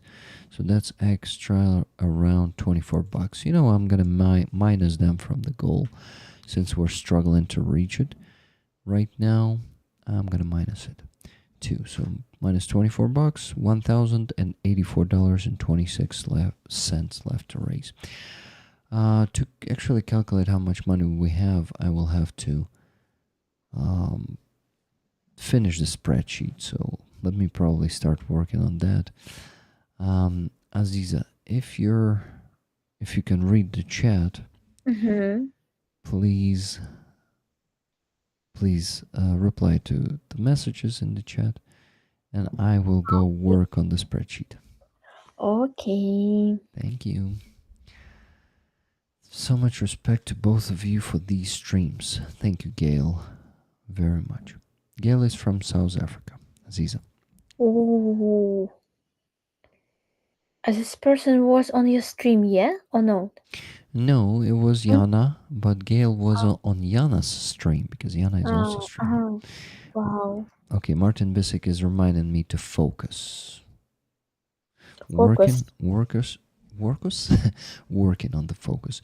Those of you who are just joining the stream, guys, if you have the means to donate, please, because we're struggling to reach the goal today. And I really don't want to reduce the goal because it's... I didn't see the new messages, but I can speak with another topics. But if I will see some new messages from Interrupt you? Really? Should I interrupt you? Really? No, I don't understand. Мені тебе прям перебивати, чи що?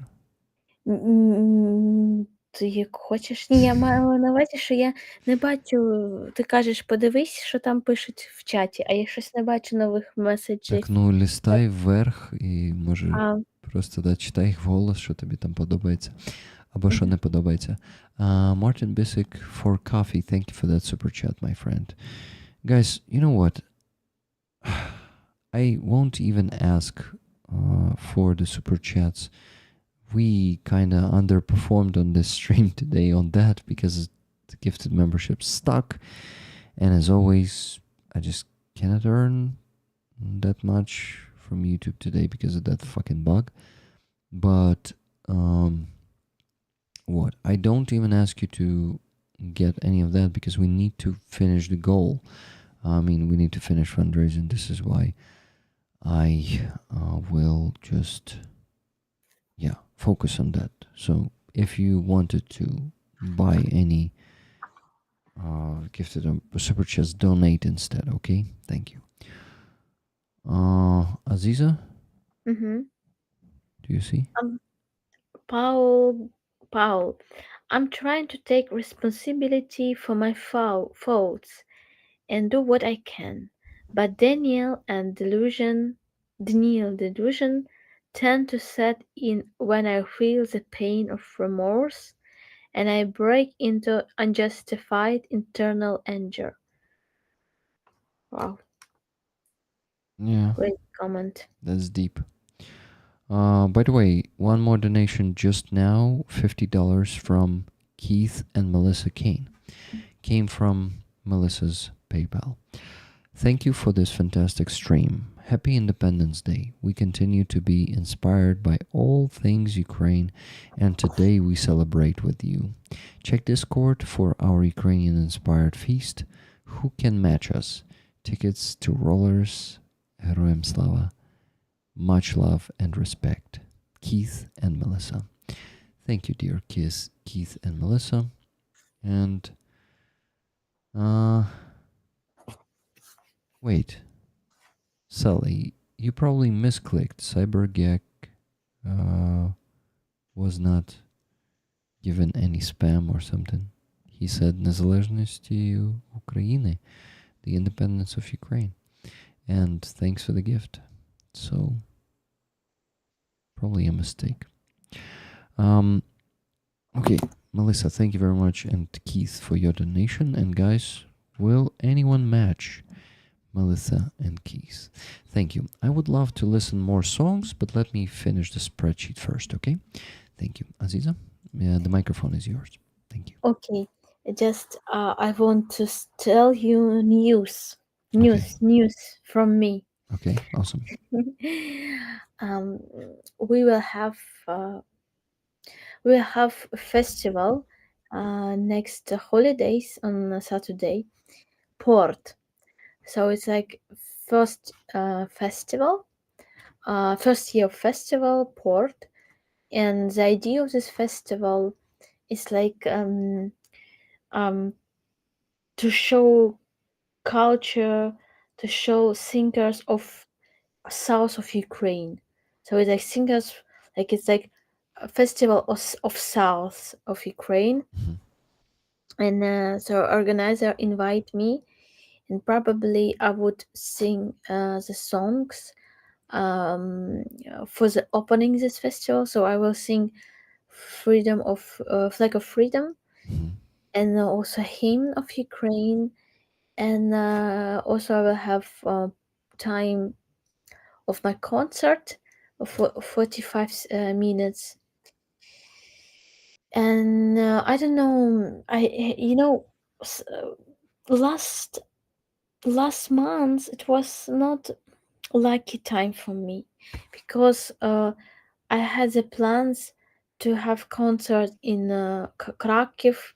You mean And August, right? Hmm? You mean August was not Yeah, lucky for you. yeah, and also in Kiev, and nothing work. Just they said yeah, but in Kharkiv, like I told, they said, you have to pay for tickets, and then we will return your money, and also we just cannot book your hotel, and you will live by our friends. And I understood that I don't want to do it, because I could not like manage with this, because I know that I remember about my travel to Berlin. It was really great traveling, but in general it was very hard for me, and because the organizers didn't care about me, so that they didn't pay attention of my of like they didn't see me friend. It just some person that can sing for the festival, but I didn't That's fucking understand. disgusting. Yeah, I'm angry. I didn't understand this topic, because if I would be organizer, I won't really care about my artist. I will do everything. I will like share with this. I will maybe I will invite to my home, or I don't know if I will have no I will have no apartment. I will do everything to make for its life um comfortable. And so in any case, so that is why I said probably it's not for me, because I'm afraid that it would be just, maybe it could be good, but in general, probably it would not work. And also it didn't work with Kiev, and I was a little bit sad about this, because and and then also a lot of bad news in Ukraine. And when everything press on you, and you begin to think about everything is bad. I think Rick could understand me with this topic. So you begin to think about your life, and like think that I'm a loser. I could not do like.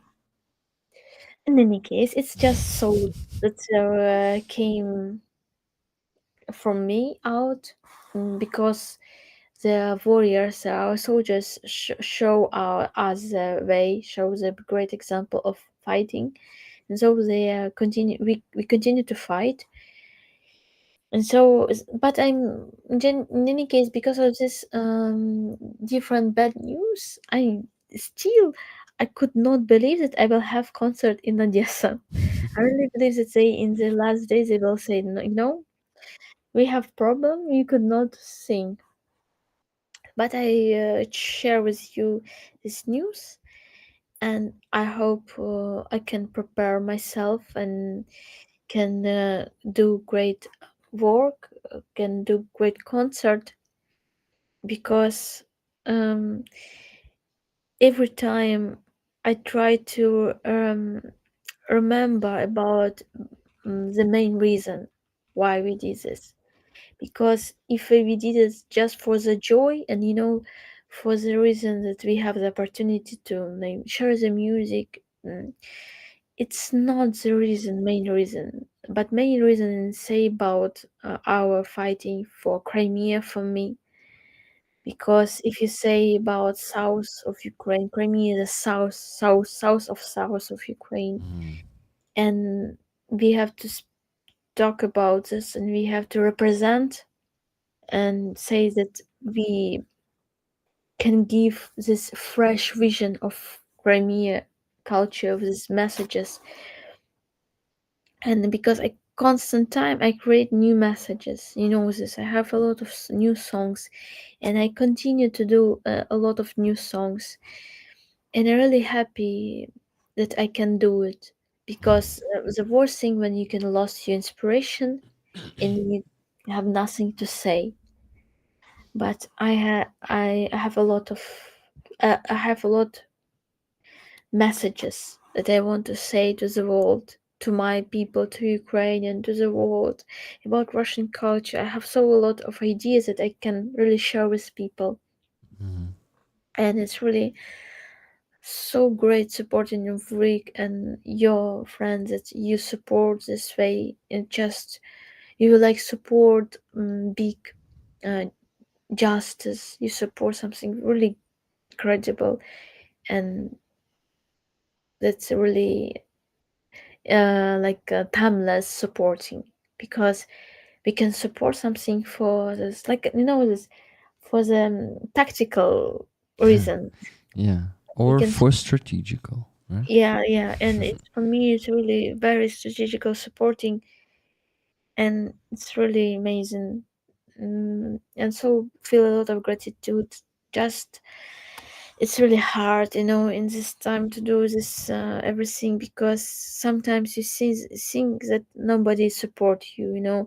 That you guys from different countries, states, you can understand me much better than my nation, my people. Sometimes I have such feelings that I'm alone in through my nation. Yeah, I have the friend that could support me, but in general, it, and it's sometimes it's very pessimistic thoughts, but yeah, but I can Thank you for understand. sharing them, because sometimes I'm also sharing this with rollers, but I understand that the best way to kind of overcome this is to share it, and people will understand, most importantly. So I understand you, Aziza. I Yeah, also have these periods, I also have these thoughts, and being pessimistic at some point is okay. But I'm sure you will overcome it, because you're really strong. yeah, I just like how to say it, it's pessimistic. It's not like deep because I'm really great optimist. Like I because I said that I'm see the world in the with through the pink glasses. We had this sentence. I don't know if Yeah, I think they glasses. use the same pink glasses. Yeah, like, but I really believe in big dreams. Like big dreamer. Yeah. So just know that it's every like we are fighting hard, because the big dream, the big idea could not be could not you cannot touch it easy. You cannot touch it, like, because if you do it easy, you will lost it also easy. You will lose it, but something really deep and powerful, you could do it only mm, through the big researching, working, because like everything that I have now, also because in the past I did a lot of work um, in such very in without supporting, because I just was so so sure that I'm right. I have to do it, even in the war situation. It even is now give me deep feeling, the ground of everything that I do. Hmm. So it's okay, but in the time sometimes you can losses good thoughts and you think that oh, Aziza, rollers are helping us. Pink colored glasses pink color glasses. or rose tinted glasses. Oh, Yeah, not pink. Shit, I see rose colored glasses, but I say pink colored glasses. uh, rose color Rose. glasses. Yeah, they Oh instead wow, of pink, they say rose. rose, Rose interesting. colored glasses. Yes. Sorry guys for being Is this blind. point that, for example, I had the meeting with my friend, Crimean Tatar friend, and she said that she doesn't believe that she will see free Crimea in her life. Hmm. She said it's absolutely not, it's impossible, and so she's okay with this understanding that she will live always in Ukraine, like always here, and nothing will change, and we will never see the free Crimea. Hmm. And I said to her, if you will think like this, you will never do steps. So sometimes we have to see the another future. We have to believe like our ancestor, like our descendants, believe in impossible things Yeah. and did it.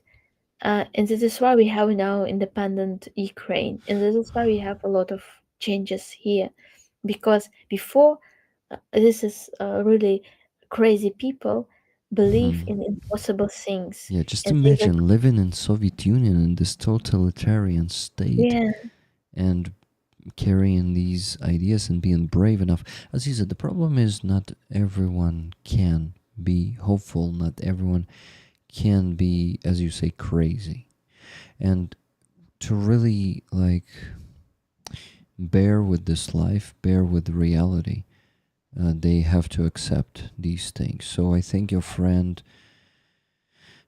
it's very sad, it's very tragic, but I think maybe for her it's healthier to accept this, and just maybe she will survive like this. Maybe that's important for her yeah survival maybe yeah, but so you're absolutely right, because because it might be heartbreaking. yeah, every person have own resource, and Yeah. it just just it's hard when it's like not only about Crimean topics, but it's also about when person said that um you have to choose money, you have to do another work, for example, to Mhm. sing in the restaurants, cover songs, and then you will have money from this, more money and more like normal life. And it's like this, I realize that a lot of people really in general don't support this things that make another world. They just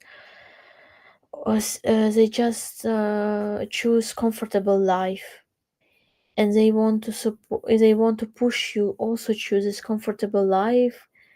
With this idea that you can like betray your way, says that you Mhm. can just make them, balance, not balance, like you can be here and here, but in the world of the music and creation, you can't be like this. Yeah. I have a lot of musicians that choose this way, and then they lost everything. Step by step, they lost everything, Yeah. and then begin to be a musician like a hobby, like music begin to be like their hobby, Mhm. and in the end, they lost everything Yeah. because they saw that they could like sell something from own talent Mhm. for and and and some people could not understand this, and it's very about that a lot of people could not understand you, especially when you are not successful and when you are not like have such like open great life. Like they could not see the reason and the Mhm. fruits of your work, and they support you to do another Yeah. work and support you weakness, because you always have also these feelings sometimes, it's like shadows in your uh, inner world, Mhm. these voices that always said that maybe, Yeah. and then like these voices that support these shadows in you, and this is why that you stop to speak with these people, you lose this connection, and you avoid to speak with these people Mm. because they like support your weakness, they support your, Yeah. They are like your demons. yeah, and they're like your good friends, and they're but you see that how we are different and how we cannot understand each other, and if you try to change these people, you will never change these people because they have like more examples how they can be successful really.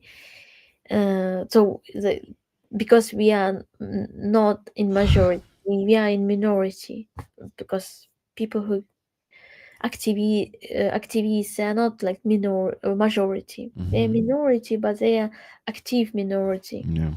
And actually, this active minority always leads and Yeah, always shapes the national movements, independence also, because if not that minority took the initiative in yeah, 1991, we might still be the part of Russian Empire, and then we owe them so much. It's just, well, then we won't even know the good way, right? We would be just like Russians, yeah, dark, and as we were, unfortunately, just like Russians, yeah, exactly. the part of the Russian world. Where did the stereotype of German being harsh language came from? I never understand it, Dana Kiev says. I think it's a superstition. Maybe it comes from Russians because maybe it is, you know, the perception of Germans just as Nazi Germans. Maybe that. By the way, we had one donation of $10 14 minutes ago from Lisa Van Valen. Thank you, Lisa. She says, Happy Independence Day and respect to all those fighting to keep Ukraine free. One ticket, please. With this, thank you, Lisa. And with this, we still need to raise $1,024.26. And I checked. Unfortunately, I cannot reduce the goal. And we'll have to raise this somehow with Roller's magic. But we will have to do this. So, guys, please donate. Thank you. What I wanted to do, Aziza, while you're still here, because in 19 minutes I will make you go to sleep, we need to listen a few more songs. But wait, I just got a donation, $34.70. Lofty19 donated this, saying tickets, please, Rick. Thank you very much, Lofty. Thank you for this donation. So minus $34.70. We crossed the second 1,000 mark, guys, and we need to raise less than 1,000 now. $989.56. Sooner or later, we'll get there. You know what? Actually, if you keep me up until 5 a.m., I don't have water here at home. I will just go down and, yeah, maybe I'll wake up my wife, but I will have to go and get some water down at the ground floor because we need to have some water when we wake up. Dehydration is a bad thing. Aziza sent me You know, something. this Vivian Mort inspired me to share with you this song. It was released in the time of with my students' time. It was my first album, but not my. So we did arrangement with my musician, but the writer, the poet, was another person, another musician. So it's not my. I'm not. I'm not. Uh, creator of these lyrics and this melody, but we created this arrangement together with my musician, and so it's about this pop rock music. It's very interesting how you will. So I really don't like it now, but it's interesting what you will say. Let's listen. Okay. Okay, guys, some experiment. Let's go. It is called The Forgotten Fingers. And look, Aziza looks totally different here. Like a child, yeah. Let's listen.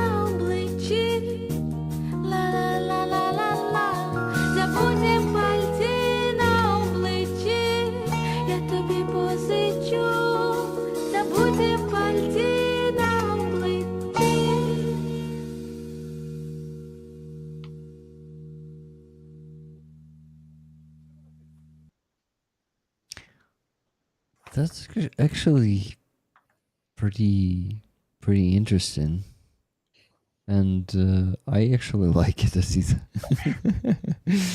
I mean, it's totally different, and yes, your current music is.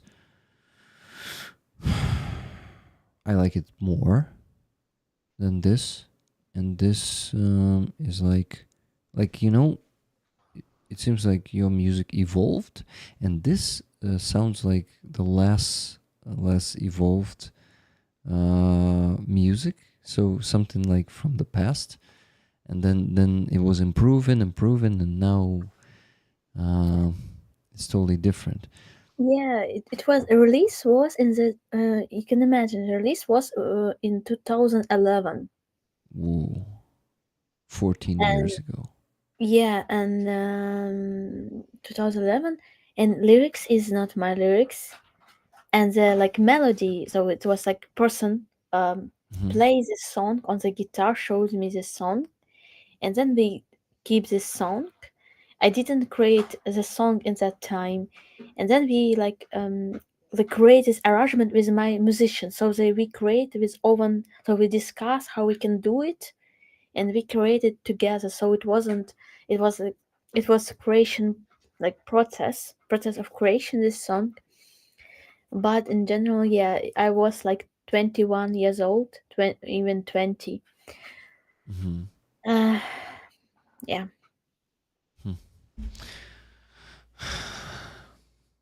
And when after the year of work, I begin to create my own song. So I had the moment when I begin to create own song, and my songs were also not so good.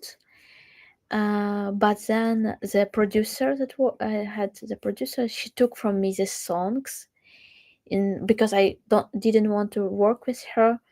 And she said, "Okay, you don't want to work with me. I took the songs from you because I like made the sign in contract that she is owner of the songs. But in general, it was my supporter. So supporter like me, and this is why she donates the money for the album, a lot of money. Hmm. And I lost the songs. I could not sing the songs.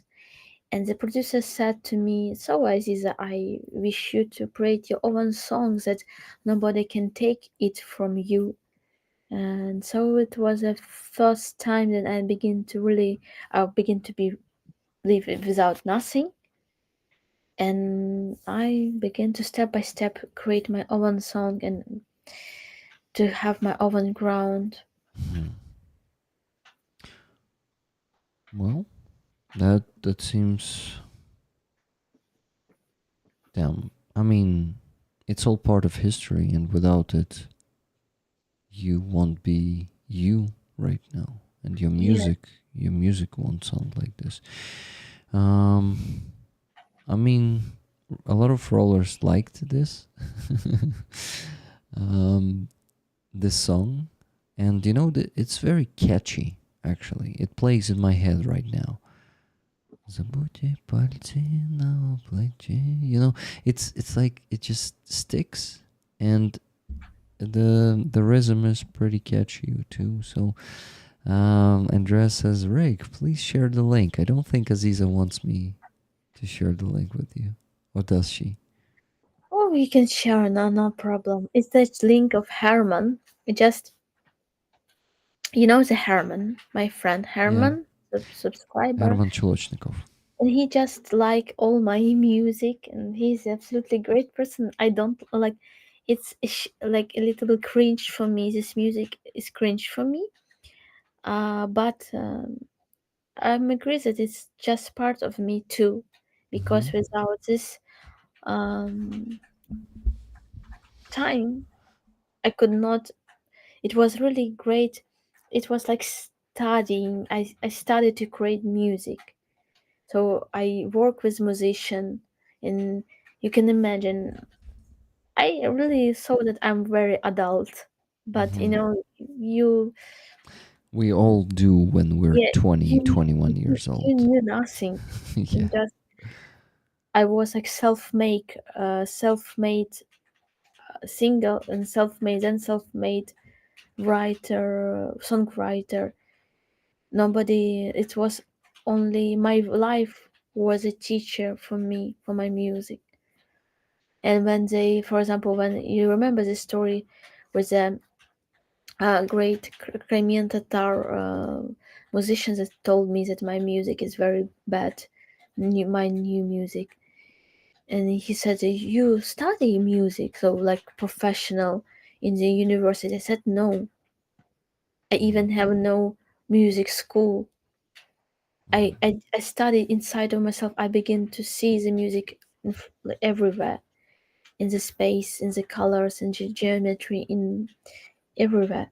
So it was another way of creation, like not like this conservative way of like when you studied at the university and you begin to be composer. So it's another way, and sometimes people could not understand how it can be impossible possible.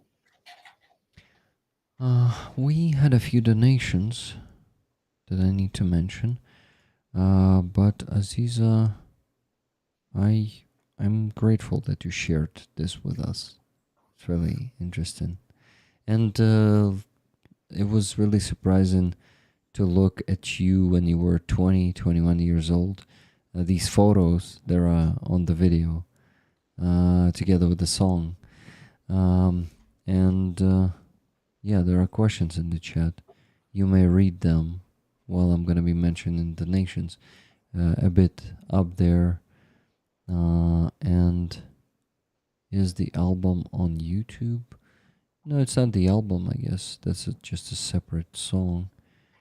Yeah, there is another Ukrainian song, "Дитина дощу." We can maybe in another time we can Listen but to it too. there are a lot of Russian songs. Not a lot of, even in that time that my friend that created these songs. He also worked more with Russian lyrics. Now he's great Ukrainian patriot. He's joined the army and he's like, don't touch this Russian language. But in that time, a lot of our musician created this music in Russian language. And so in this album, I have "Дитина дощу", another Ukrainian song. And I forgot maybe another also. Oh, Read the chat. I'll mention the nations. Yeah. 557 from Kiwi Wayne. From Kiwi Wayne, tell Aziza to have clove of or garlic a day with water swallow whole for good health. Slava Ukraini. Героям слава. Aziza, do you need the health advices? Yes. Will you eat garlic every day? Знаешь, что такое garlic? Чесник. Yes. Because I won't. My stomach really hates garlic, and I just cannot All eat it. time. So I could not, but I like chili pepper. What is clove? I actually don't know what the hell clove is. Let's see. Let's translate it. Clove. Це гвоздика.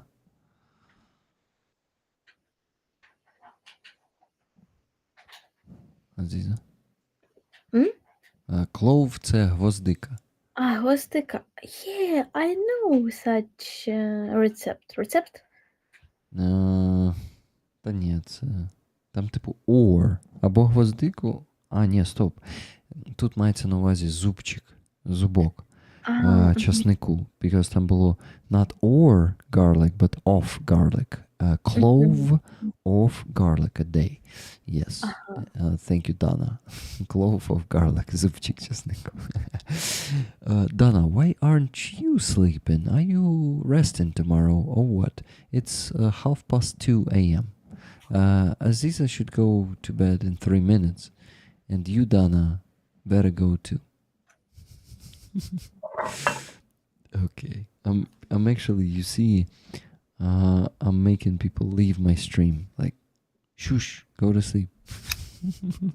I will finish alone. I'm not sleeping because IDGAF?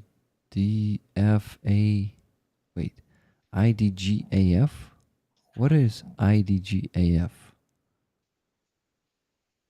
Is it like I don't give a fuck? Yes, because I don't give a fuck. Donna, why don't you give a fuck? Huh? Aziza, did you lose a point what we're talking about here? Yeah. I just reading the messages, comments about Mystic Rose, Aziza Ibrahim. I want to say that Mystic Rose was just my nickname, so it wasn't not band or like name of album. It was like I refused to be Aziza Ibrahimova because of this influence of X Factor. Because when you say I'm Aziza Ibrahimova, in that time a lot of people have imagined of X Factor, and they saw that I have to sing only, nice songs about the love. And I don't want to have this like stereotypes about me, and this is why I choose my nickname Mystic Rose, and just found another. So it was another time, another story. But yeah, Mystic Rose was my name. And then after the full scale war, I refused to be Mystic Rose because of a lot of my mistakes with Russian. And so really it's painful name for me now. So I'm sorry to hear that. I can just imagine Rick with kids around for bedtime.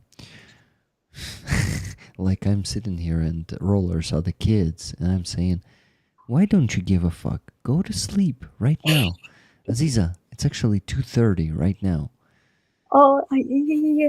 I remember this story in the childhood when you try to read the book or do something, and the mom could come and say, "Why you don't sleep? Like with the sweetlo." Yeah, turn off the When I will lights. be adult, I will do everything that I want. Nobody will say to me that you have to Yeah. sleep. And when you become an adult, you're like, And now you say, "I I want want to to come sleep. back, right? I want to sleep. Give me sleep." Right. Yeah. Okay, so 2 more donations we had on the Donatello, both of them. First is $200 from Nikki Hill. Nikki, thank you very much. Boosting our movement to the goal. Thank you for another wonderful stream with thought-provoking discussion. Your work inspires me. Slava Ukraini. Героям слава. Thank you so much, Nikki. Thank you. Then Will Stain donated 40 euros and said, I support of Ukraine from Australia. Will Stain, do you have the same nickname in the chat? Guys, do you see Will Stain there? Because I need to ask Will Stain if he wants to get the tickets for the flag, because at some point we will have to do the raffle, but for that we need to reach the goal.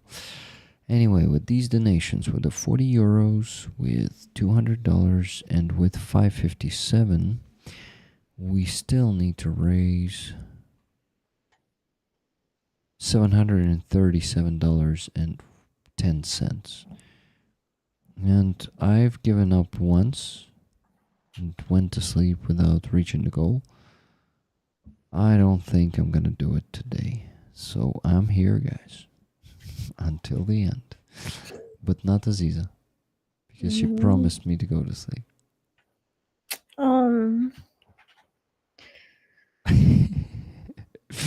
Окей. Ну, ще 5 хвилиночок. Давай вже півгодини. Добре. О 3:00 ти точно підеш спати. She's lying to me. She's lying to me. Guys, we have 30 minutes to reach the goal. Please.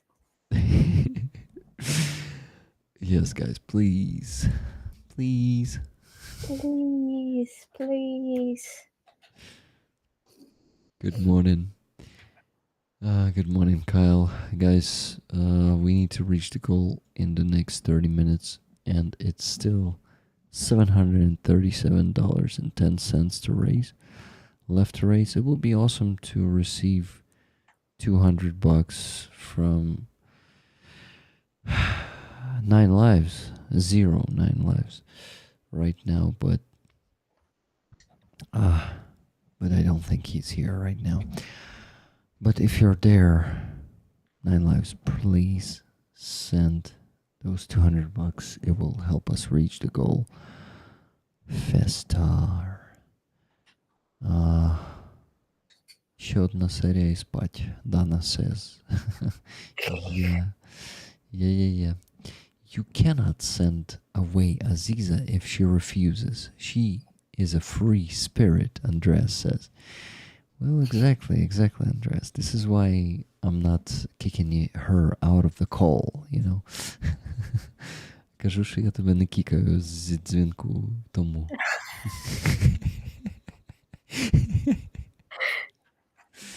Заблокувати. Block, yeah. Block, kick. Rollers. 29 minutes left to raise the needed sum of money, and that's $737.10. That's an American accent. Sorry, not really American. $6.43 from the Dark Oblation. Jeremy, thank you. And he says, all I have, boss. Okay, I'm not the boss, but thank you very much for sending all you have. And I'm happy that you'd sent something that you did not have, okay? Because that's the deal. You can send all you have. No, actually, I asked you not to donate all you have. I failed again, Aziza. Dark Oblation once again donated all he has. And I think now he won't have money for food. At least before the what? Aziza maybe feels a bit better speaking with us lot than be in bed feeling miserable. Yeah, I think you're right. Hey, RP Marson just sent $100. Thank you so much, RP Marson. $100. So that leaves us with $630.67 to donate. To raise. Thank you so much, Robert, for boosting our fundraising. I wish I could help more. No problem, Dark Oblation. Anything you can. You actually, guys, helped during the week. You donated, I think, a few $100s with Silver Earth. Aziza should be in bed, haha. That's what I told her. But she says no, half an hour more. She wants to be with us. She wants to, join me in the pressure in you, guys. She wants to, right, Aziza? Ти хочеш доєднатися до того, щоб давити на ролерів разом зі мною. Pushing and pressuring and pushing. And all of this together, and Rick switched to his ASMR voice. Maybe it motivates some of you to donate. Just listen to this voice. It is hypnotizing you. It may not hypnotize you. It may instead mobilize you. I don't know, because these sexy voices, they can actually give you different reactions. Okay. I wanted to be a bit silly. I hope no one noticed that. At least Aziza didn't notice that. Patch. Amazing patch. Amazing patch.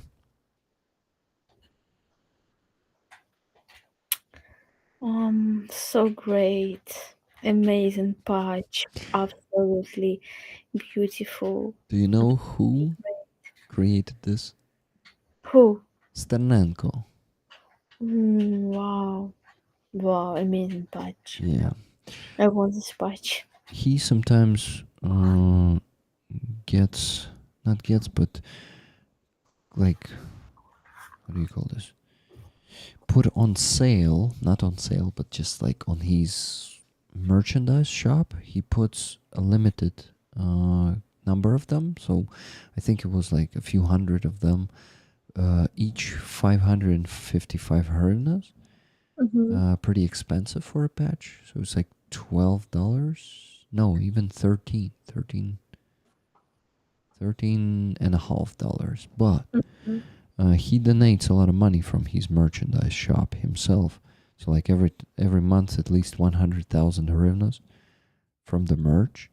So I also donated with this. But you know, getting this patch is Great. okay. Aziza, I heard you. You will get one someday when he sells more. I'll get you one. Oh, no. Yes. I remembered that.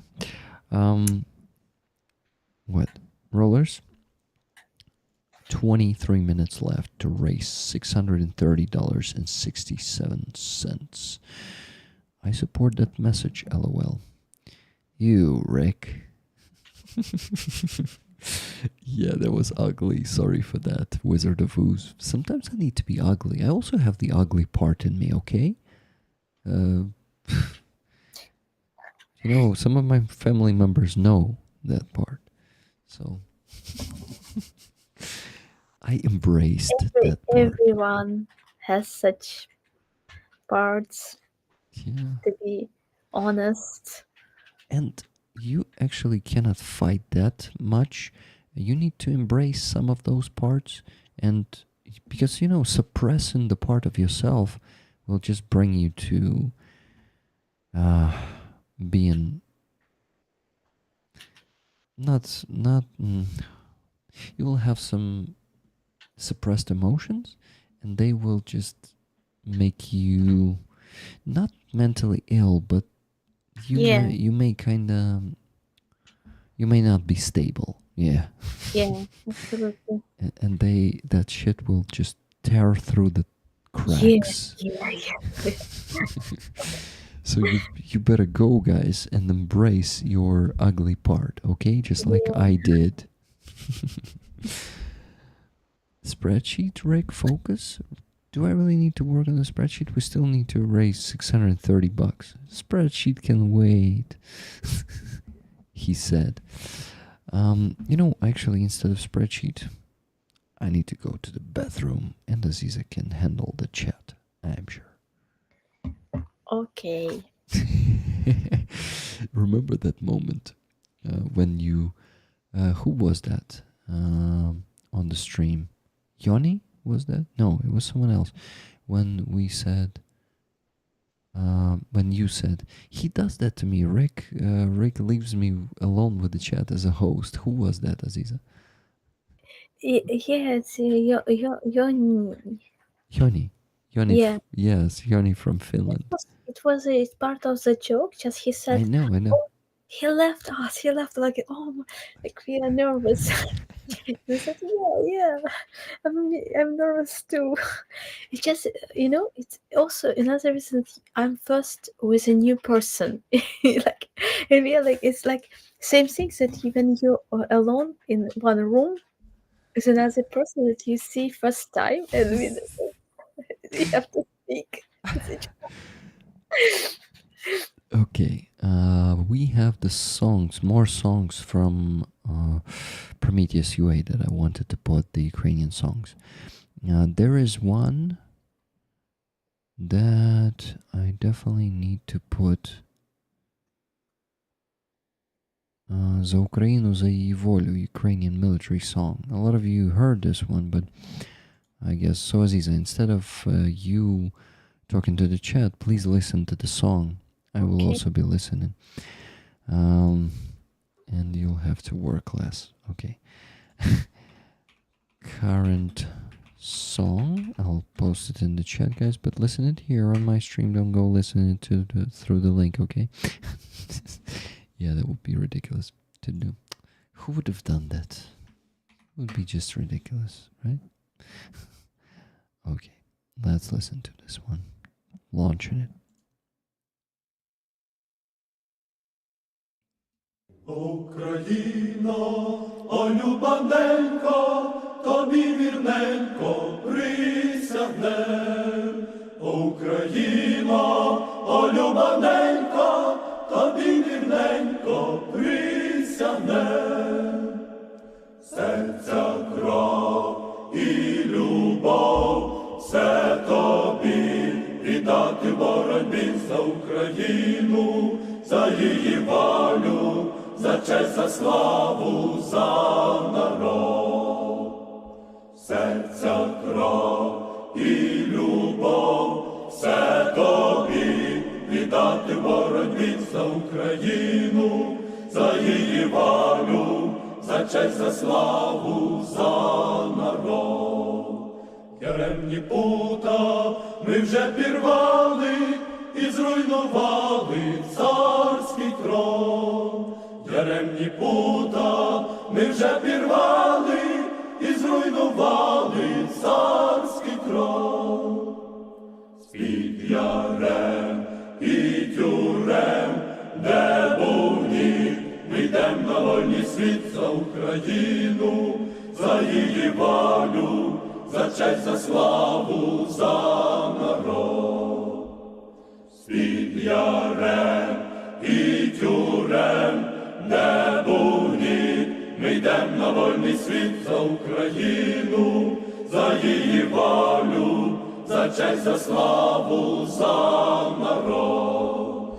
Перед же, браття, наш прапор має, і сонце сяє нам в очах. Перед же, браття, наш прапор має, і сонце сяє нам в очах. Дружній тиск, зброї блиск, в серці гнів, і з ним словітний спів за Україну, за її волю, за честь, за славу, за народ. Дружній тиск, зброї блиск, в серці гнів, і з ним словітний спів за Україну, за її волю, за честь, за славу, за народ.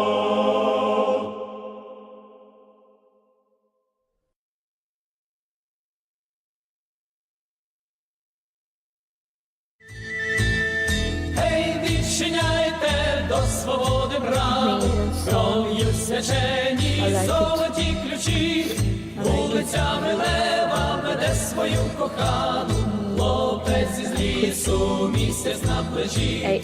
Гей, не страшна нам ворогова страта, гей, озовися, батьку у віках, хлопець із лісу гуляє нині свято, хлопець гуляє на семи вогнях. Раз, два, три, хлопці з лісу, раз, два, три. It was a military orchestra. And what my thought was about is that they play the music, but some of this was really like military songs that I like, but some of this music was really like we can say about the style chanson. So we have the style Russian chanson that was in Russian language, like, you know, prison music. And now this prison music integrate in Ukrainian songs sometimes. And it looks like wedding songs with a very bad music style, and really I like such events, but I don't like the taste of people who choose such songs and who choose such styles and make the events, little bit stupid. So they have good, sense, but the form of this like concert, like in front, like before the main like message, is always something make me cringe because of this event. Maybe Rick, such um, Can you point. give an example? Ну, коли, наприклад, якийсь там патріотичний захід, і там класна ідея, але вони використовують музику, там якийсь оркестр, який грає дуже таку весільну музику, або таку трошки приблатньонну патріотичну музику. Ну, розумієш мене?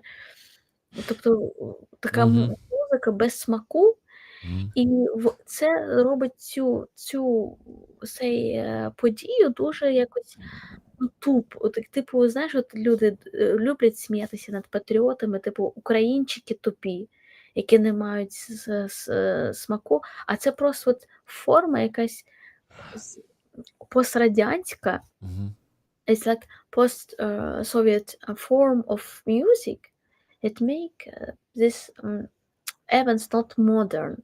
So they work not with modern language. They work with something that not creative, and it makes this event a little bit like not so great for me. Yeah, I understand what you're talking about. But And I also this don't like song is great. I like it. Yeah, this one is not connected to that at all. This one is connected to the Ukrainian insurgency army. Yeah. And about the days of Ukrainian resistance to Soviet occupation, and it's really that's a great song. And it's powerful, so I like it. Andreas was asking, Rick, do you like this one? Yes, I really enjoyed this one. And there is another one, Навколо кола, Ukraina. I never heard this one. Let's listen what Prometheus UA recommended to us more. But I remind you guys that we did not have any donations in the last 15 minutes. Oh my god. 15 minutes passed. And now we... What? Kasten. Aziza is Kasten. That you donate. Now we need to pressure even more. Okay, so... You know what? The time has come.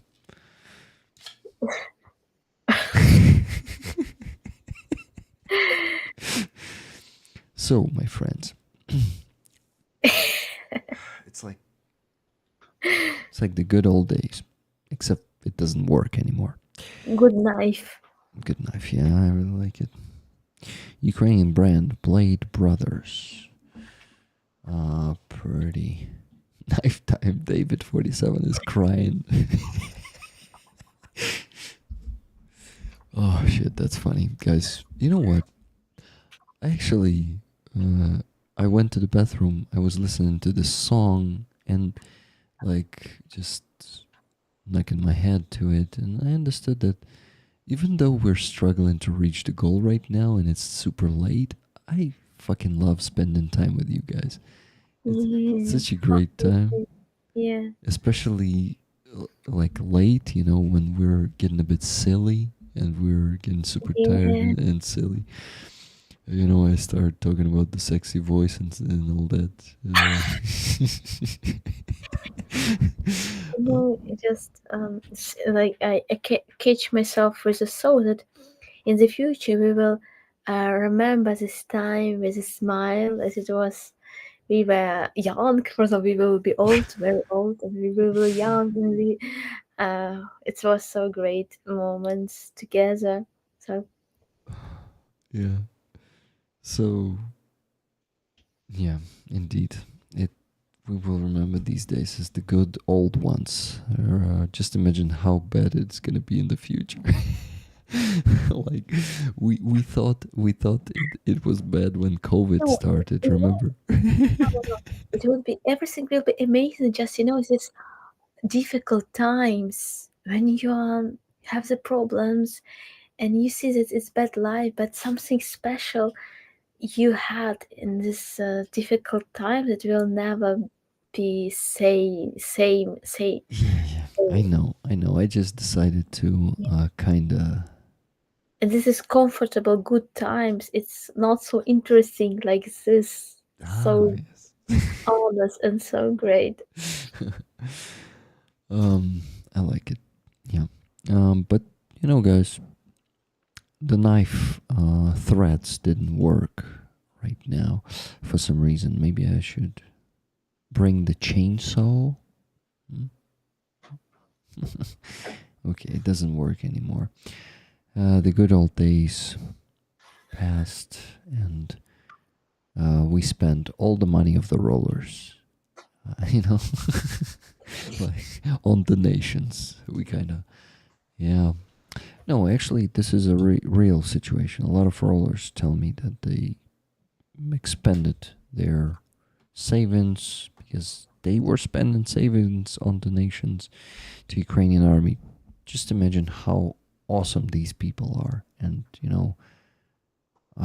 how generous you are, guys. I sometimes like something has fallen. Was it a cat?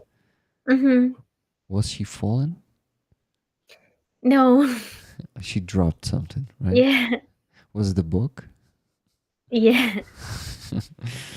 It sounded like a book. Like boom.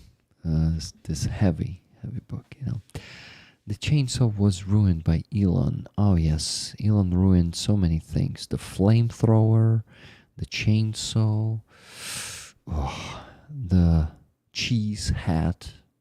I love the cheese hat so much. And he ruined it. Motherfucker. Aziza, do you know what I'm talking about? Elon Muscovite. He was, using the flamethrower as his kind of thing. Then he used the chainsaw to cut the American budget, Then he put the cheese hat on his head. And I I made fun, like I really liked the cheese hat until he ruined it for me, but I never liked the cheese hat. And I tried to be serious about it, like make the drama. I like this kind of humor, when you try to be serious, but really you're not. And I actually have a lot to learn because some people are such masters in it, and they don't even bother to then explain that it was just a joke. And this is my problem. I always explain the jokes, and I ruin them with that sometimes.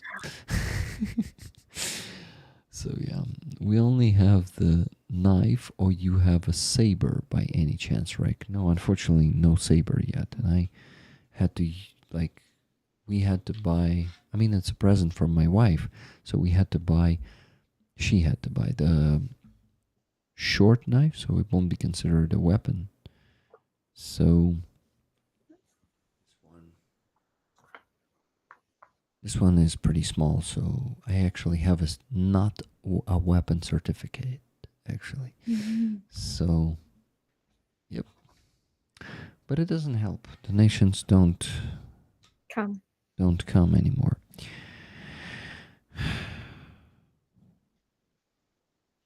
You have to try cheddar beer soap, Rick.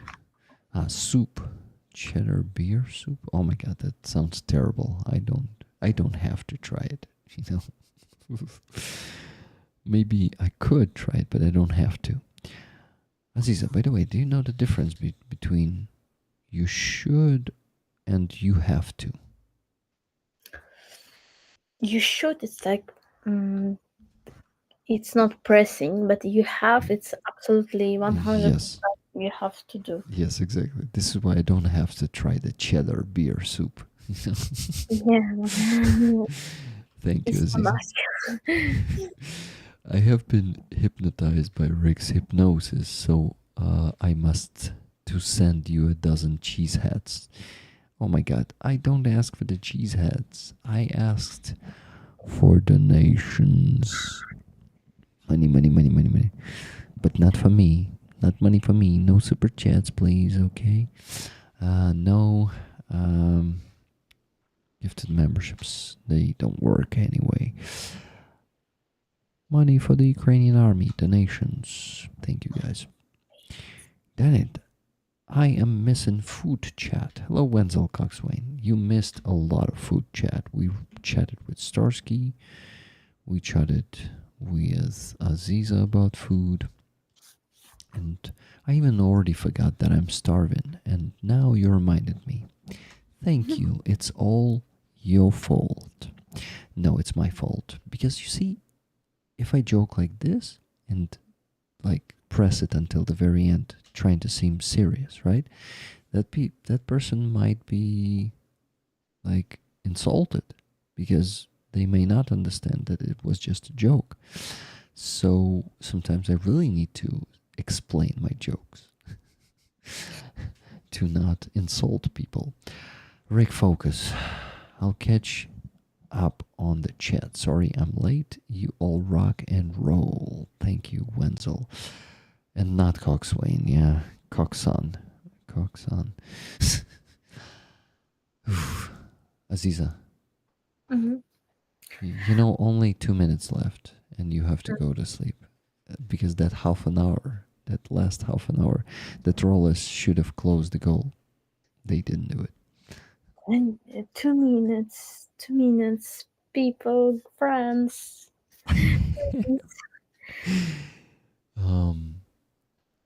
Okay, guys, I gotta go and work on the spreadsheet, and it's not gonna take long because there were not that many donations.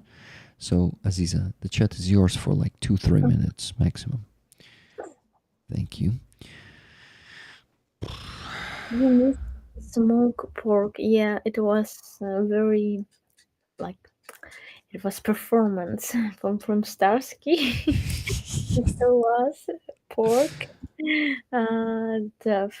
His friend sent to him, and he said it's absolutely amazing. He never eat it I'm getting before so in hungry Ukraine. right now. So it was really interesting. Yep. Aziza, please take care of yourself. Thank you so much. I will try, but it's really one person said to me today also, you have to take care of yourself. But when you have inside of you тревога and constant Anxiety. I always like forget how to pronounce this word. Anxiety. That's a song. There is a song from the band Idols about anxiety, and it really sounds like anxiety. Anxiety. Oh, a great word. Anxiety. You always like you cannot relax yourself. You always want to do something more. When you even you have the illness or you like you have to rest, you could not do it. You always want to make something good for good reason, because it's like you can imagine we have such news, we have a lot of and you always feel this danger, you always feel this, always in such, and for me it's really I it's really good, it's not good, really. We have to care about own health, own life, but sometimes you could not do it because till the end of our fighting it's impossible, because when somebody say to our soldiers, take care of yourself, how you can take care of yourself on the um near with your death, near with the danger. So it's impossible. They don't care about this because if they care, they will not to do it because you can understand this point. That's why I always think about this. But we we have to rest. We have to find time for small exercises for relaxing. And just I want to do something good, and then I can relax. When I have long period nothing good, so I could not say for myself that I need something really useful for this time, and then I can take care of myself. But when everything is not successful, so I always want to do more. Guys, 3 a.m. in Ukraine, $630.67 left to raise. The last donation was half an hour ago. 300, yeah. 630. 300. Yeah, still a lot. I don't know. Just Independence Day. Independence Day. Happy Independence Day. No, I mean, the problem is we lost many people already. They went to sleep. They already donated and went to sleep. And those who are still on the stream, they either donated already or they don't have the means to donate at all or anymore. And it's okay. It's okay. We just need to hope. We just need to cross our fingers and hope for some oligarchs visiting the stream at some point. And some oligarchs has the morning, for example. Now they Rick, we have to support this. We have to do good work today. To do everything that we can do. Yeah. It would be cool. $20 just now from Paul Deberitz. Who will match me? Crimea will be free. Crimea, land of the Tatars. Crimea Tatars. Go, Crimean Tatars. Thank you. Thank you very much, Paul Deberitz. You see, I'm not even trying to get Aziza to bed anymore because I know that she won't go and she's a free spirit. Yeah, I want to support you. Support me. Because army, it's like it's my reason. It's our life. It's my life. It's my mother. It's my what does it mean? It's not just.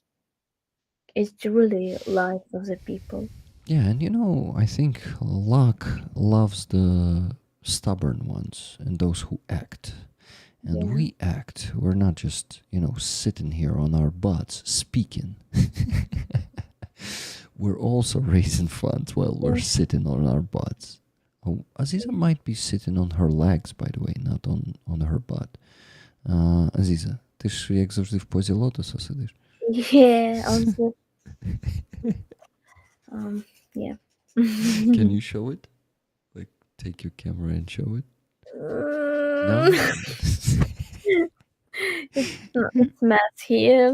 Don't want to show you. Okay. Okay, yeah, so the $20 from... What the Sorry, for some reason when I press enter, it minuses 20 more bucks. The calculator works strange. So still $610.67 left to raise. Come on, guys. Follow the example, the leadership of Paul Deberitz and match him. But only if you can. Hey, thank you for the Happy Independence Day, but why the hell in Russian? Do you know English instead? If you don't know Ukrainian, please use English. Thank you. But I do the same, so I'm just speaking from experience. Leah B says Aziza is going us reporter style or US reporter style. No pants. The mess is a decoy. LOL. I don't understand. Каже, Азіза просто робить це в стилі американського репортера. Без штанів, а Ні, штанами, ні, що значить дивись. це жарт, це жарт. Green, Green pants.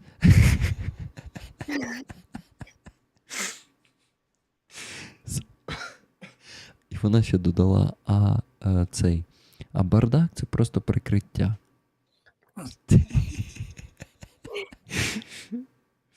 Ooh, that's funny.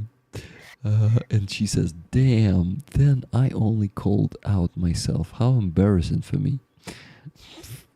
Каже, що стидно тепер їй. We love you, Aziza, from Wenzel. It's like when I do meetings online in a suit, but my bottom half is pajamas. No, it's not pajamas, it's jeans. No. He's not talking about you. He's talking about himself. Can you show me the jeans once again? See, so with Oh, painted. with the paintings. It's really cool. Aziza has paintings even on her pants. That's really cool. Ah, shit. Dark Oblation donated $20 and said, credit card debt is rising. Tickets, please. This is not how it should be done. Like, maybe I should just quit and not reach the goal because people will start getting big debts because of me. Don't use credit money. Please. Just if you have the money. You know what? I can do the refund to Dark Oblation. Since he claims it's a credit money, I can actually give it back to him. But we have to respect his step. His choice. His choice. Mm. Because I respect and I'm really you're amazing. You have to know about this. I have a really cruel joke. У мене є дуже поганий жарт. Я, мабуть, не буду його жартувати. Що це за страшний жарт? Що ти не будеш? Добре, я скажу тоді українською мовою, щоб мало хто зрозумів. Тільки ми з тобою зрозуміємо. Ну, коротше, це дуже чорний, дуже злий жарт. Коли ти кажеш, але ми маємо поважати вибір Dark Oblation, а я хотів сказати, все правильно, це те, що б сказав Гріфтер. Ну, типу, Гріфтер це, типу, мошенник. Все правильно, це те, що б сказав мошенник, би сказав це. Але бачиш, злий? Ну, типу, але ж це жарт, окей? Ну так. Це треба розуміти. І деякі люди не розуміють, і дуже ображаються. Ну, бачиш, я, типу, чим далі в ніч, тим гіршими стають мої жарти. It is not that dark. Yeah, it's not dark, but it's kind of maybe too much. I don't know.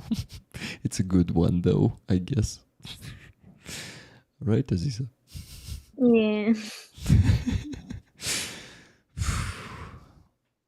Maybe you don't consider it a good one and just say yeah because you want to kind of compliment me and don't want me to think that... No. For me, it was a very kind joke. Kind joke? Yeah. Really? Maybe I should say it in English? Yeah, it's not remember. Okay, guys. I I will remember. translate that one when we reach the goal, okay? Aziz, I interrupted you. Please continue. Just remember when we did streaming with Roman. In that time was a lot of different jokes, and sometimes it was not too much, but it was like, yeah, Borderline, yeah. yeah. Roman's jokes are pretty. How do you say it? Yeah, I said the word already. Borderline, yeah. I always But it was use okay. Just you know, what? it was okay. It was normal jokes. Just I want to say that your joke now it's just absolutely kind.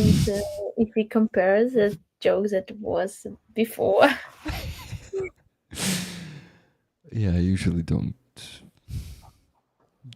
do bad jokes. Military jokes can be over the top. Exactly, Paul Everett. Is Roman still right in his book? I assume so. I don't bother him, and yeah, I assume he's okay. But I don't know. Last summer was not okay for him, but he was still in the army back then, and right now he's not. So I assume everything's fine. Let me see. I minus too many 20s, I guess, from the goal. Once again, minus 20. Minus this 20. Yeah. Some extra 20 was minus. Need to plus it back. $591.67. Roman is a righteous dude. Yeah. I totally agree. Roman is awesome. But you know, we don't agree on anything with Roman. I mean, on everything. And it's totally fine too. People are different, just like we didn't agree with Starsky on something today. So, yeah, we have our differences, but we have the common goal. Rick, you still have Dick's real name to offer. I mean, it shouldn't be me saying that name. It will not be fair. Brendan Mitchell put us on a dirty joke track as a community with his gigolo jokes. Gigolo jokes. Gigolo jokes? I only know about the gigolo jokes of his, not the gigoli. Guys, I'm ready to sleep. This will be my pillow for the next half an hour of my stream, okay? Rick, I want to go to bathroom and I will come back, okay? Oh my god, Aziza, you've been sitting here for 5 hours without going to the bathroom. How do you do this? In 2 minutes, I will go. I will come back. Okay, sure. I mean, I always envy people who can... oh. Maybe a stupid comment, I don't know. I'd like to see Aziza meet the musician we met at the rally today who was in captivity, Alexei. Oh yeah, well, that would be awesome. I'm sorry we're struggling to make the goal tonight. Yeah, and lately it is happening more often. But that's what I actually should expect when I'm choosing the unpopular way. And that's the consequences of my actions. You should always be prepared for that, guys.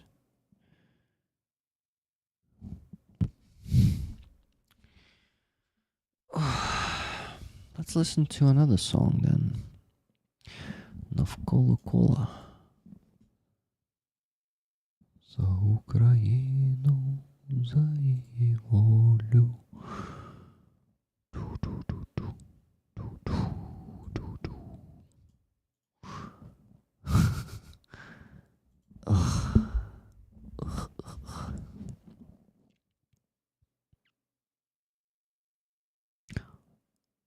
By the way, tonight the songs are being picked by Prometheus UA, our Ukrainian provider of content and history.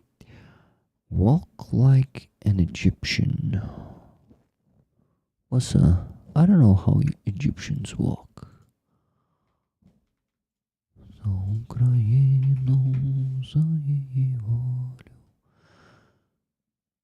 Okay, this is the next song, but I want Aziza to come back to listen to this. And you know what I'm gonna do before that? I'm gonna give you some inspiring speech that maybe will motivate some of you to get even the bigger credit that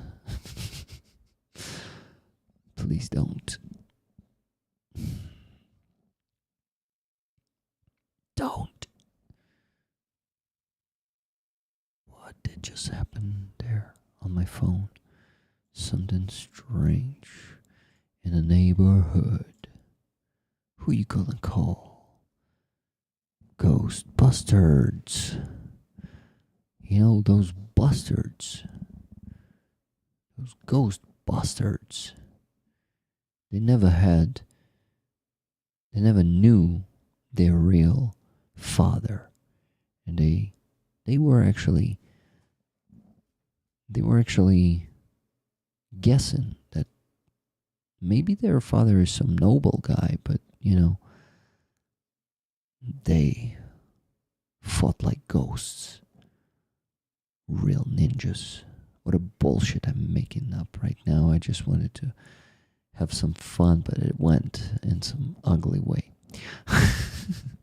Aziza, my humor is becoming even more ridiculous.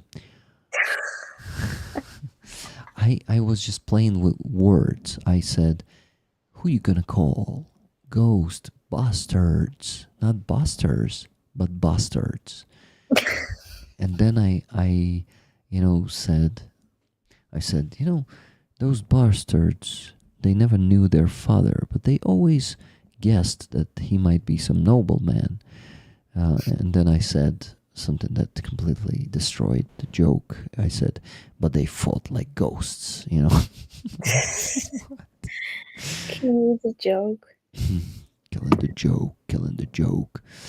Oh, yes, we have $300 donation just now from 09 Lives for the painting of Aziza and for Independent Day. Thank you so much, 09 Lives, for $300 donation. So basically, he donated $200 that he owed for the painting and $100 extra donation. 9 Lives, would you like the tickets for your donation? Please let me know. And guys, I think I slacked. I wanted to ask RP Marson. I actually asked RP Marson if he wants the tickets, but I didn't see if he replied. Tickets to Rollers Rig. Thanks. He replied, yes. Great. Okay. So guys, with this, we still have to raise only the remaining $290.67. And you know what? This was the sum of money, the exact sum of money that we didn't raise then when I said, okay, today I'm in a bad mood. It's not an Independence Day. So I finished the stream without reaching the goal. And it was exactly $290. So this is the line that we need to cross to break the bad luck. So, if anyone has $290.67 to donate right now, it might be multiple people too. Go and do it right now, because you know what? We need to do that raffle sooner or later. We still have to do the raffle, not just to raise money. There's a lot of work here, Okay, 9lives is usually not chatting here, so 9lives, if you want to let me know about the tickets, please email me. I'll be checking that. I know that you're usually communicating through email, so let's do it. Kathy Az just donated $10.67 and says, I don't have 290.67, but hopefully this breaks the bad luck. So 1067, and thus we still have to raise $280. Exactly, 280. Good, but we crossed the Rubicon, and now there's no way back. We're either reaching the goal or we're dying here on this stream.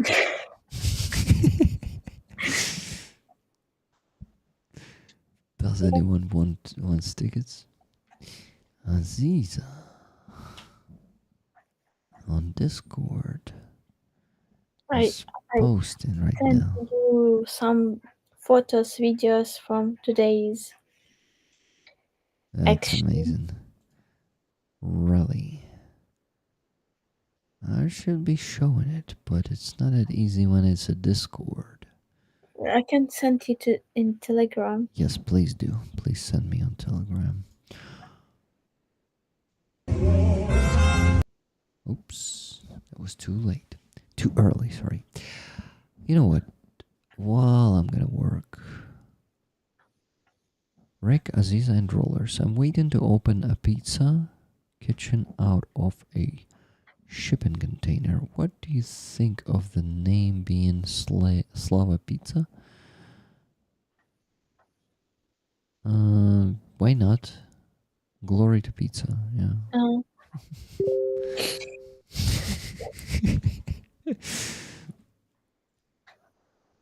Aziza really enjoyed that joke, I guess.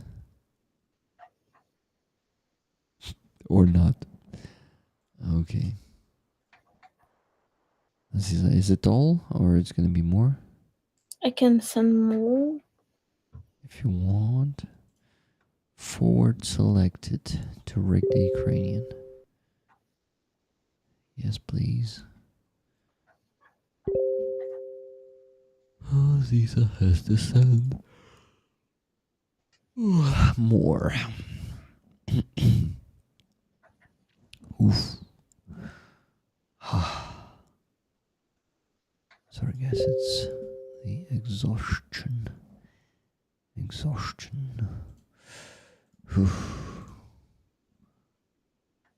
Let's go and watch what Aziza sent us.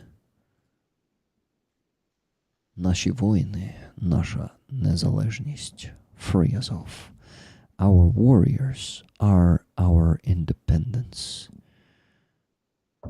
Free Azov. Thank you very much, Aziza. Dark Oblation, this is too much.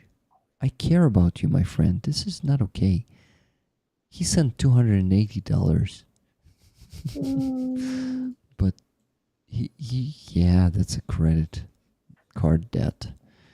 Thank you so much, though. You know, I appreciate it. I just care a lot. And you rollers, you know, just like you care about me, I care about you, and it's not okay that you will get debts to close the goals, but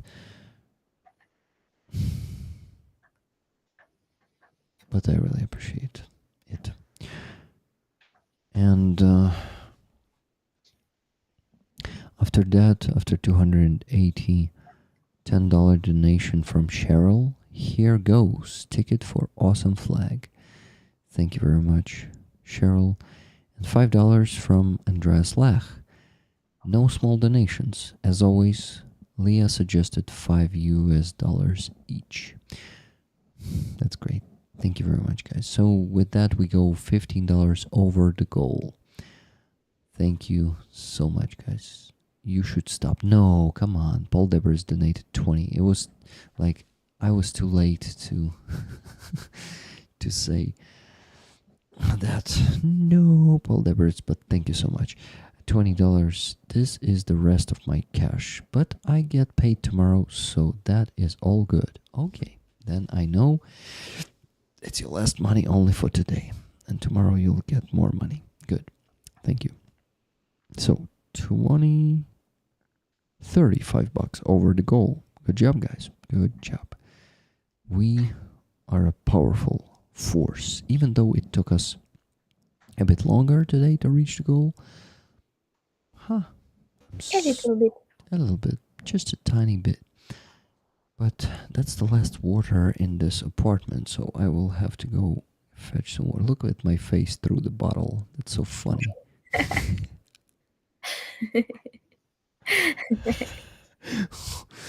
Ooh, the ghost trick. Ghost bastard. There he is.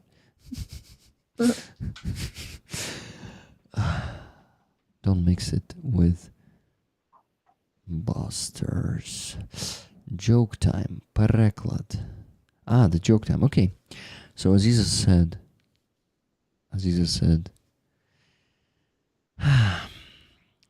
he said, but we respect your choice, of course, and we are grateful. No, she just said, but we respect your choice, and I interrupted her, and I wanted to say, yeah, that's what a grifter would say. Or like a scammer. Yeah. So that was the joke. But yeah, guys, you see, it's I feel a bit of a shame by saying this joke, but you all know that it's a joke and we can move on, right? Right? I wonder if gifted membership has a daily limit, and now Rick is on a new day, so it works.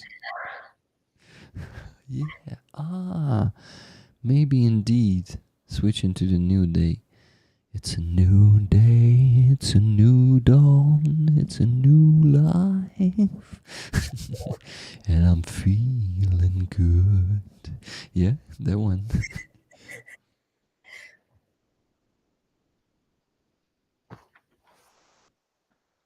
Doom, doo-doom, doo-doom, doo-doom, doo-doo-doo-doo-doom, doo-doom. Whose version do you like the most? Aziza. What version? Of this song. Do you know this song? Yeah. I know that many bands were singing this one. But the one I know is from the Muse. To be honest, I don't remember different artists. You only remember Muse? Um, Or don't even remember Muse? I think I don't remember Muse, but I thought it's another. It's not Frank Sinatra song. I'm not sure about the Frank Sinatra, but I think someone from that era, yeah. Yeah. Who sang it originally? Yeah. Nina Simone. Oh, I'm so sorry. Nikki Hill says. Nina Simone, are you sure that she was singing it originally? Nina Simone is a great singer. But I know the Muse version, yeah. The Muse. You know that band, right? Yeah. Yeah, very famous. I have to watch this. Listen this. Mm-hmm. My phone needs to stay next to the plug, but I can't. Juseler Khair, Aziza, Nadabran Yarik, good night. All Ashik rollers. Nice. Yeah, that's really cool. Thank you, Northern Chimp, for being here today, listening and being active. Okay, guys, so you like the joke, right? The Rick Forcers, it is called. I mean, I wonder if gifted... okay. thank you all for your generous donations and support today. Guys, those of you who want to buy gifted memberships now, they officially unstuck. You can start over. Oh no, only 6 of them. No, only four of 9 were given, so they are not unstuck, I guess. Maybe 1 membership to check it. Oh, fuck it. Okay, I actually need to work on the spreadsheet now, and should be my priority. Aziza, I showed 1 photo. Let me show more. Here's you hugging a beautiful Ukrainian in a beautiful Ukrainian vyshyvanka. Who is that? This is Odessian Maybe. artist. She's artist in Odessa. Very talented and very great, very kind. And I just wanted to make photo in front of Ukrainian flag with my flag, Crimean flag. And she said, "And I want to hug you." And she hugged me. And it was so great symbol, like symbol of Ukraine and Crimea together. Yeah. Really great. Okay. What do we have here? Will Stain. Guys, did Will Stain or Stein told us in the chat if he would like the tickets, because I'm working on the sheet right now. And if he didn't, I will just give his tickets to the rollers from Will Stain. Let me know if you will have any objections against this robbery of tickets from Will Stain. Rick is stealing. Oh my god. Was it my Robin Hood moment just now, guys? It's another terrible joke, but yeah, it's like very borderline today. Sorry. Not very, okay, just borderline. Okay, 40 euros. And what's the price of €1 these days? 48? Let's see. Euro to USD. Oh, not USD, to UA hryvnias. Ooh, 48. Yeah, so it should be 480 hryvnias for each ticket. The euro is strong these days, guys. That's a really strong currency. 480 hryvnias for €1. Okay, after Lofty we had... Oh my god, so many donations. After Lofty there was 557 that I already put there, actually. Then 643 from the Dark Oblation. Then tickets from RP Marson. 10 of them.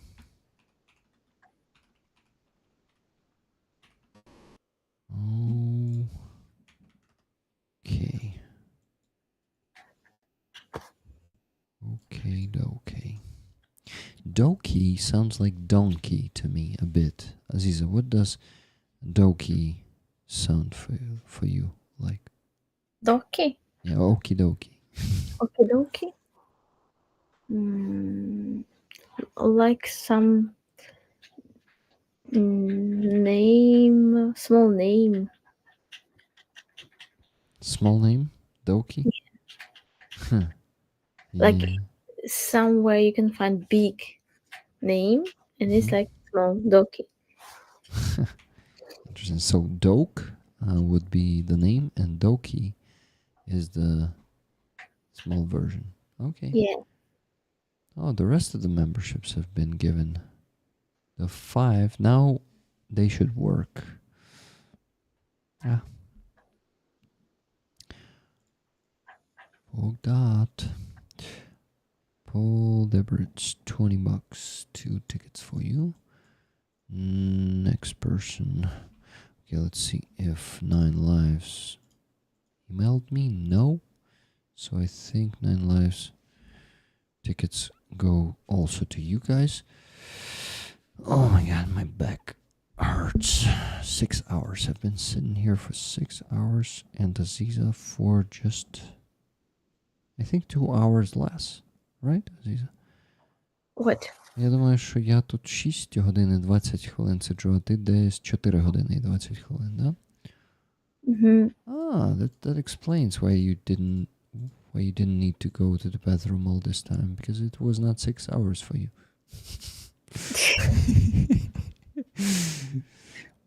You know, so I just drink a lot of tea. And when you drink tea, you don't wait. Drinking tea actually makes you go to the bathroom faster. Like, But I could do like 5 hours without bathroom, but I could not because of tea. Okay. Я як верблюд в пустелі, я можу Aziza says I'm like should I translate it? не пити нічого нормально. Aziza says I'm just like a camel in the desert. I can live without water, yeah, and don't drink anything. Normal, she said. I don't understand what do you mean by not drinking anything normal. I mean that I'm like a camel. Yeah. So I could so I know that some people could not, like they always want to go to the bathroom like in 2 hours. Like me. But I could like sometimes I think that I could be maybe a good soldier. Maybe I can really be good in such difficult situation, because Yeah. like one of my friends said to me that I'm daughters of father, that you know that we have this mamkin synok, and they have the daughters of father, like they don't need the comfortable apartments. I could don't I so when I will so when some person invite me and said, you know, I'm so sorry, it's not so clean or something, I think I don't care, it's okay, don't worry, it's like I could even just don't see it. So and so that's why maybe I can be, maybe I don't know, okay in the difficult situation, somewhere far from the comfort life. Yeah. I envy you and people like you, because I'm a very like dependent on the comfort person. Of course, maybe I will change if I put in some hard conditions. Maybe in time I won't need comfort anymore. But I always felt discomfort in like not in cozy places. I remember it from my childhood. Like it always mattered to me if I'm in a cozy place or in some Soviet ugly, tasteless place. It always suppressed me mentally. I don't know why the fuck, but it's like this aesthetics, like desire for aesthetics around me. It followed me since my childhood. So yeah, me too. But in like good night, Andreas. exactly because of this, because I had so like not comfortable childhood, and then I live in the well, I always forget these words. in the university when the students live together. Dorm. Dorm, and it was awful, absolutely with insect. Yeah, With insects. very old, and after this, all another apartments was perfect after this place, and still I also live in the like Soviet room, like not modern. And just life taught me don't do my work and don't. Notice that.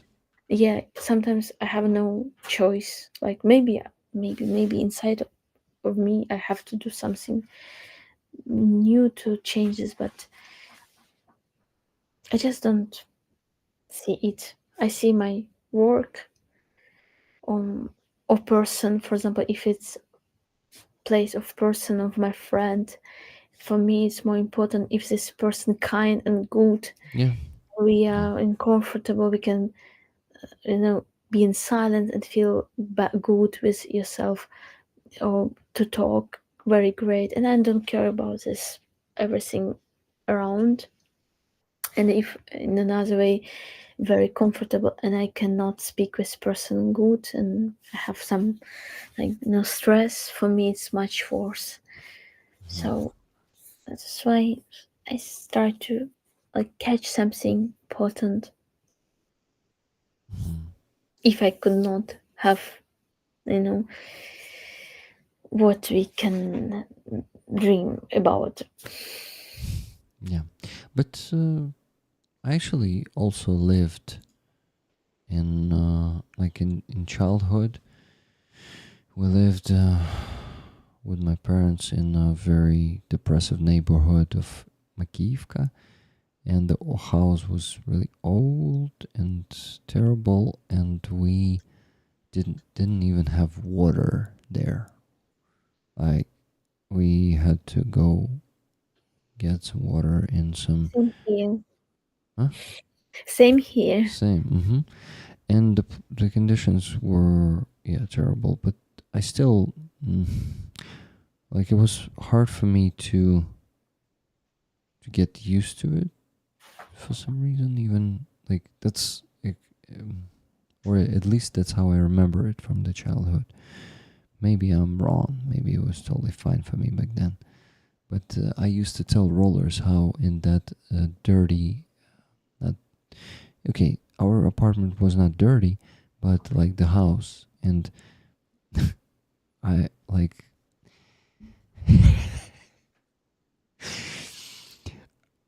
so Aziza, you will also laugh right now. So basically, the yard was small there, and it was covered in dog shit, all of it.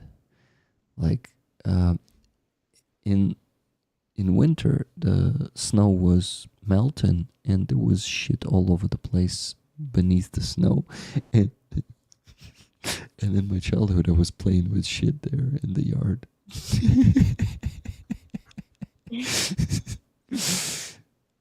It's not funny, really. But it's so funny for me. I don't know. I was not really playing with that shit, but I remember that shit all around smelling, and I was trying to avoid it all the time. I was, as a kid, trying to play outside in the yard, and there was that shit everywhere. And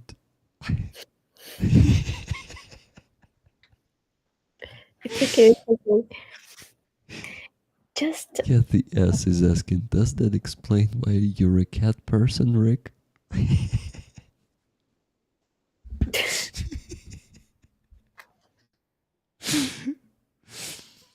Yeah, probably.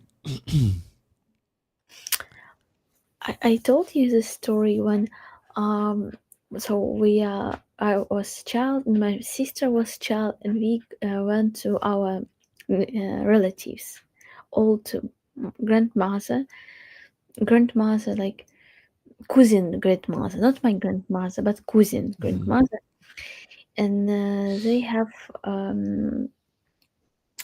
so they have very dirty house, very dirty everything. My mother told me this story, and my sister told to my mother, "I don't want to eat here nothing.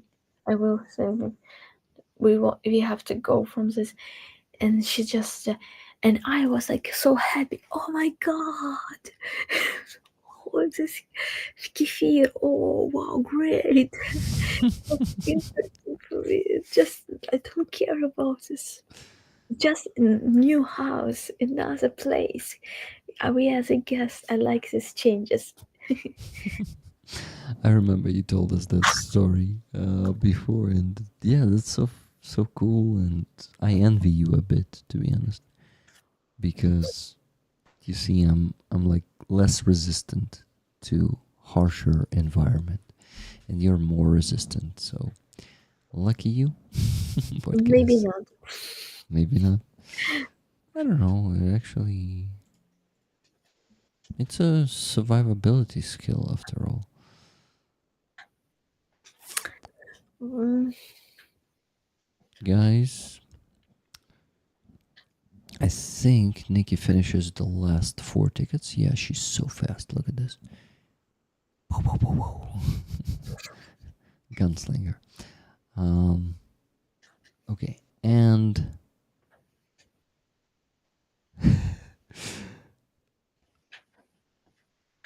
I grew up on a farm. You get used to it. You mean to shit one grail? Yeah. I mean, I got used to it in my childhood, but then it was a depressive neighborhood. I mean, just imagine a kid. Usually, kids don't care much about the environment, right? They just find. But just imagine how bad the environment must be that I remember it as a bad environment in my childhood. Both of you seem incredibly resilient. Thank you. That's a good compliment. Let's do the raffle. Nikki finished with the tickets. Nikki, thank you very much. 525 tickets you bought this week, guys. Great result. That means $5,250 at least. And action. Let's spin the wheel. You see 1, 2, 525. Let's spin the wheel. And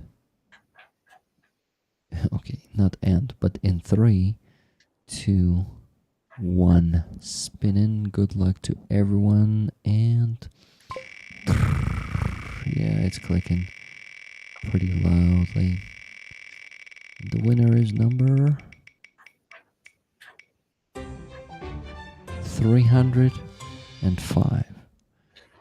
Number 305. Let's go check who that is.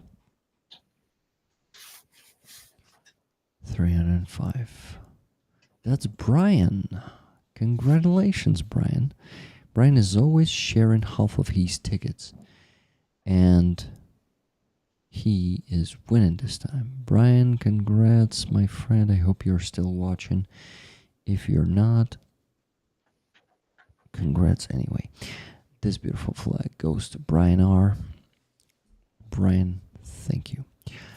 Brian donated $300 on the stream on Thursday, and today 200, and on Tuesday I think also 100. So yeah, Aziza needs to go to sleep just like me. We really need to do this, but what? But we gotta listen to the last song, okay?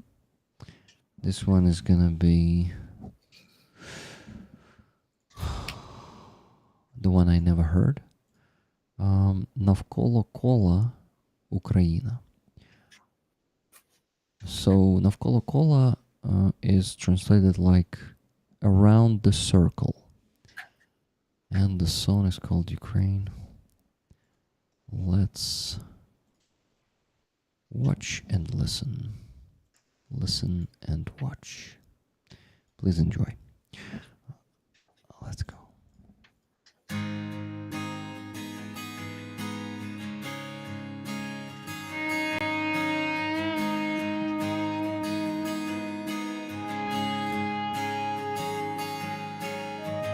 Ти краплина в океані, в тобі ДНК країни. Тут герої всі незнані, але духом всі єдині. Неважливо звідки родом і як звати твого Бога. Просто встань з її народом та йди до перемоги. А ти люби ніжно, люби в останню хвилину свою Україну. Люби вічну, пробач усі провини, підніми з колін, а ти цілуй рани. Вона з тобою сильна і навіки вільна, лікує шрами. Вона у тебе єдина, твоя Україна. Стільки років у неволі, без надії на свободу. Тільки віра в кращу долю, душу гріла всьому роду. І від заходу до сходу, або з півночі на південь, кожне серце має вроду, кожне тіло має силу. А ти люби ніжно, люби в останню хвилину свою Україну.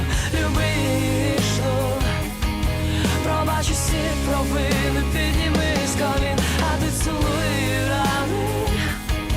Вона з тобою сильна і навіки вільна, лікує шрами.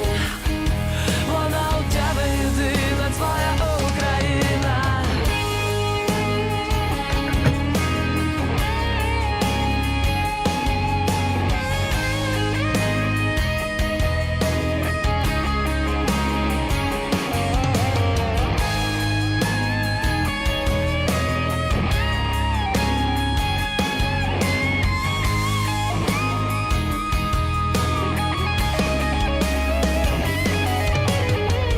Неважливо звідки родом і як звати твого Бога. Просто встань з її народом та йди до перемоги. А ти люби ніжно, я свою Україну. Люби вічну, я. Підніми з колін, а ти цілуй рани, цілуй рани. Вона з тобою сильна, лікує шрами, лікує шрами. Вона у тебе єдина. Люби ніжно, люби вічну. Цілуй рани, лікує шрами. Вона з тобою сильна і навіки вільна. Вона у тебе єдина, твоя Україна.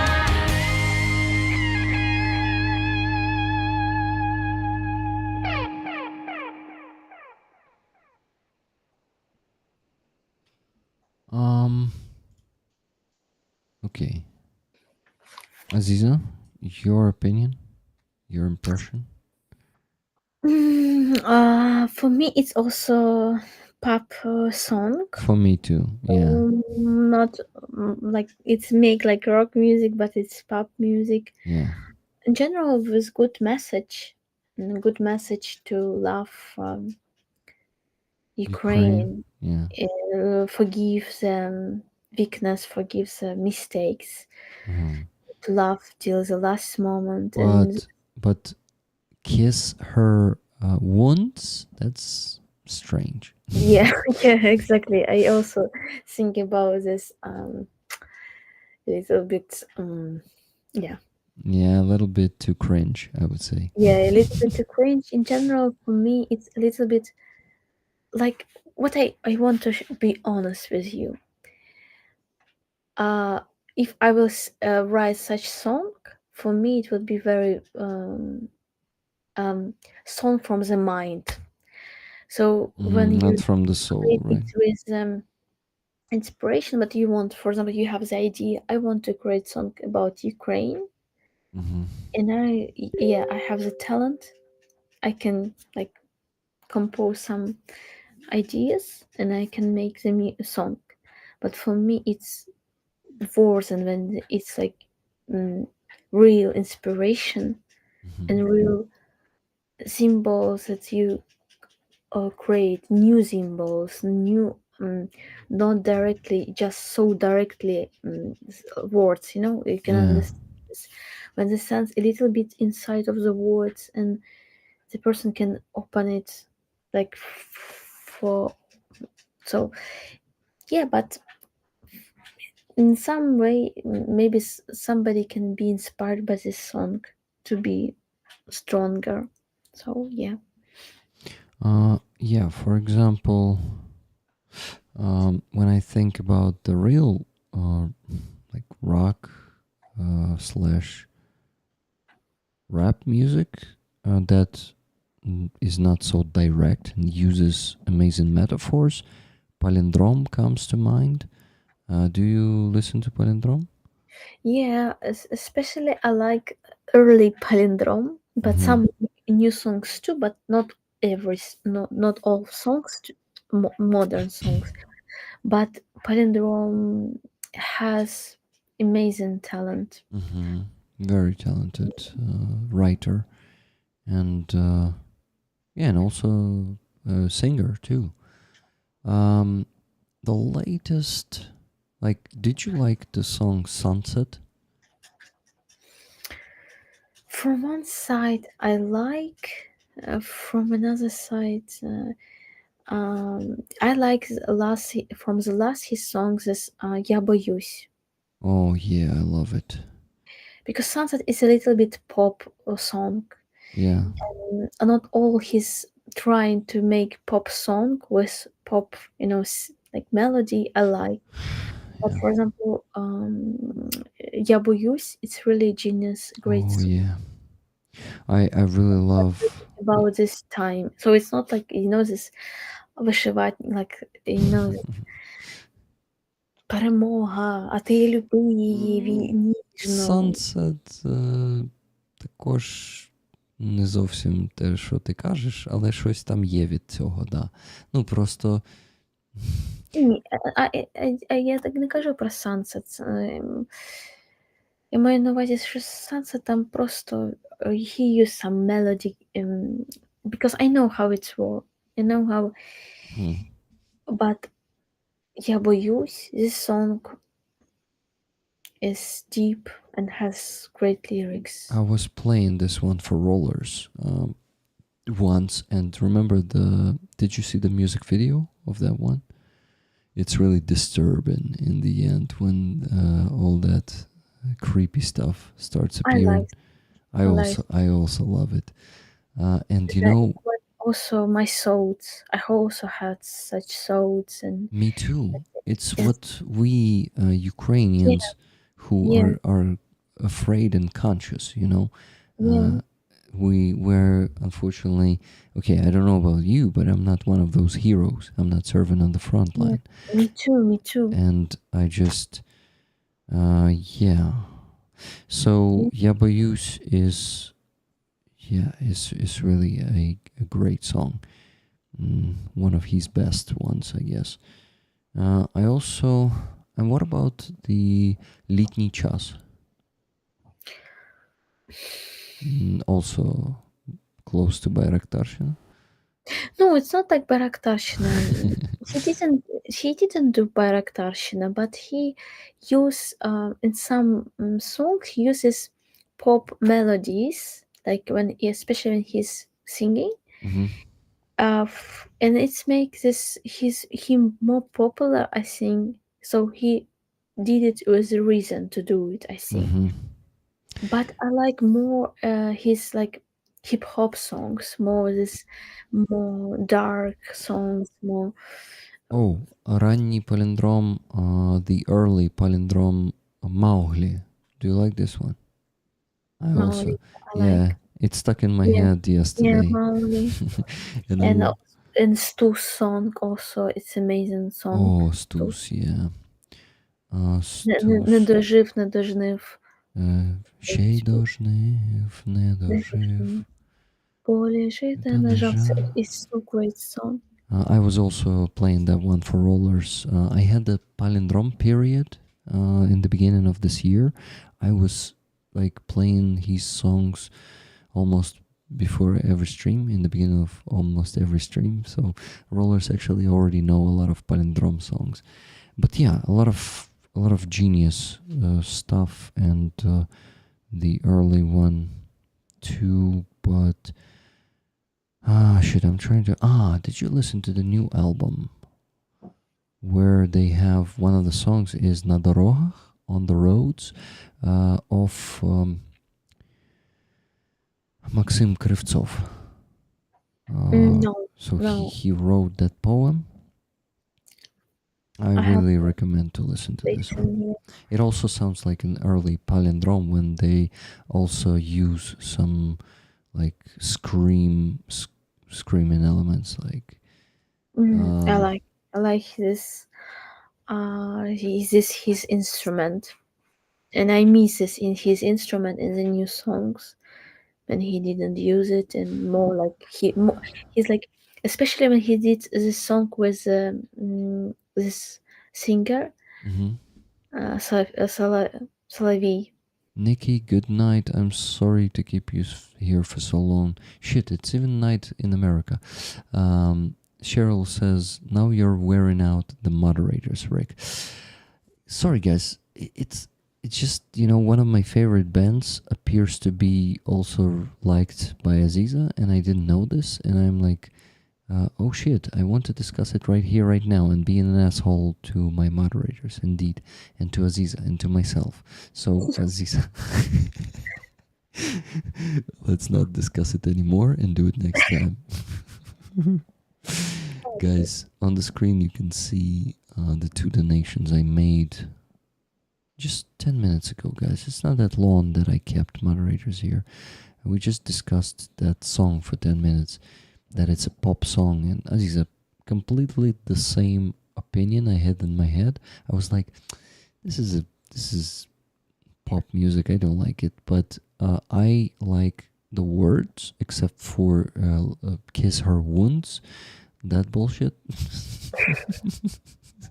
About Ukraine, okay, like, it's cringe even if you're talking about your loved one, all this, yeah.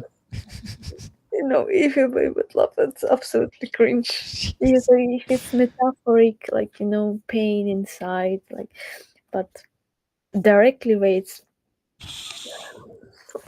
Yeah, it's cringe. So guys, we stop, and Nikki said, I'm just kidding. Okay, it's not just Nikki who I'm wearing out, okay? So rollers, this was like a good old days, almost 7-hour stream. 6 hours, 48 minutes. Aziza, thank you so much for sharing it with me. Thank you. And being such... to be in this day, this great day, in this great end of the day. Yeah. With a good reason, we did it. Yeah. Aziza, I have an idea. We should do a stream with you where we sit and listen to Palindrome and discuss the songs, because I just discovered that we can do this with you and really discuss different music and judge it and really tear apart some Ukrainian musicians. Yeah, I'm joking. I don't like to be cruel to another musician. I was just exaggerating and joking, Aziza, I know. I just want to be honest. Don't say, it's okay for me. Just for me. It's like, not like some people may like it.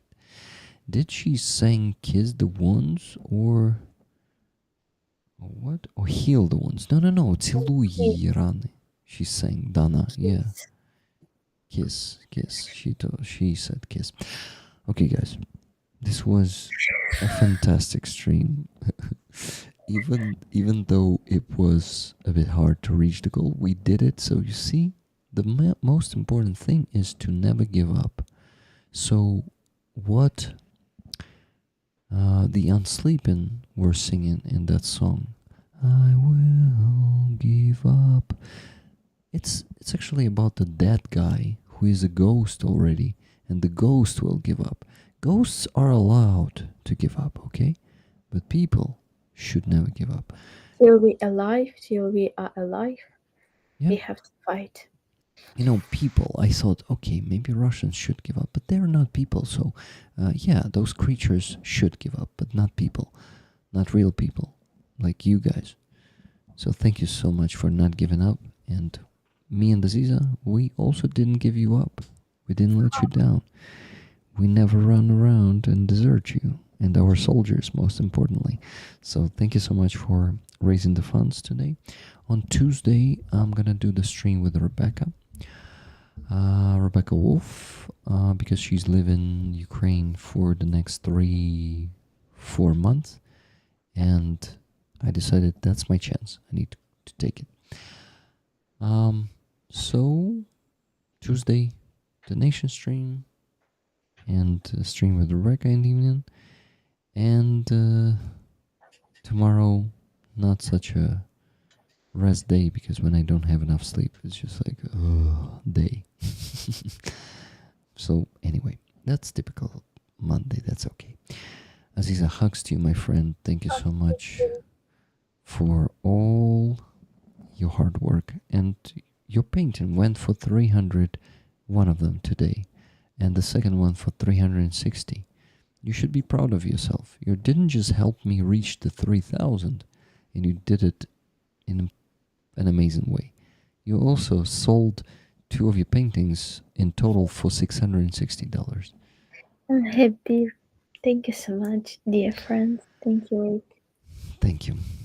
Okay, dear friends, Aziza, if you still don't want to sleep right away after the stream, read the chat, because Rollers will definitely thank you and me for the stream, and you will be happy to see those messages. Live long, prosper, and donate, everyone. And Slava Ukraini. Героям слава. Can I do it that wide? Yes, I also can do it that wide. Nice. Okay, guys. Happy Independence Day once again. Happy Independence Day. And good night. Bye, everyone.